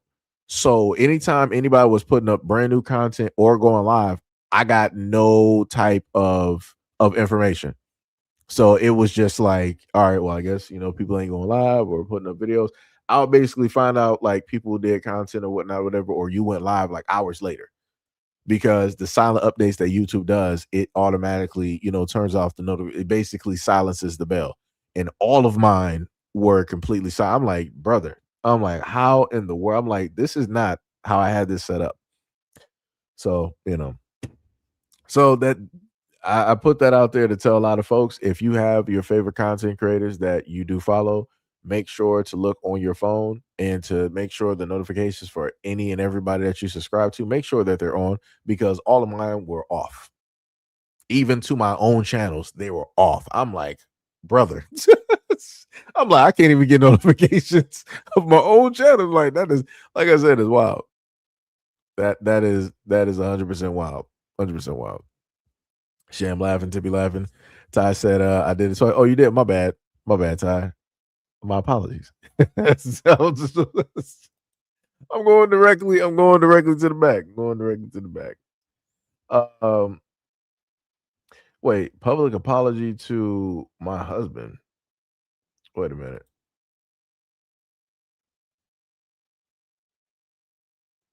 Oh, that's crazy. Got you, Ty. I got you. This man was doing the Lord's work. So we got another video before we go, guys. Ty, with his due diligence, actually found the video. I don't even care if it got music. I'm just going to put it directly up here because this is nonsense. Let me just look at this. Back when I was still having sex with men who wore Adidas slides and dirty white socks, you know the ones. I wish I could tell me then that I'd be married to like a whole ass pediatrician sitting outside in our backyard by the fire he built me, drinking an old fashioned, waiting for him to come downstairs to join me because he's putting our kids to bed. Marry the nerd. Wow.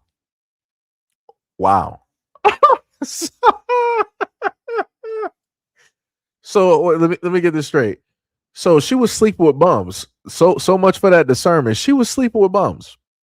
Sleeping with bums for the longest time possible. Enjoying herself. But she was like, you know what? This is basically it. I got the boring life. He's up there putting the kids to sleep. I'm outside and drinking by the fire, waiting on him. And also to note, he built this whole thing back here. And he's a pediatrician. There's not a lot of times that I sit up there and speak on people's relationships and say that people are undeserving. But I feel as though that this woman is she does not deserve to be with this dude. because, like I said before, the disrespect that folks put directly out there is egregious. Um, like, good lord. Like I said before, for me, she has zero respect. I do see the other video. Tom, just speaking on this part real quick. She has no respect. This is why I be sitting up here talking about, where I say that a lot of women out here don't have a respect for their husband, and they will just say and do anything just to be viral, just to be popular, even if it means ruining the image and the branding of the man that they're specifically with. Because, mind you, and if there's women out there that looked at her video, like I said, people might not know specifically what her husband looks like, but if she's running her mouth like this, I promise you, there are women out there that are doing their detective work, because women are great detectives. They need to be working for the FBI. I promise you, women already found out who her husband is, what he looks like, and they're already trying to devise a plan on how to break up that whole thing because of how slick she's sitting up there talking. Crazy work. But let's go to the next video that Ty put up there, and this is the apology. Ago, I accidentally went viral for a video I did last week telling women to marry a nerd. I also made the cardinal mistake of admitting to having sex before I met my husband. I'm guilty of the exact same thing their mother is, having sex. I'm not guilty of having sex with a dumbass. That's true, but still. In my video, all I was trying to do was tell women to not have sex with the type of men who produced the dudes in my comments. And men from all across the internet are making think pieces about it. You know, I'm a slut, I'm a skank, I got trains run on me, my husband was my last option, I settled, he settled, may this love never find me, that kind of thing. And before I met my husband, I used to eat men like that, like the ones in my comments, alive for funsies.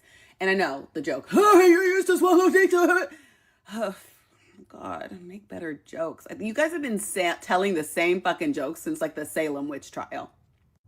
Like, you know in The Wizard of Oz when the lion tries to scare Dorothy and she like goes like, what the fuck are you doing? Question. I'm just, because we're going to continue with this babbling, I'm probably going to have to do a solo video, and I'm going to be that guy to sit up there and judge. Because why on God's green earth would you come directly online and decide to embarrass your husband? I don't care if you want to embarrass yourself as a woman, but why would you want to go online and sit up there and embarrass your husband? He basically he's a pediatrician. There's an endless supply of kids. That sounds bad, but there's an endless supply of kids directly out here who are going to get sick, who are going to grow up, who needs a doctor, right? So he's going to make good money, and he is able to build. But yet you were sitting up there drinking and reminiscing, like, yo, I used to sit up there and be with the guys with the dirty socks and Adidas slides. Like I said, I got to question that, because I mean, that means that you're dirty. If you're a woman out here and you're sleeping directly with dirty guys, you're a dirty woman. Like, how are you offended? How do you now want to sit up there and double down and sit up there and say that the guys in the comment section are the problem? Ma'am, you're the problem. You were with Dirty Dick Derek and Tyrone. You were getting your back blown out, in the local park, and somebody's barely making their car with somebody with dirty socks on.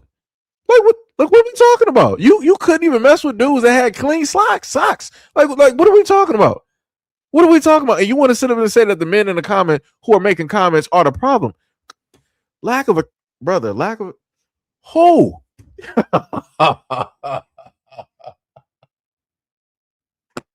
Oh, accountability is man. Woo, kryptonite. My kryptonite with my superhuman. This is crazy. This is crazy, but let's continue with the bird talking. And he goes, oh, I'm actually like, I just need some courage. Like, a lot of you are just trying to figure out how to be a man. And that's how it comes through. Like, what? You're really that mad that you took time out from your job at Publix to do a 45-second think piece on a married woman talking to other women. I see the masculinity in it. A lot of you glitch when you hear that. So let me get this straight. So now, because guys are making a comment on this, We're not masculine. So for the women out there, I want you to understand what she's saying. Let me just be very clear because I caught that real quick because I've heard it 99 times.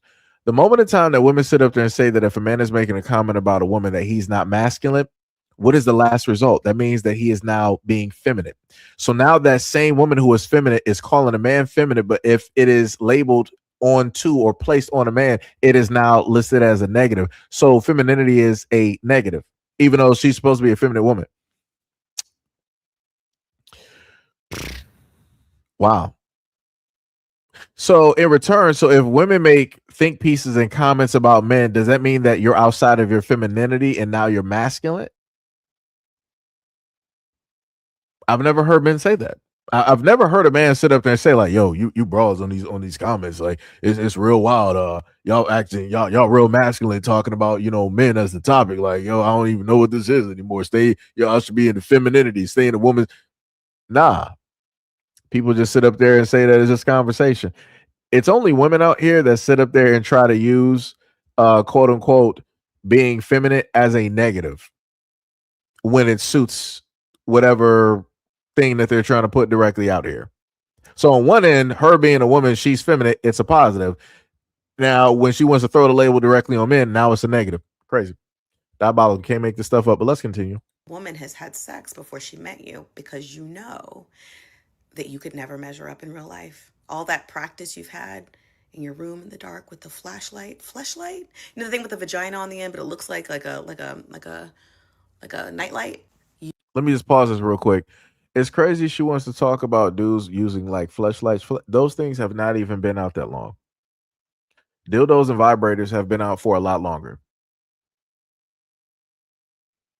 So it's crazy how she's trying to like double down, and then I guess this is her way of trying to like go directly at the guys in the comment section.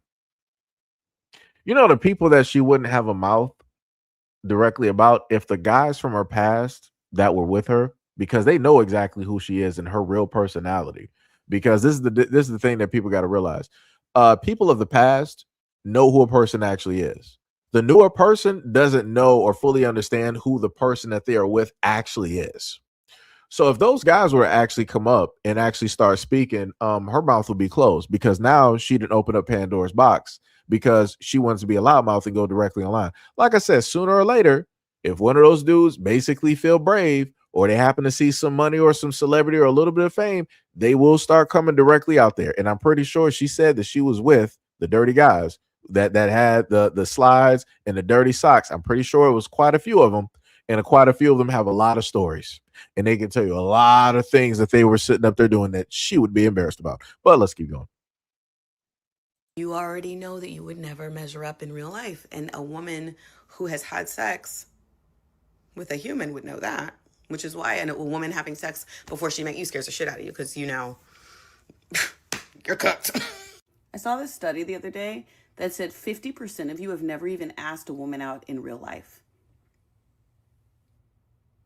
Guys, 50% of you have never even grown the cajones it requires to walk your little ass across the street and ask a woman you think is attractive for her number, and you're in my comments trying to flame me for dating 10 years ago. Baby, it's giving you're a virgin who can't drive. So let's deal with this, right? So let's say if those guys are a virgin, right? Cool, no problem. They haven't had to have any checkups. They don't have a history of STDs or being scared of STDs. They don't have a history of being scared of pregnancy. How about that one? Like, it's crazy when folks want to take a jab at people who are virgins, and this is what they want to use. You do realize that you need to go get, if you are a sexually active person, you at least monthly need to be going to get checked out. If she was messing with dudes with Nike slides, you might want to get a spinal tap to make sure you don't have HIV. How about that one? Like I said, that's crazy to me. I hate when women get online and they want to sit up there and shame guys who are virgins. I've always hated that. Because I'm like, so like I said before, because all that's telling me is that if you're willing to shame virgins, that means that you will take a dude that's been sleeping unprotected with like 500 women, and you'll say that that's prime right there. But you would rather not take the risk of being with somebody who is safe, who has never been with anybody. You would rather not do that. You would rather deal with somebody who has a high potentiality of giving you an STD or something incurable, or potentially getting you pregnant and walking away. You would rather deal with that than a male virgin. Good job. Good job. This just gets worse. This is just getting 100% worse. Like I said, she didn't have to say none of this. She could have just left it as like, yo, I apologize for what I said. I talked out of turn. You know, she cares about her husband. She could have made this like a 15, 20-second video, anything about a minute or less than a minute. She decided to do this. And now she wants to get mad because those on social media have a critique. I use the euphemism, look it up, of dirty socks to talk to women who is my main target about dating the type of men that ultimately don't align with you long term. Now, the men I dated were in like law school, med school, like, you know, working at Goldman Sachs and stuff like that. So like, it was a euphemism. I wasn't actually talking about like you, like, no. Y'all are the same dudes talking about Russell Wilson's so gay. Can you imagine stepping up and like raising a child that wasn't yours? Before your shift at the Piggly Wiggly. The audacity.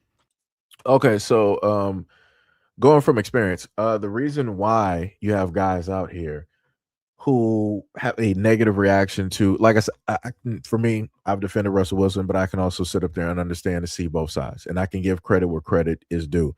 The reason why a lot of men will go out of their way to basically critique that situation with Sierra and Russell Wilson and everything of the sort is because they have an understanding of what comes with it.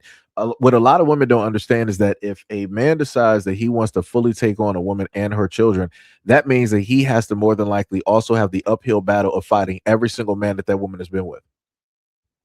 What do you mean, Seji? Every single man? That means that ex-boyfriends, because some ex-boyfriends are very possessive. They're very stalkerish because a lot of women don't have discernment. Not only that, you have men that take on the responsibility of somebody else's child. Now they have to deal with the father of that child, because now all of a sudden, Mr. Invisible, Mr. I was never there, all of a sudden wants to be the number one dad in history. Now he wants to be there. Now he wants to show up to like school recitals. Now he wants to be at school meetings. Now whatever deals with the kid. Now he wants to sit up there and be there and let his presence be known. And now he want to sit up there and tell the other dudes like, yo, if you want to do anything, you know, you got to sit up there and go through me because, you know, I'm the father. You know, you just got here. Dog, you ain't been here. You're not even a father. You're just a sperm donor. You're just a bank. That's it. Like that's all it is. So like I said before, a lot of guys, and especially those who have experience in this, they would rather not have other men have to suffer and go through that and potentially even lose their life behind it. Matter of fact, I got you. Because I see what I'm going to have to do with this woman here. I'm going to have to pair up at least this one story, and this is exactly how it's going to go. This is a story that I have lined up for you guys in the back, and this is going to showcase exactly what it is that I'm talking about. How you have men out here that lose their life behind kids that are not even theirs. Because like I said, people want to sit up there and get stupid. So obviously we got to, you know, showcase examples. So here's example number one. Person in an apparent domestic dispute where the killer shot down another man execution style. According to arrest documents, the second person charged was the victim's former lover who ordered his killing. David Hamilton reports. This picture of victim Anthony Wesley Jr. shows his love of family. He was a great guy. Like I said, everyone loved him. It was nothing. It's not too much bad to say because you know how you say, you know, you pray for a certain type of man and you finally get it. That's what it was. East Baton Rouge sheriff investigators arrested Riddick Franklin for shooting Wesley in the back on March 29th at the Jefferson Lakes Apartments. Then documents say Franklin stood over Wesley and fired several more times. For Harris, she says she'll never forget witnessing that scene. Well, it happened in front of mine, you know, our apartment. So, you know, I was shocked. I'm traumatized. I still see the image, everything. Investigators now allege that the shooter, Franklin, was romantically involved with Hope Jackson, the mother of victim Wesley's children, who they've now charged with second-degree murder as well. Court records show Wesley and Jackson were in the middle of a custody dispute. As part of that dispute, court was scheduled for next month. According to the affidavit now charging Jackson with second-degree murder, Jackson told Franklin multiple times she wanted Wesley killed because of a dispute involving child support. The affidavit alleges Jackson told Franklin, quote, "I want him OV." Authorities say OV is street slang for eliminating or killing someone. It's shocking because, you know, these are your kids' father. And why would you want to put your kids through that? Harris mourns not only Wesley's death, but that this dispute escalated to such violence. Oh, and Anthony could have talked it over and maybe, you know, came to a conclusion or whatever it was that they had going on with the kids. Like, it didn't have to come to this. He didn't have to lose his life. In addition to second-degree murder, the accused gunman Franklin faces charges of illegal use of a firearm, possession of a firearm, and obstruction of justice. Hope Jackson was booked in jail facing second-degree murder charges. All right, so let me just rewind this back real quick. So this was Buddy right here, the good father, the one that was basically fighting for his daughter, because I guess he was winning. I guess the woman may have had to pay child support, or he was going to get majority custody, or how that basically works. This was his new relationship here, right? So the match of pajamas, this is the guy, the father that lost his life behind trying to do the right thing by his daughter and go to court and do it by the legal way, right? This is him with his new family, or what was, in a sense, his new family, right? The bums, let me see if I can get a picture of both of them on the same clip. Yeah, these were the two. So bum number one is the one that doesn't have correct discernment. She decided to basically drop the good guy, and she went for a street dude. You can tell directly by her face the type. She looks like little TK. Like, she looks, you know, trying to do the race. That's exactly who she looks like. So I'm not too shocked and surprised that she wanted to be a hoodlum and she wanted to have street values. I'm not shocked, right? So she decided to get pregnant by the good guy. It was like, nah, that's okay. I'm going to return directly to the streets. Good guy was like, all right, cool. We're going to, you know, go to courts and deal with visitations and da-da-da. This hood one right here, this Hoodzilla right here decided that court wasn't good enough and that she's going to take everything by any means necessary. So she got Black Goon, you know, number one directly up here, and she filled him directly up, you know, powered up, put a power brick directly in his back and suited him up and told him to go over there and shoot the father of her child. This is what I'm talking about. This is exactly what I'm talking about. This is exactly what I'm talking about. Like, this is wild. That black man sat up there and lost his life trying to actually be a good dad, trying to be a father, trying to be present in the life of his child. The mother was like, nah, that's okay. You're not needed. So we're going to get rid of you. And I'm going to sit up there and have Black Goon number one to sit up there and replace you. And mind you, he looked like the type that might potentially be into some other things when it deals some things, dealing with the family. Because that's usually how this goes. Usually when the father is not in the picture in the household, it'll be dudes like this that'll pull up to the scene and decide that they really want to start doing some stuff. And this is how we have a lot of young girls directly in the black community that have a negative response and adverse effects to these situations where they turn to a life of the streets or to street walking and different things of that nature because of what the mother decided to do and who the mother decided to have around the child.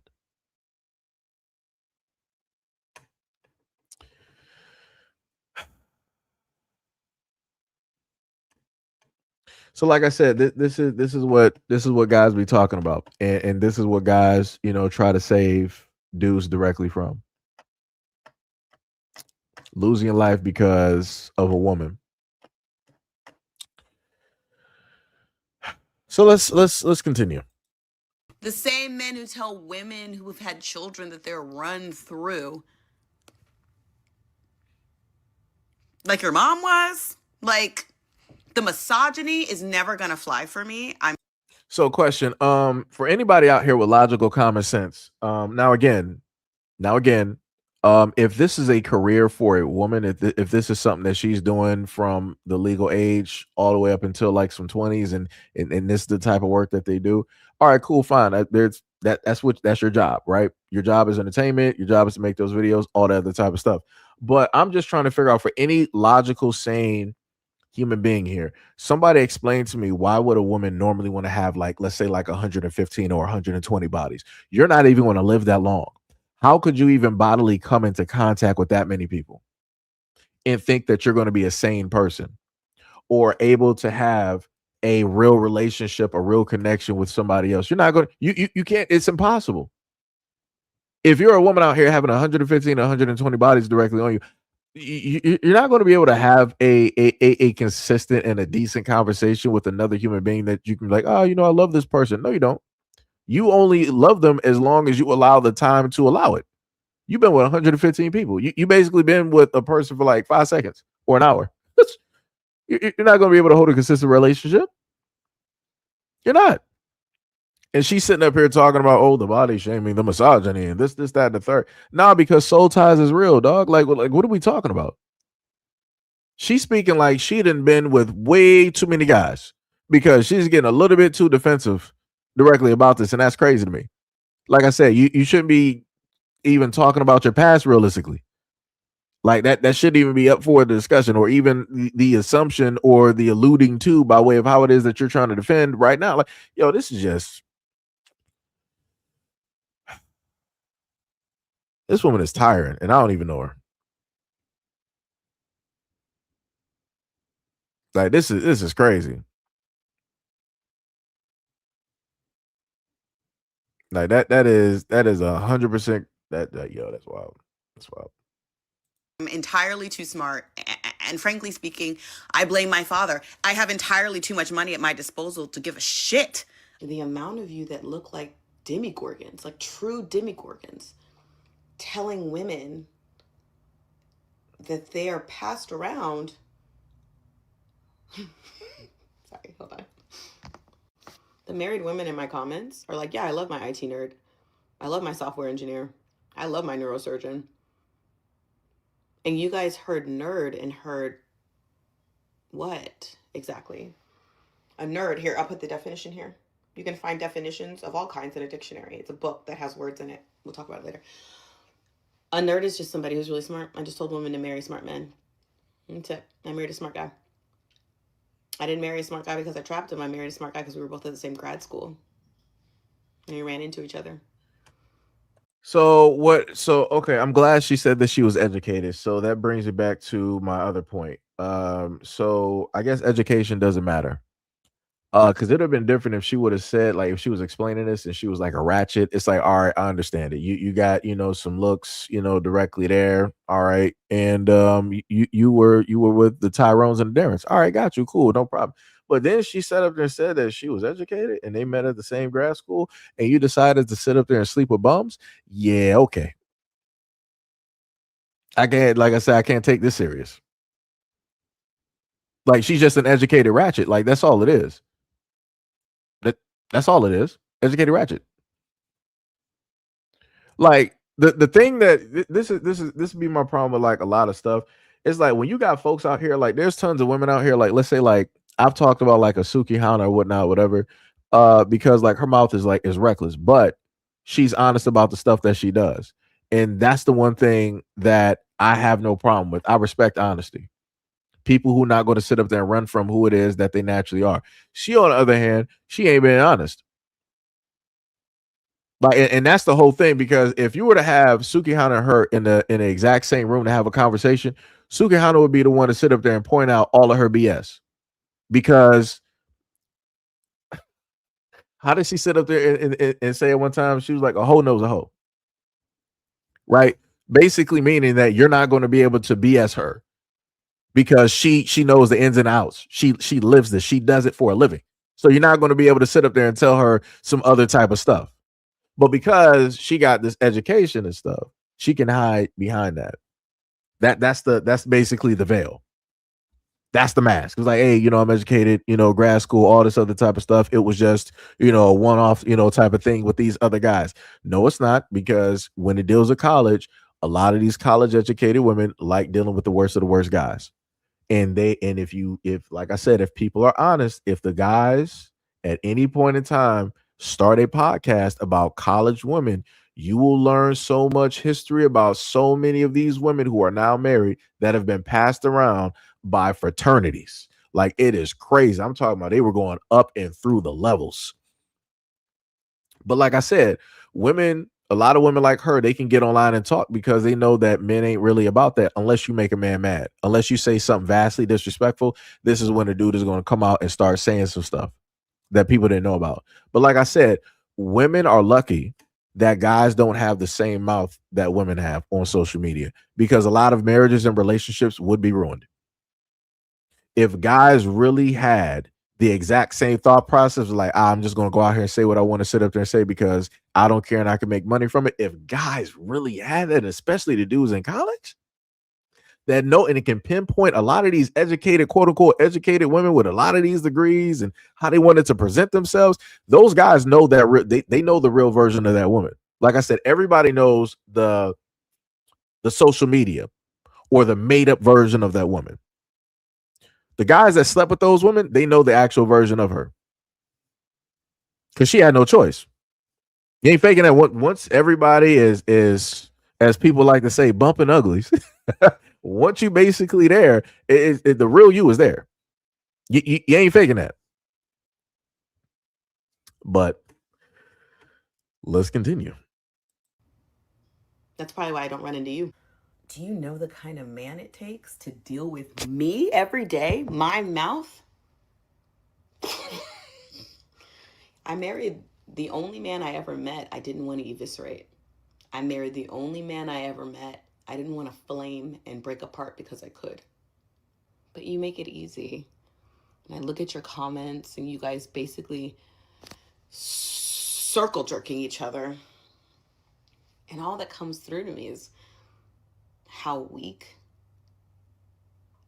how unoriginal, and how small you are.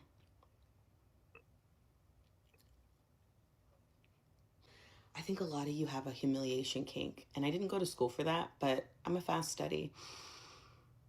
If you would like me to continue to humiliate you, you're going to have to pay me for it, though. So I'll send.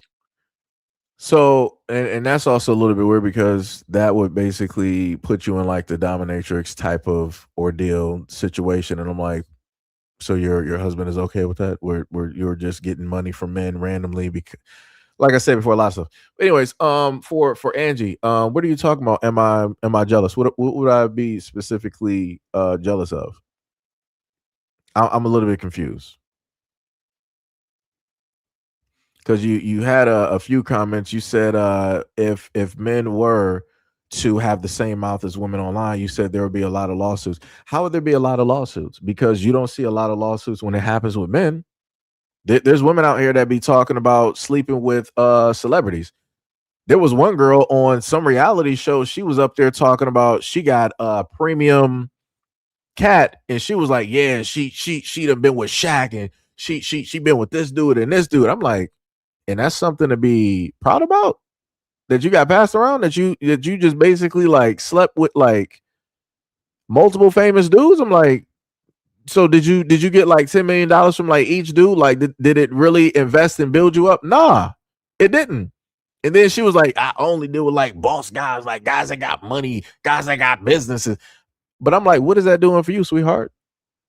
How is that empowering your life? Like, I'm a little bit confused.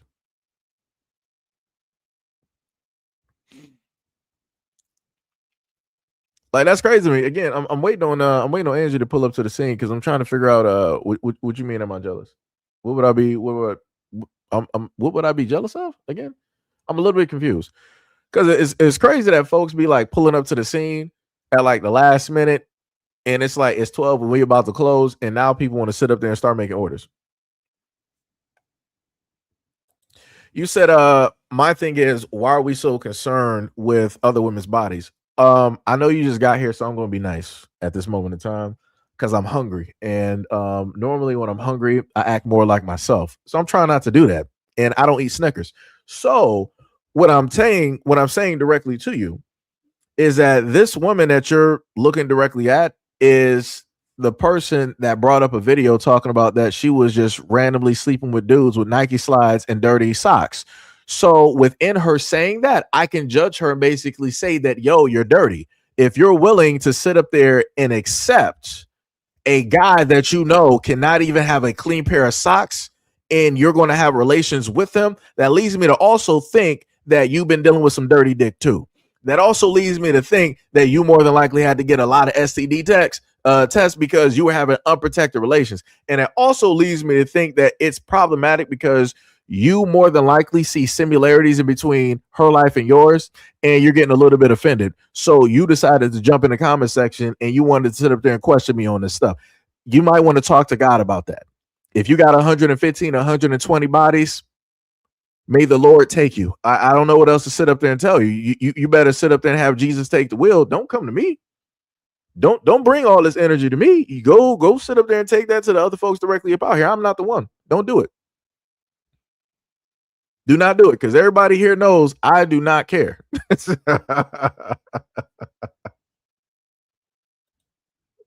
You said so everything on the internet is true. She said it.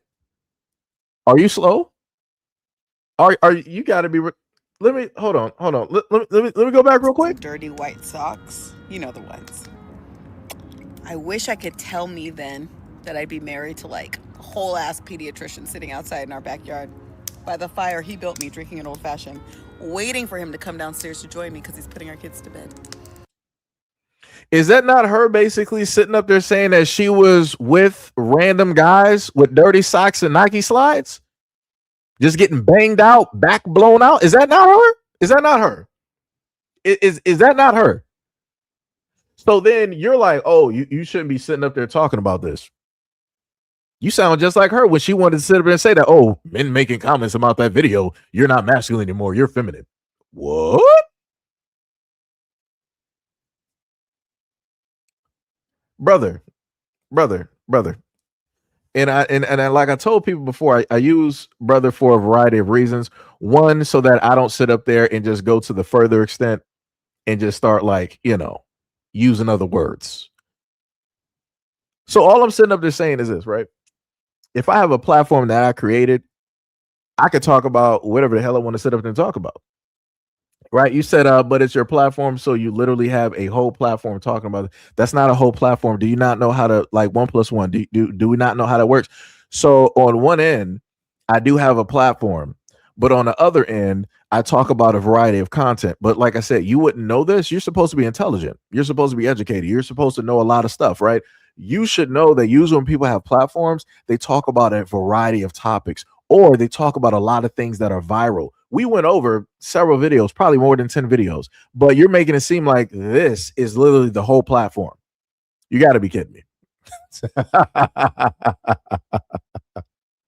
You got to be kidding me. You said, so aren't you guys the ones that always tell women such as herself apparently to pick better? Realistically, God was with her.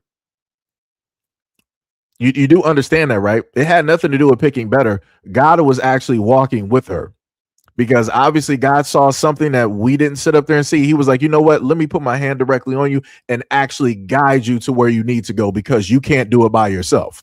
You're not competent. You're not logical enough to do it yourself. So let me put my hand here and actually show you. Because when she was leading herself, she led herself to the wrong guys. She led herself into unprotected sex, unprotected situations, and potentially STDs in long life situations of which that even her dad's money was not going to bail her directly out of. There was no Magic Johnson pills that was going to cure whatever it was that she was going to walk directly into. So like I said, God was with her. She didn't have discernment because if she had discernment and she was able to pick the precise, correct guy, she would have been with him a long time ago. She wouldn't be up here reminiscing, drinking, and talking about, back in my day, I used to sit up there and have a lot of these guys with these dirty socks and Nike slides. What? What are you talking about? And it's like, and this is what I be talking about, where you got these birds out here that want to sit up there and defend this nonsense.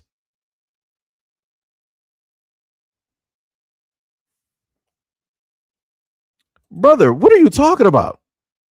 What are you? No. Don't subscribe. Don't subscribe. No. Keep it right where it is. You can hate me now, or you can hate me now. It's not even later. You can just hate me now. Don't even subscribe. Don't even do it to yourself. Don't even do it to yourself. Like I said before, it's crazy. You like, yo, every time I sit up there and run into a live, this is the only content that I see.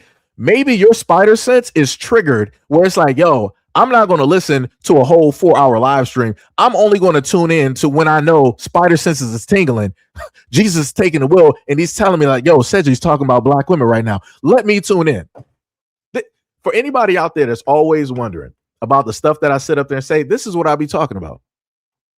This is what I be talking about right here, where you got birds talking, birds popping up, birds flapping, birds just birds all over the place. It's Flappy Bird. That's all it is. That's all it is. It's a straight bird gang out here. Soulja Boy had a song, "Let me do my bird walk." That's exactly what this is right now. You sitting up here, out of all things that you can pull up to defend, you're defending this woman's ignorance on embarrassing her husband. You gotta be kidding me. And people want, let me go back to what I said earlier. This is why a lot of men do not see a reason to get married. If you're going to have a woman just go online and make a video and talk directly about you, or talk sideways and say some type of stupid stuff, at least you can leave. At least you can dip. When you're married, you can't do that, because assets and all this other type of stuff is basically tied in. Like, man, dog. Oh my God. Oh my God. Oh my God. I expect you to be better. I expect you to be better. Like I said, this is why I be sitting up there laughing.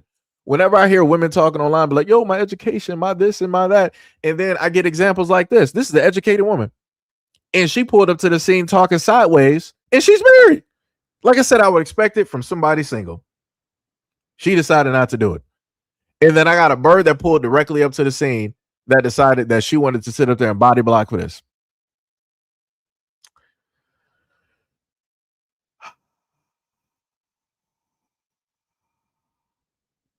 Miss Keisha said he's not reading the chat. No. I was reading the chat. I was reading the chat. I had tunnel vision specifically for her comments, because that's the only one that mattered at the time. Specifically, only her comments. Because like I said, I don't got no time. Like I said, yo, for the black women out there, this is what I be talking about.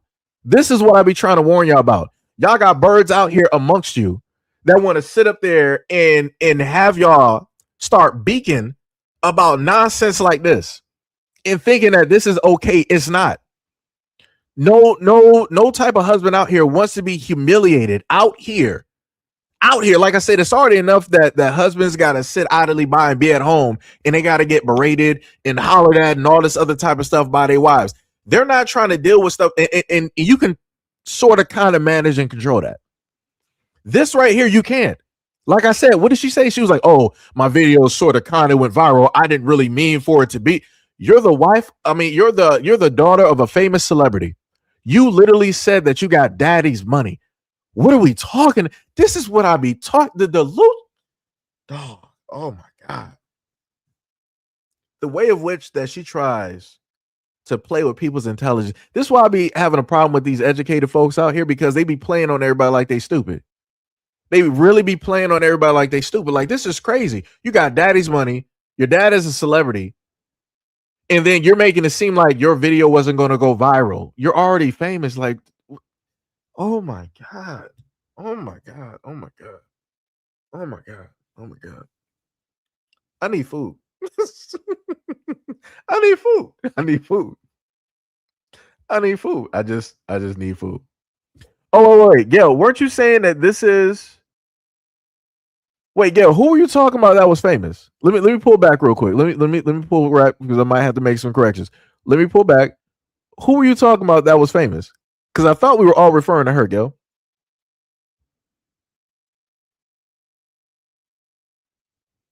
Because I could have sworn when she had the comment going through the secondary video, she said something about daddy's money. And I'm like, usually that means that somebody is rich or their parents are famous. Either one of the two, or maybe both.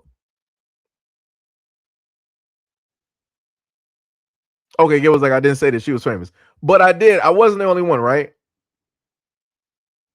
I wasn't the only one that heard her say daddy's money. I was not the only one that heard that, or am I? So let me just sit up there and pull back and give a disclaimer. Maybe this woman may not be famous. Maybe she does not have a famous celebrity father. I may have been incorrect directly only on that one part, but 99.9% of the other things that I said, I was more than likely correct. So there's room for error. There's a 5. We're going to put it at a 5% room for error, right? We can just tally that directly up, right? So we're still at 99.9%, right? Just sitting up percent. But again, the point still stands on what it is. Okay, nobody says she did say that. Miss Keisha said, okay, let me go there and subscribe.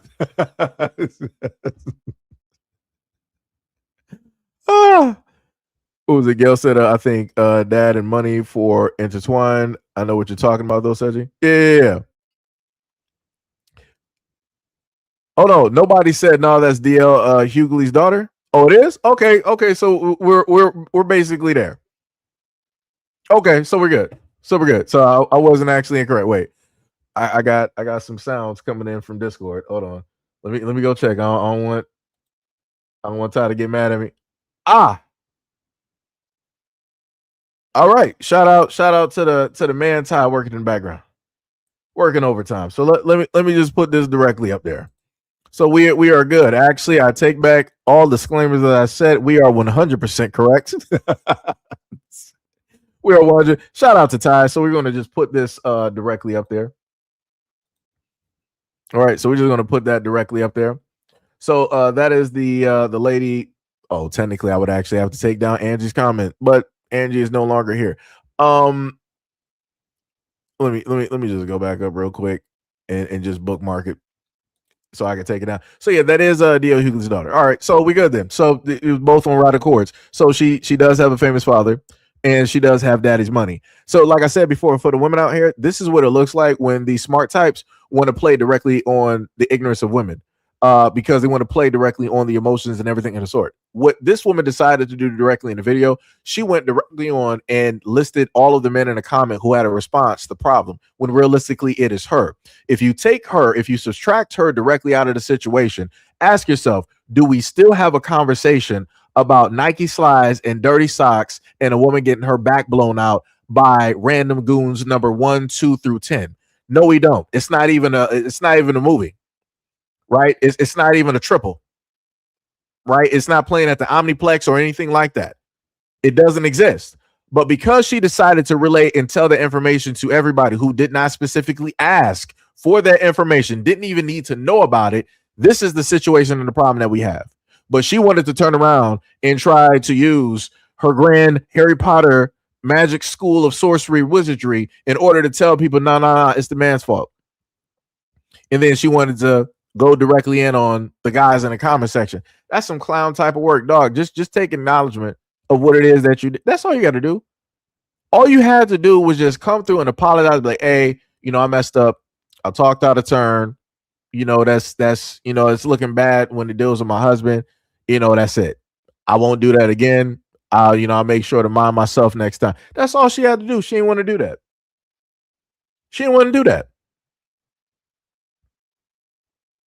Ty was like, I'll be working fast. Much love, respect, and appreciation, good sir. Like I said, this is why I love my moms, doing the Lord's work directly out here, day and night. Let me tell you something. Where would I be? Where would I be without you guys? Let me tell you. But like I said, this whole thing is crazy. And she, being a Nepo baby, is going to be the exact same one that's going to decide that, hey, let me start giving advice directly out here to women and da-da-da and all this other type of stuff. Like, it's crazy to me that you're quote unquote educated, but you also want to talk about that you're ratchet at the same time. What? That's like having good girls out here talking about like they got a bad girl streak or they're still like a bad girl and they know about and do hood stuff. No, just be a good girl. Nobody needs you to be hood. You don't need to prove nothing to nobody. You don't need to tell nobody information that they don't need to know nothing about. Like I said, this is why I need women out here to love their daughters more. Love your daughters more. Love your daughters more. Like I said, a father can only sit up there and do so much. We can't give a little girl or a young teen girl or a young woman the book of life when it deals with women, how to be a woman, how to act, how to have tact, how to have couth and all the other. We can't do that. We can't do that. Only women can sit up there and do that. Only,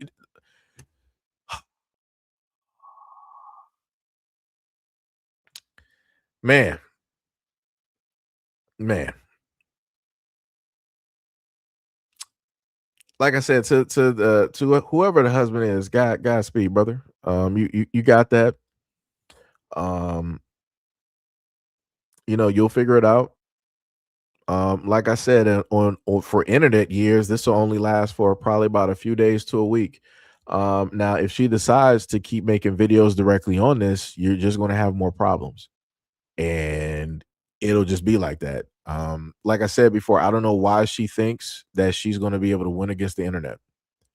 It's not going to happen. There's too many people directly out here. There's too many voices.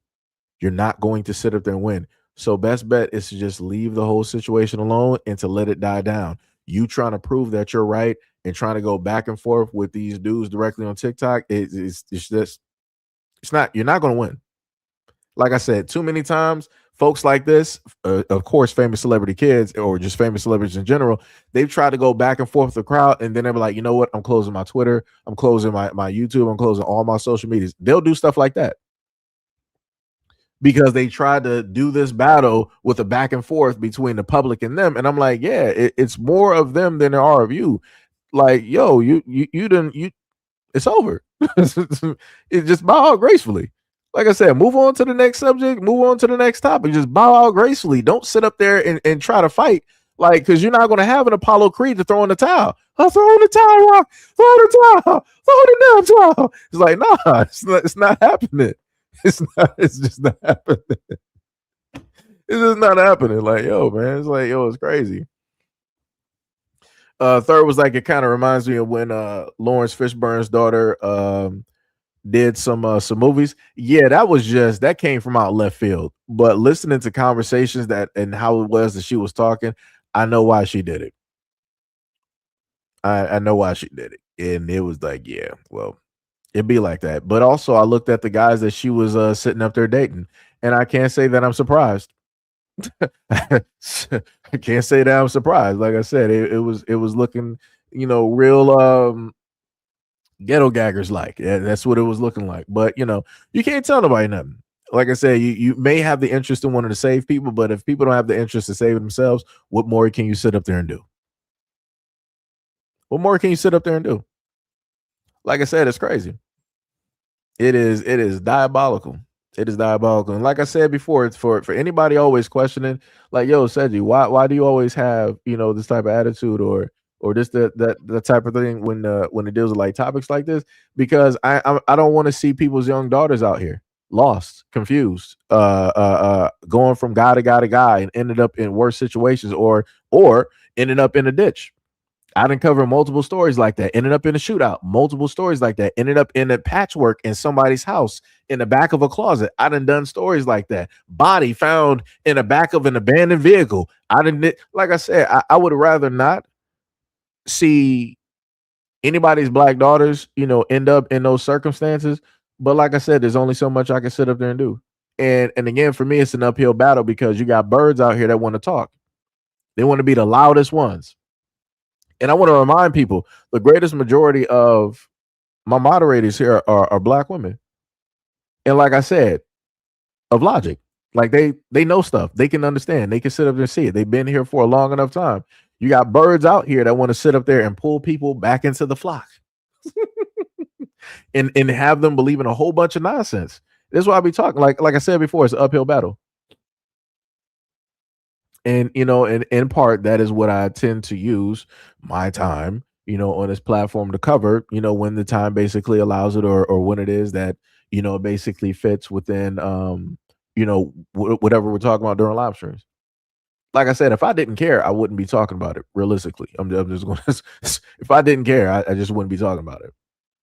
Like I said, if I did not have black women in my life that actually meant something directly to me, yeah, I probably wouldn't be talking. I would care less. It's like whatever be happening out here is whatever. Like, because it would have zero to do with me. So it's like, why should I care?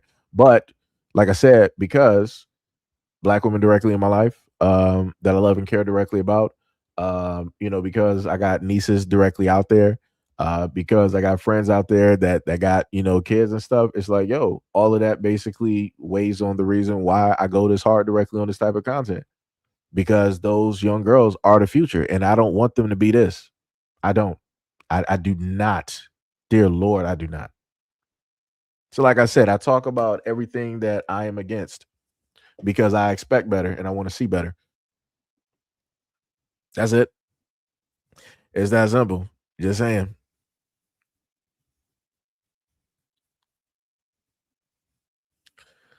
Yo, crazy. I saw that comment. That is crazy. You said light skin is bad. What she do? Basically, her husband is in the bottom part of the picture, and she was reminiscing in the backyard, having a drink and talking about how she was with random goons number 1 through 5, in her youth, getting her back blown out, and they had dirty socks and Nike slides. So that's pretty much where the conversation came from. That's what the wait, you said what she died? Nobody said no, not her. No. She didn't die. No. That me talking about that was dealing with another story that we had directly up here. Where a young woman, she went to what was it, Trinidad or she went to St. Martin's, and she ended up losing her life because she was messing with a drug dealer.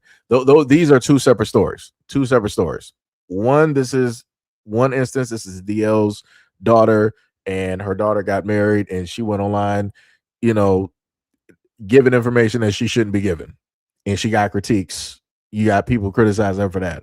And another story that we covered, young black woman, close to 30, lost her life because she was dealing with a drug dealer in St. Martin's. Right? Just to clear it up.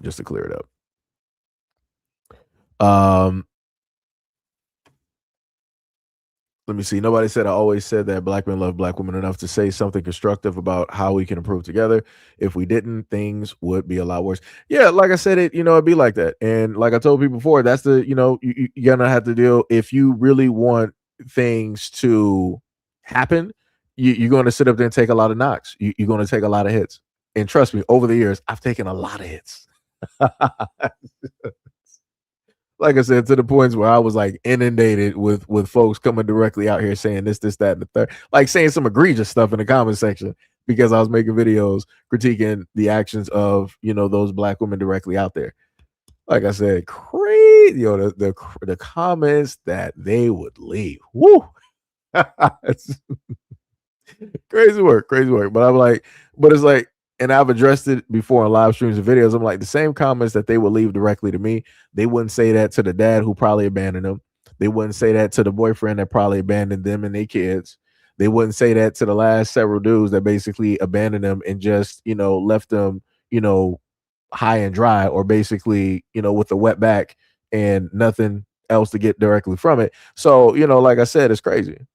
People would rather come to somebody else who ain't really having a negative effect in their life and say some crazy stuff versus going directly to the people that are actually affecting them in that way and, making sure to take care of that situation. Like I said, it's crazy. The juniors said the lack of human empathy is why the world is the way that it is. I mean, I guess you could say that. I guess. But, you got people out here that can't, they don't have empathy for themselves. They don't have sympathy and empathy for themselves. So it's like, how can you have that for somebody else that can't give it to themselves? If you try to deliver or give something to a whole nother person that has never created that for themselves, they're not going to respect it. So if you're trying to give love to a person that is loveless, basically meaning giving love to a person that does not internally love themselves or don't see love when they look at themselves, you're basically running a fool's errand. And they'll tell you that you're stupid. So, I don't know. Maybe it's just me. Miss Keisha said, who is the woman on the screen? That's D.L. Hughley's daughter. Sham said, with young girls, you can't let them run all over you. Little girls are tried. You got to discipline this type of stuff, and otherwise you'll get problems when they get older. Yeah, that's true. Nobody said, darn, I just realized she's making her husband and father look crazy. I mean, I don't think DL actually cares. He's a comedian, so it's whatever. Frost said, all right, my bad. She wants them goons. Yeah, pretty much. Tippy said, that's right, Sham. Men need to have boundaries and put women in their places. Oh my God. I gotta laugh because I know Tippy's voice, and it's like every time that I hear Tippy say something, I can hear her saying it. So it's funny whenever Tippy basically writes some stuff. Oh my goodness. Yo, let me tell you. D Love said, yep. As Seji, Ty said, Seji, check the link. She's already failing her daughters. Wait, what you talking about? Wait, let me see.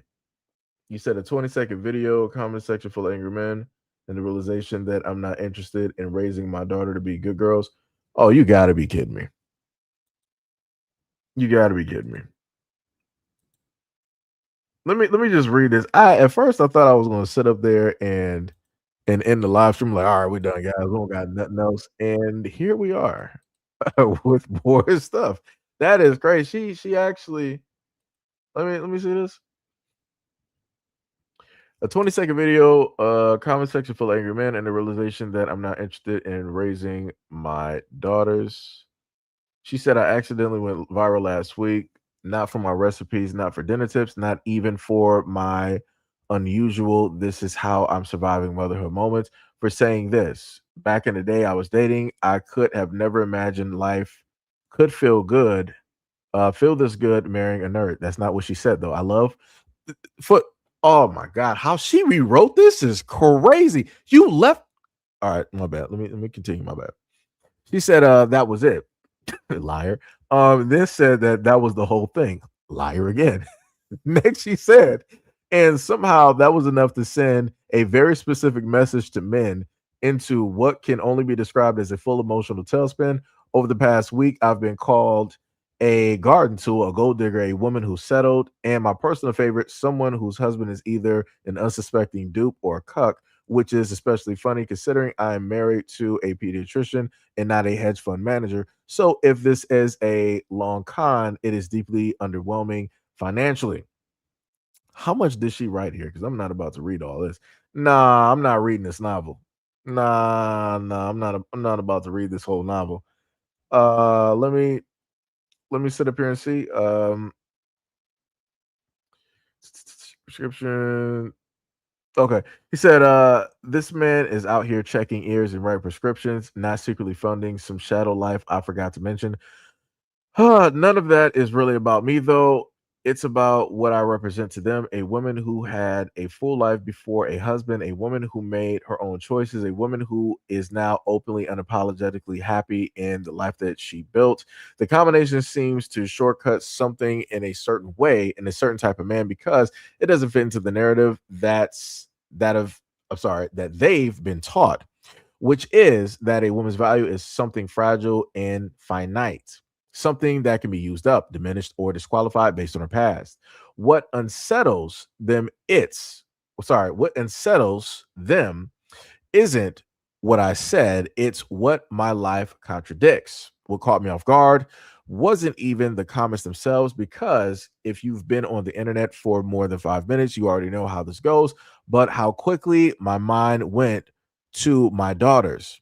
It felt immediate and very clear that they are growing up in a world where this thinking still exists, where it's loud, where it's repeated often enough to sound like truth if you're not paying attention, and where it will at some point be directed at them or around them in ways they'll have to make sense of. And really, this isn't just about a handful of men in my comments. Misogyny and slut shaming aren't just things you run into online. They're part of a backdrop of a lot of us growing up.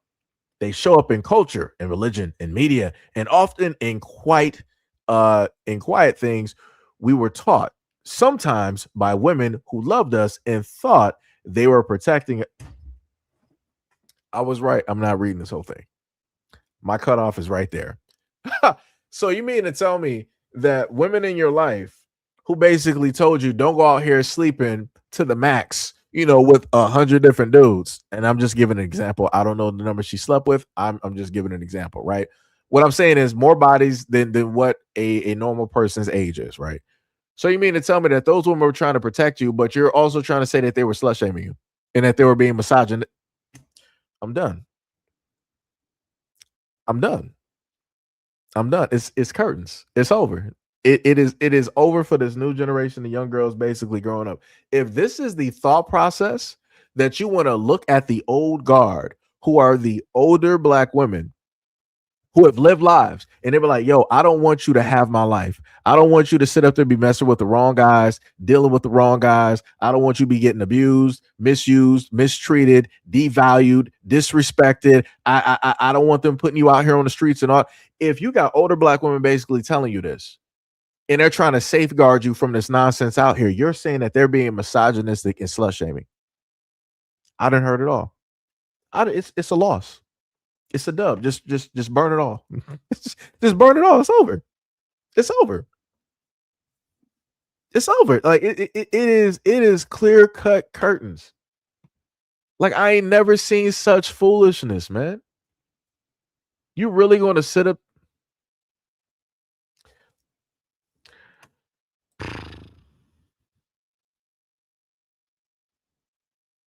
The whole thing that she sat up there and just wrote, I'm like, dog, how you can just swap the narrative? Like, yo, women, let me just sit up there and tell you, yo, I gotta clap it up for women.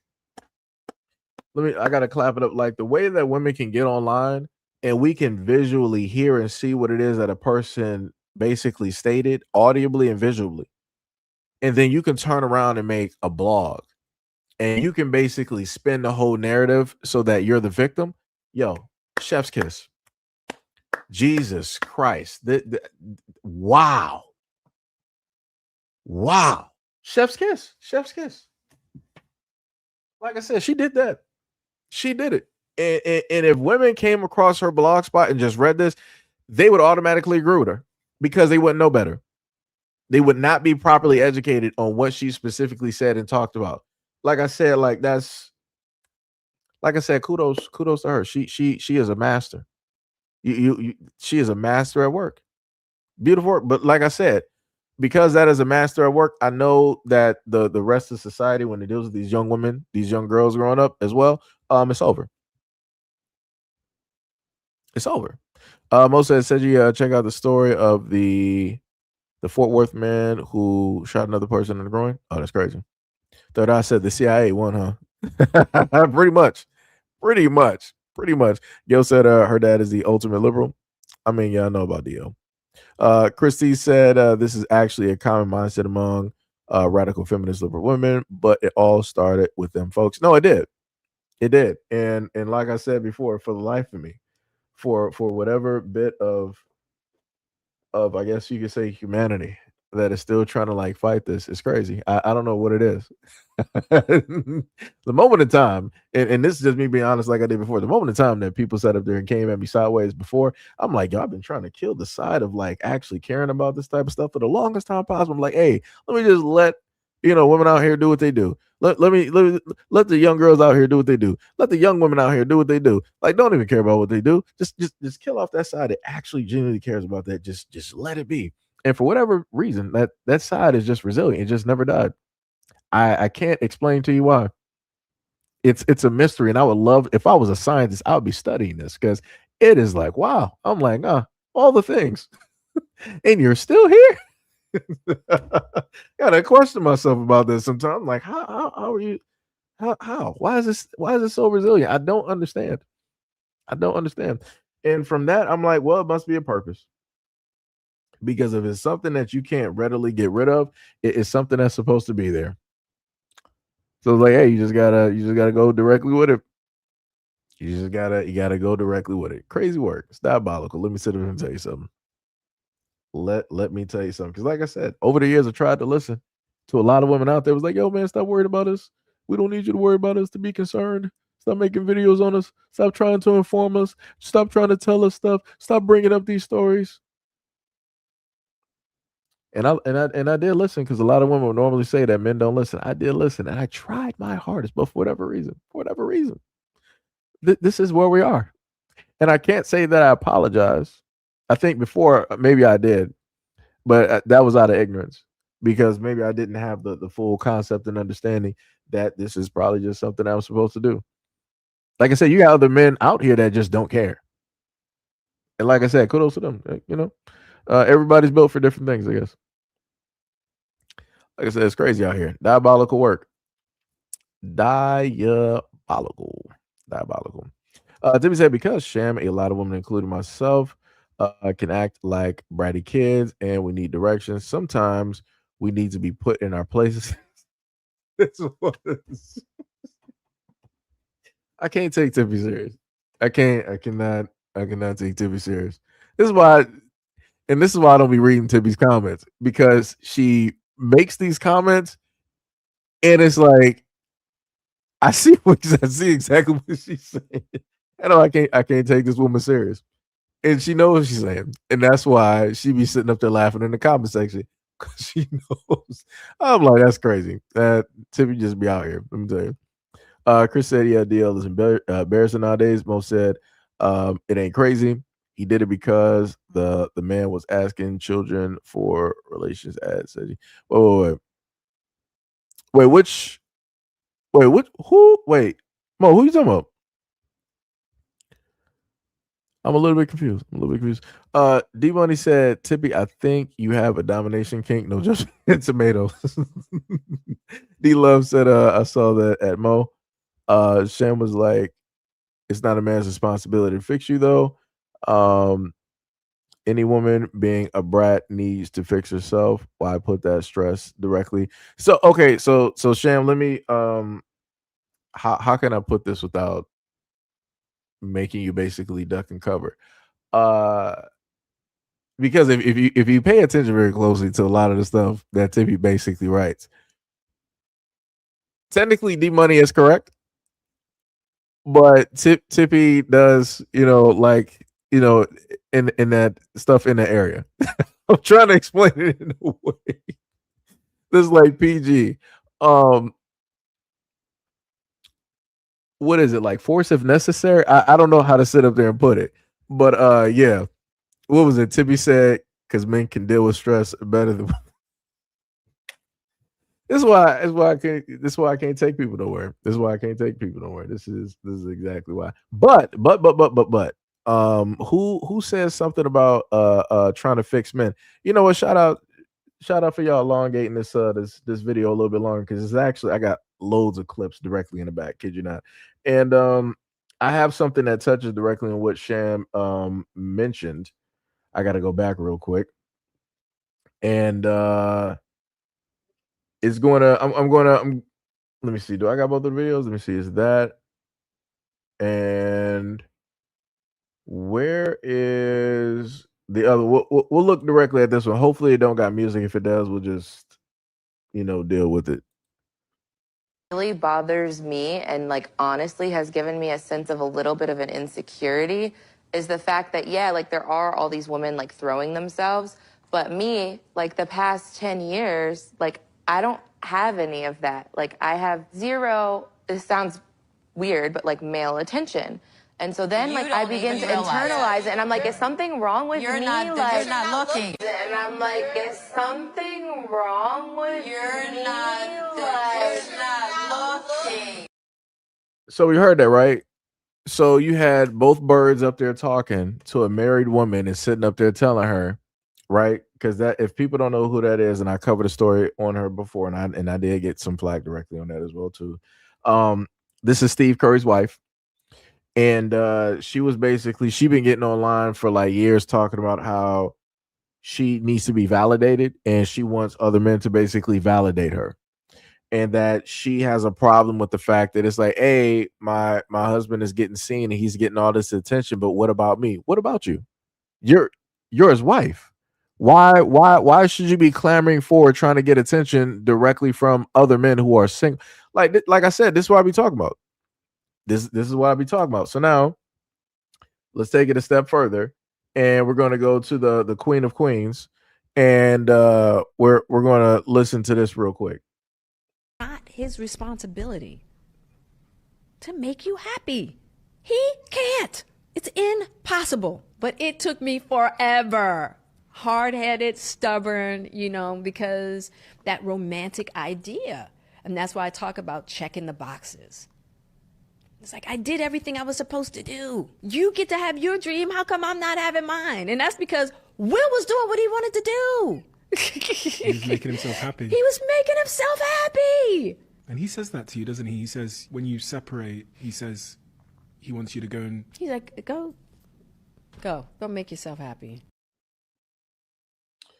And remember, this is the same woman who had to go to her own show, and she was sitting up here saying that she had a relationship with a young 20-year-old male singer by the name of August Alsina while being married. So that was, in a sense, like a Stella got her groove back moment, I guess, for her. Because what was originally from what August had basically stated, that he had went directly to her in order to seek a type of like understanding about, like, you know, life and different things like that. And somehow, some way, things took a turn to it being within a sexual nature. And then August, being a young dude, he got way more attached than he should have. And his feelings got directly in the way, and, you know, things got blown out of proportion. And then he got put directly to the side. And that was because Jada did not set boundaries, and she did not control the situation how she should have controlled the situation. Now, I'll sit up there and say this. You got married couples all the time that do stuff. Pineapples, for example. You got married couples that go on cruise ships, and they have relationships with other folks on these cruise ships, right? There's a lot of different signals. You got wristbands, you got armbands, you got different types of colors, you got different types of fruits that people use for outward communication, even though it's silently happening and it's around. A lot of other people that's not privy to it, they don't know what any of the symbols and the signs basically mean, but those who are in the know specifically know what all of that stuff basically alludes to. Just like with the elderly folks being on their, you know, their elderly places, and they got different types of like loofahs, colors, or how it is that they hang. Like I said, it's a lot of different languages when it deals with stuff, right? And the main thing that I said when it dealt with the Jada situation is that she was supposed to be, in a sense, the man in the situation, because this is the situation that she created, and she was supposed to make sure that there was boundary set, that if she was going to decide to go out there and do this, that August basically knew, like, hey, you don't get no emotions directly up in here. You know, I'm still basically married. I'm not, you know, really separated. I got a whole family. And especially, number one, I'm not leaving you for him. If everything was set directly in stone and those conversations were had multiple times, I'm pretty sure that the situation would not have ended the way that it did. But, you know, knowing how Jada basically moves when it deals with social media and how she talks, I don't really feel like she put boundaries out there. And even listening back to trying to repeat the Red Table Talk and different conversations, I never heard her state that she put boundaries directly out there to make sure that he's in this square and not, you know, moving everywhere. But like I said, it'd be like that. It'd be like that. 100%. 100%. What was it? D-Love said, I'm listening about to drive. Have a safe, well, I'm not sure if you like at work or at the market or something like that, but have a safe trip to and from. D-Love, have a safe trip. Be safe out there. There was one more video dealing with Jada. I'm trying to see if I had it directly up here. I'm not even sure if I actually caught that one.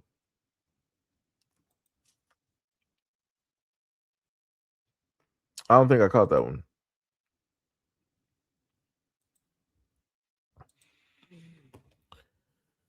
Let me see.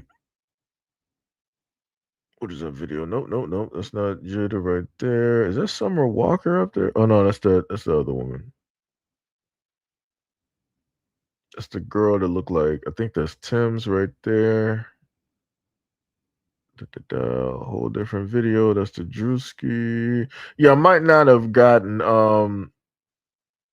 that whole thing, but this also fits within the whole conversation that we had before when it deals with like Ari Lennox and and everything directly with that. Like I said, it's madness out here. That's the best way I can sit up there and put it. It is madness out here. I think I might have had one more video. Let me see if I can go back and find it. Now I gotta go. Let me see right back up. Let me see. Okay, that was Will. That's Jada. That's the lady getting arrested. That's the African woman talking sideways about Black Americans. That's Leslie. I think did I give y'all that video where a woman was talking about my husband is boring and should I start an affair? Did I give that video? I'm not sure. We'll just rehash. So we got two things here, right? So pay attention to when the lady was basically talking about that a safe marriage or whatnot, whatever, is basically boring. And then the other woman in the background, the co-anchor, she was like, "Thank you." I'm like, "What?" I'm like, "Why are you co-signing anything?" I'm like, "Yo, hopefully you stay single. Hopefully you are single. Don't ever get married." Because I'm like, you don't need. This is why we talking about birds be talking. Birds just be talking. Birds be chirping. The sun is not even out. It is 4 a.m. No sun, no sunlight. It's not even looking dusk outside. And birds are out there chirping. For what? For what? The street light is not even real sunlight. You can't be that confused. Your brain cannot be that small. But like I said, obviously listening to this content, obviously it is.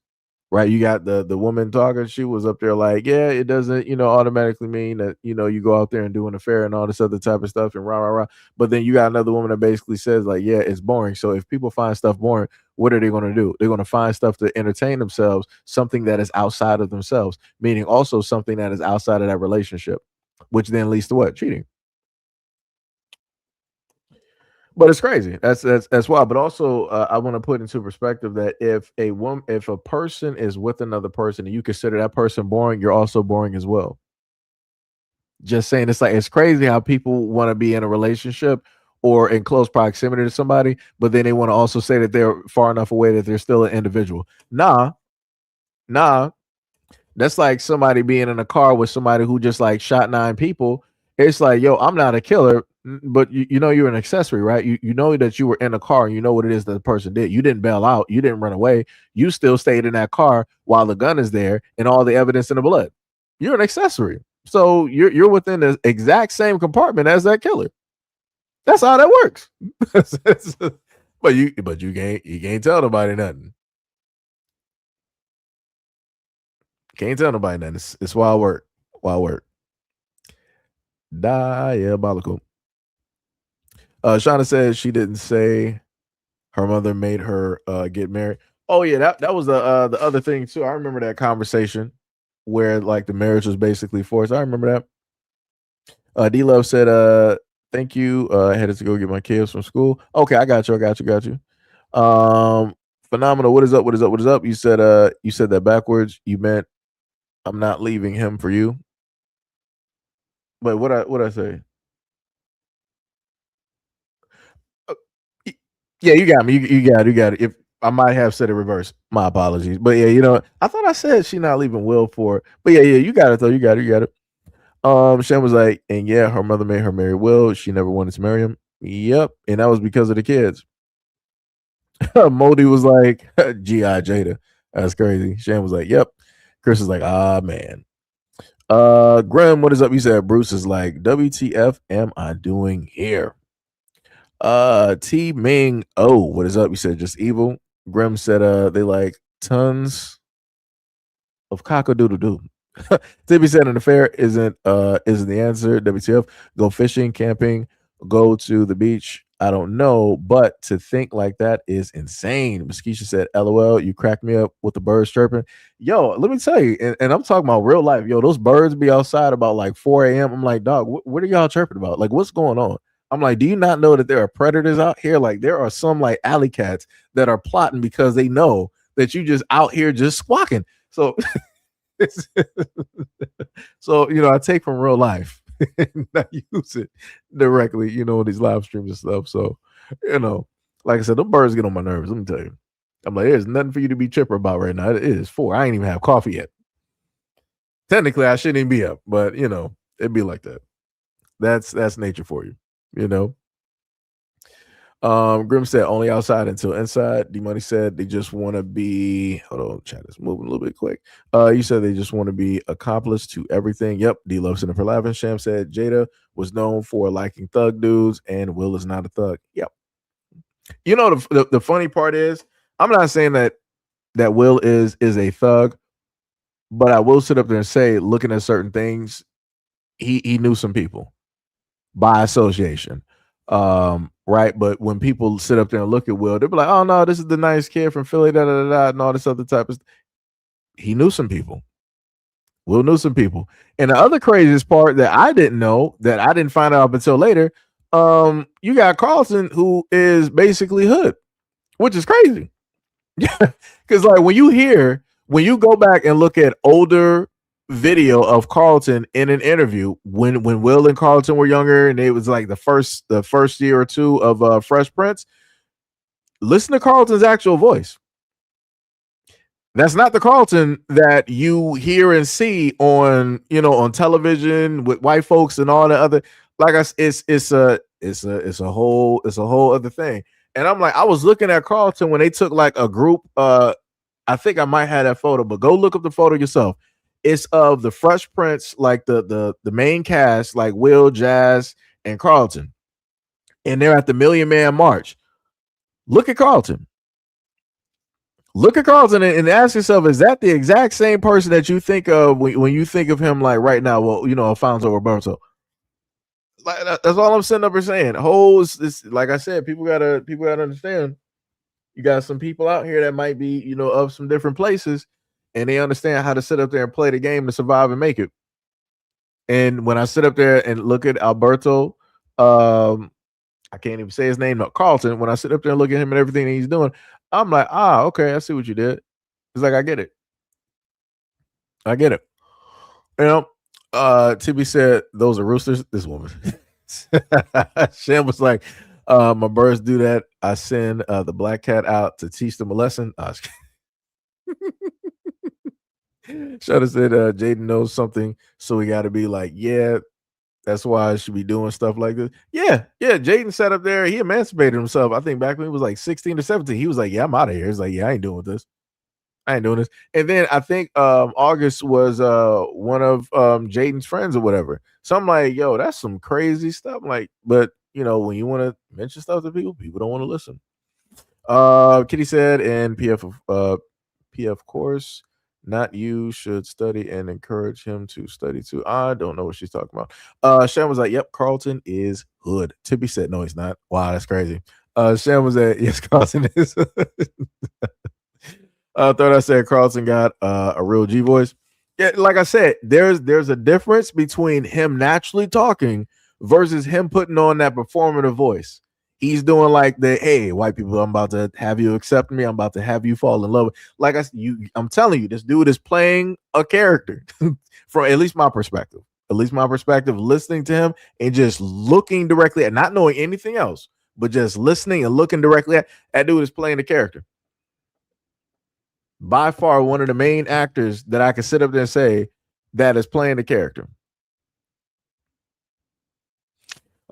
Because he's done it so well that people think that him acting as Carlton is basically him in real life, and it's like, nah, that's not. As two different people. It's two different people. Tibby said, man, Mary White, whatever hood traits he had in him is completely gone. I mean, I guess you could say that, but you got to remember, Tippy, a lot of women like hood dudes and get married to hood dudes. I mean, it's what people like. You know, sometimes it works out. In Carlton's case, it worked out. Like, hey, he took the smart route and he stayed directly on that road. Some people can't just stay on there straight and narrow and just basically walk that tightrope. Some people just dip right back over and just, start doing what it was that they were normally doing. Third, I said, funny fact, my brother was neighbors with Jazzy Jeff in Philly. Oh, that's dope. That's pretty dope. Who was it? Sham said, what was messed up is Jaden friend was going through stuff and she groomed and preyed upon him and no one said anything about it. It'd be like that. TV said he's Carlton in real life now. Like I said, that's the mark of a good actor. That is the mark of a good actor. Especially like I said, when you got people that can just fit within something and you can't see anything past that, you're doing a good job. Doing a good job. Tiffy said, yes, it is. Says this woman. This woman. Oh my goodness. But yeah, Tiffy, I did see I didn't watch it yet, but I'm gonna go back and watch it. This man, Ty, set up and have full-on bifocals directly on the cat.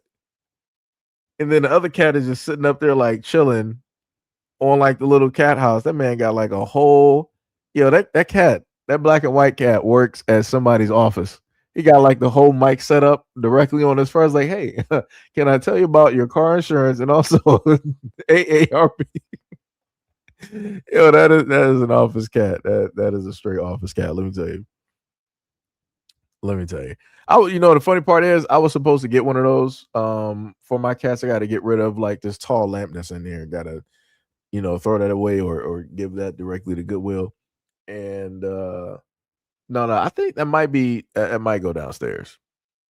Like I said, got to figure it out. Got to figure it out. But yeah, they were supposed to have one of those as well. You said Alfonso and what's the name? Erupt on Celebrity to Get Out.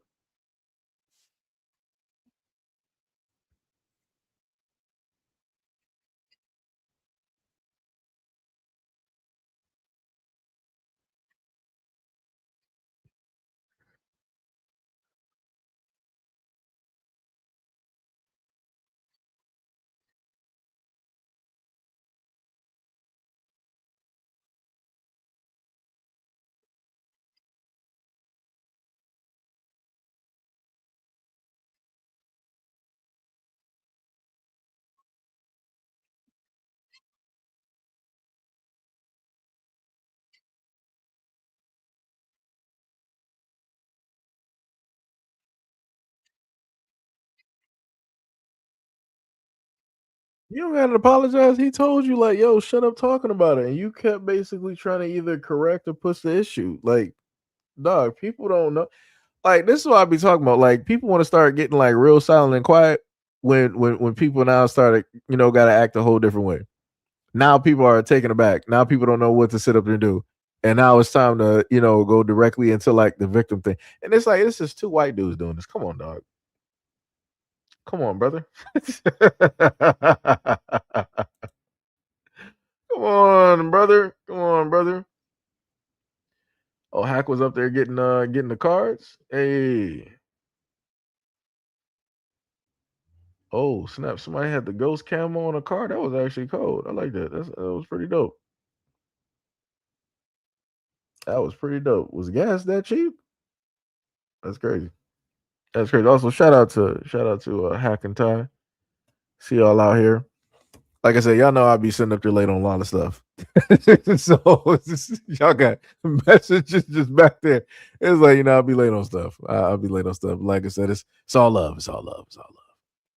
It's all love. Sham said, LOL, his cats are cute. Sham was also the black cat. The black and white cat is a reincarnated black man. Yeah, I see it.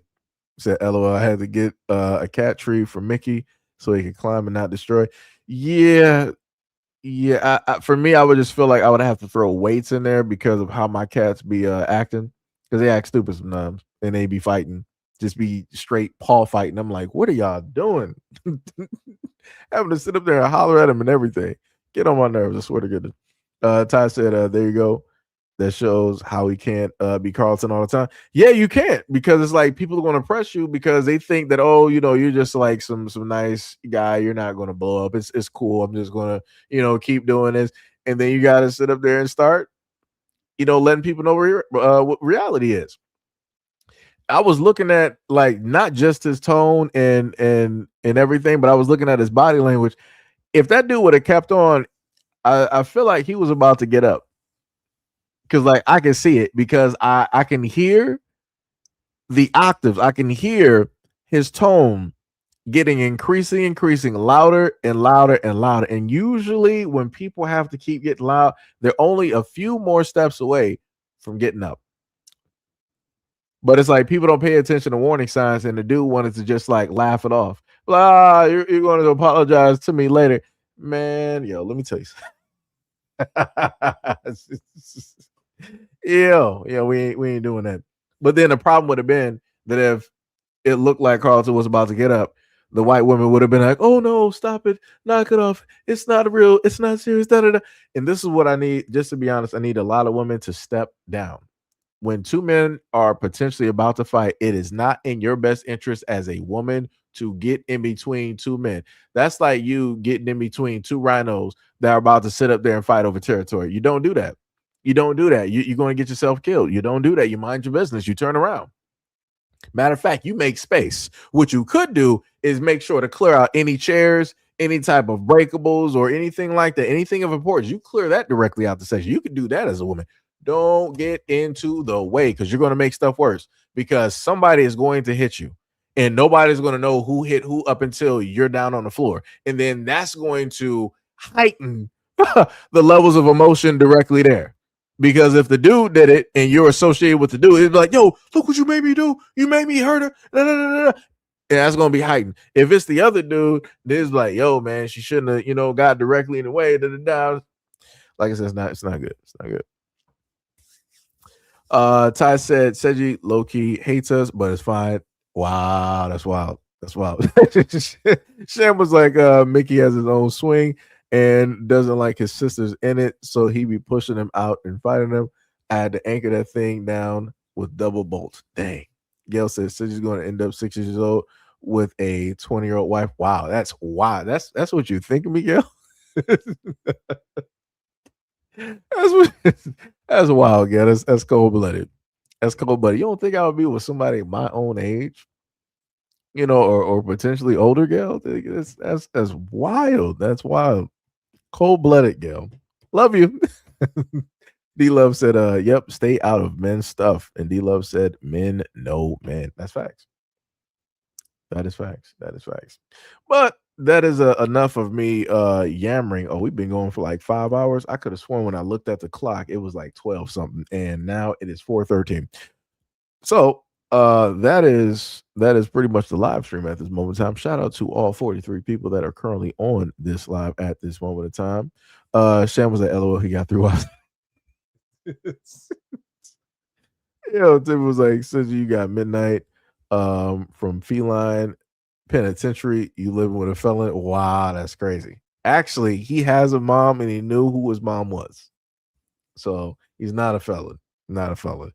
Lunch, what is up? You said, I guess some people consider constructive criticism as hate. Yeah, it be like that. China said, be like that sometimes. It does. It be like that. It really does. It really does. D-Love said, thank you, SG. No problem. Like I said, hopefully, people were able to, take something directly from the live stream, have some type of enjoyment and or entertainment. Shout out to you guys for being a part of the conversation. Shout out to my mods for doing the Lord's work every single day, and for the support that you guys have given me directly over the years. You could have been anywhere else in the world, but you decided to stay here with me. Much love, respect, and appreciation. Also, much love to any of the members that are part of the membership. Much love, respect, and appreciation for your love and support. Shout out to anybody who has donated directly to the platform as well. Shout out to you. Also, shout out to anybody who threw out any super chats. Much love, respect, and appreciation. Shout out to the trolls that come directly through and, allow my moderators to do the Lord's work. Like I said, we wouldn't be able to do what we do on this platform without trolls like you. Shout out to the Shadow Realm, because it has a lot of bodies. A lot of bodies a lot of bodies. Shout out also to any new subscribers that are that currently, subscribed and everything of the sort. So yeah. Also, this time, again, on time that we're going to do, I want to say maybe about closer to 4:30, about 4:45. We will have have videos directly, listed. So it'll be going within like a 6 hour, I guess you could say, time frame. So, that's how we're going to basically work the videos. So you're going to get possibly two videos from like now, and then once 12 clicks, once 12 o'clock clicks directly over, you'll probably get something somewhere during the morning. So, be on the lookout directly for those. And again, any of the videos that we cover, we more than likely will have those possibly as a single formatted video for your entertainment. So that is it. Shan was like, be safe, y'all. Eat well. I'm a rest. Hopefully, the fever goes down. I took my temp and it was going up. That's because of the rage that you were having directly of the troll, Sham. You got to just simmer down the rage. Ms. Keisha said, it was nice being in your live, and I do have notifications on. See you next time. All right. Much love, respect, and appreciation. And Gail said, considering your height, it is double the dose. Oh, you're talking about for the medication. Yeah. All right. So much love, respect, and appreciation. And I will catch you guys in the next live stream and or video. Have a good day. Order some food. Catch up on some movies, video games, manga. And I'll see y'all soon. Peace out.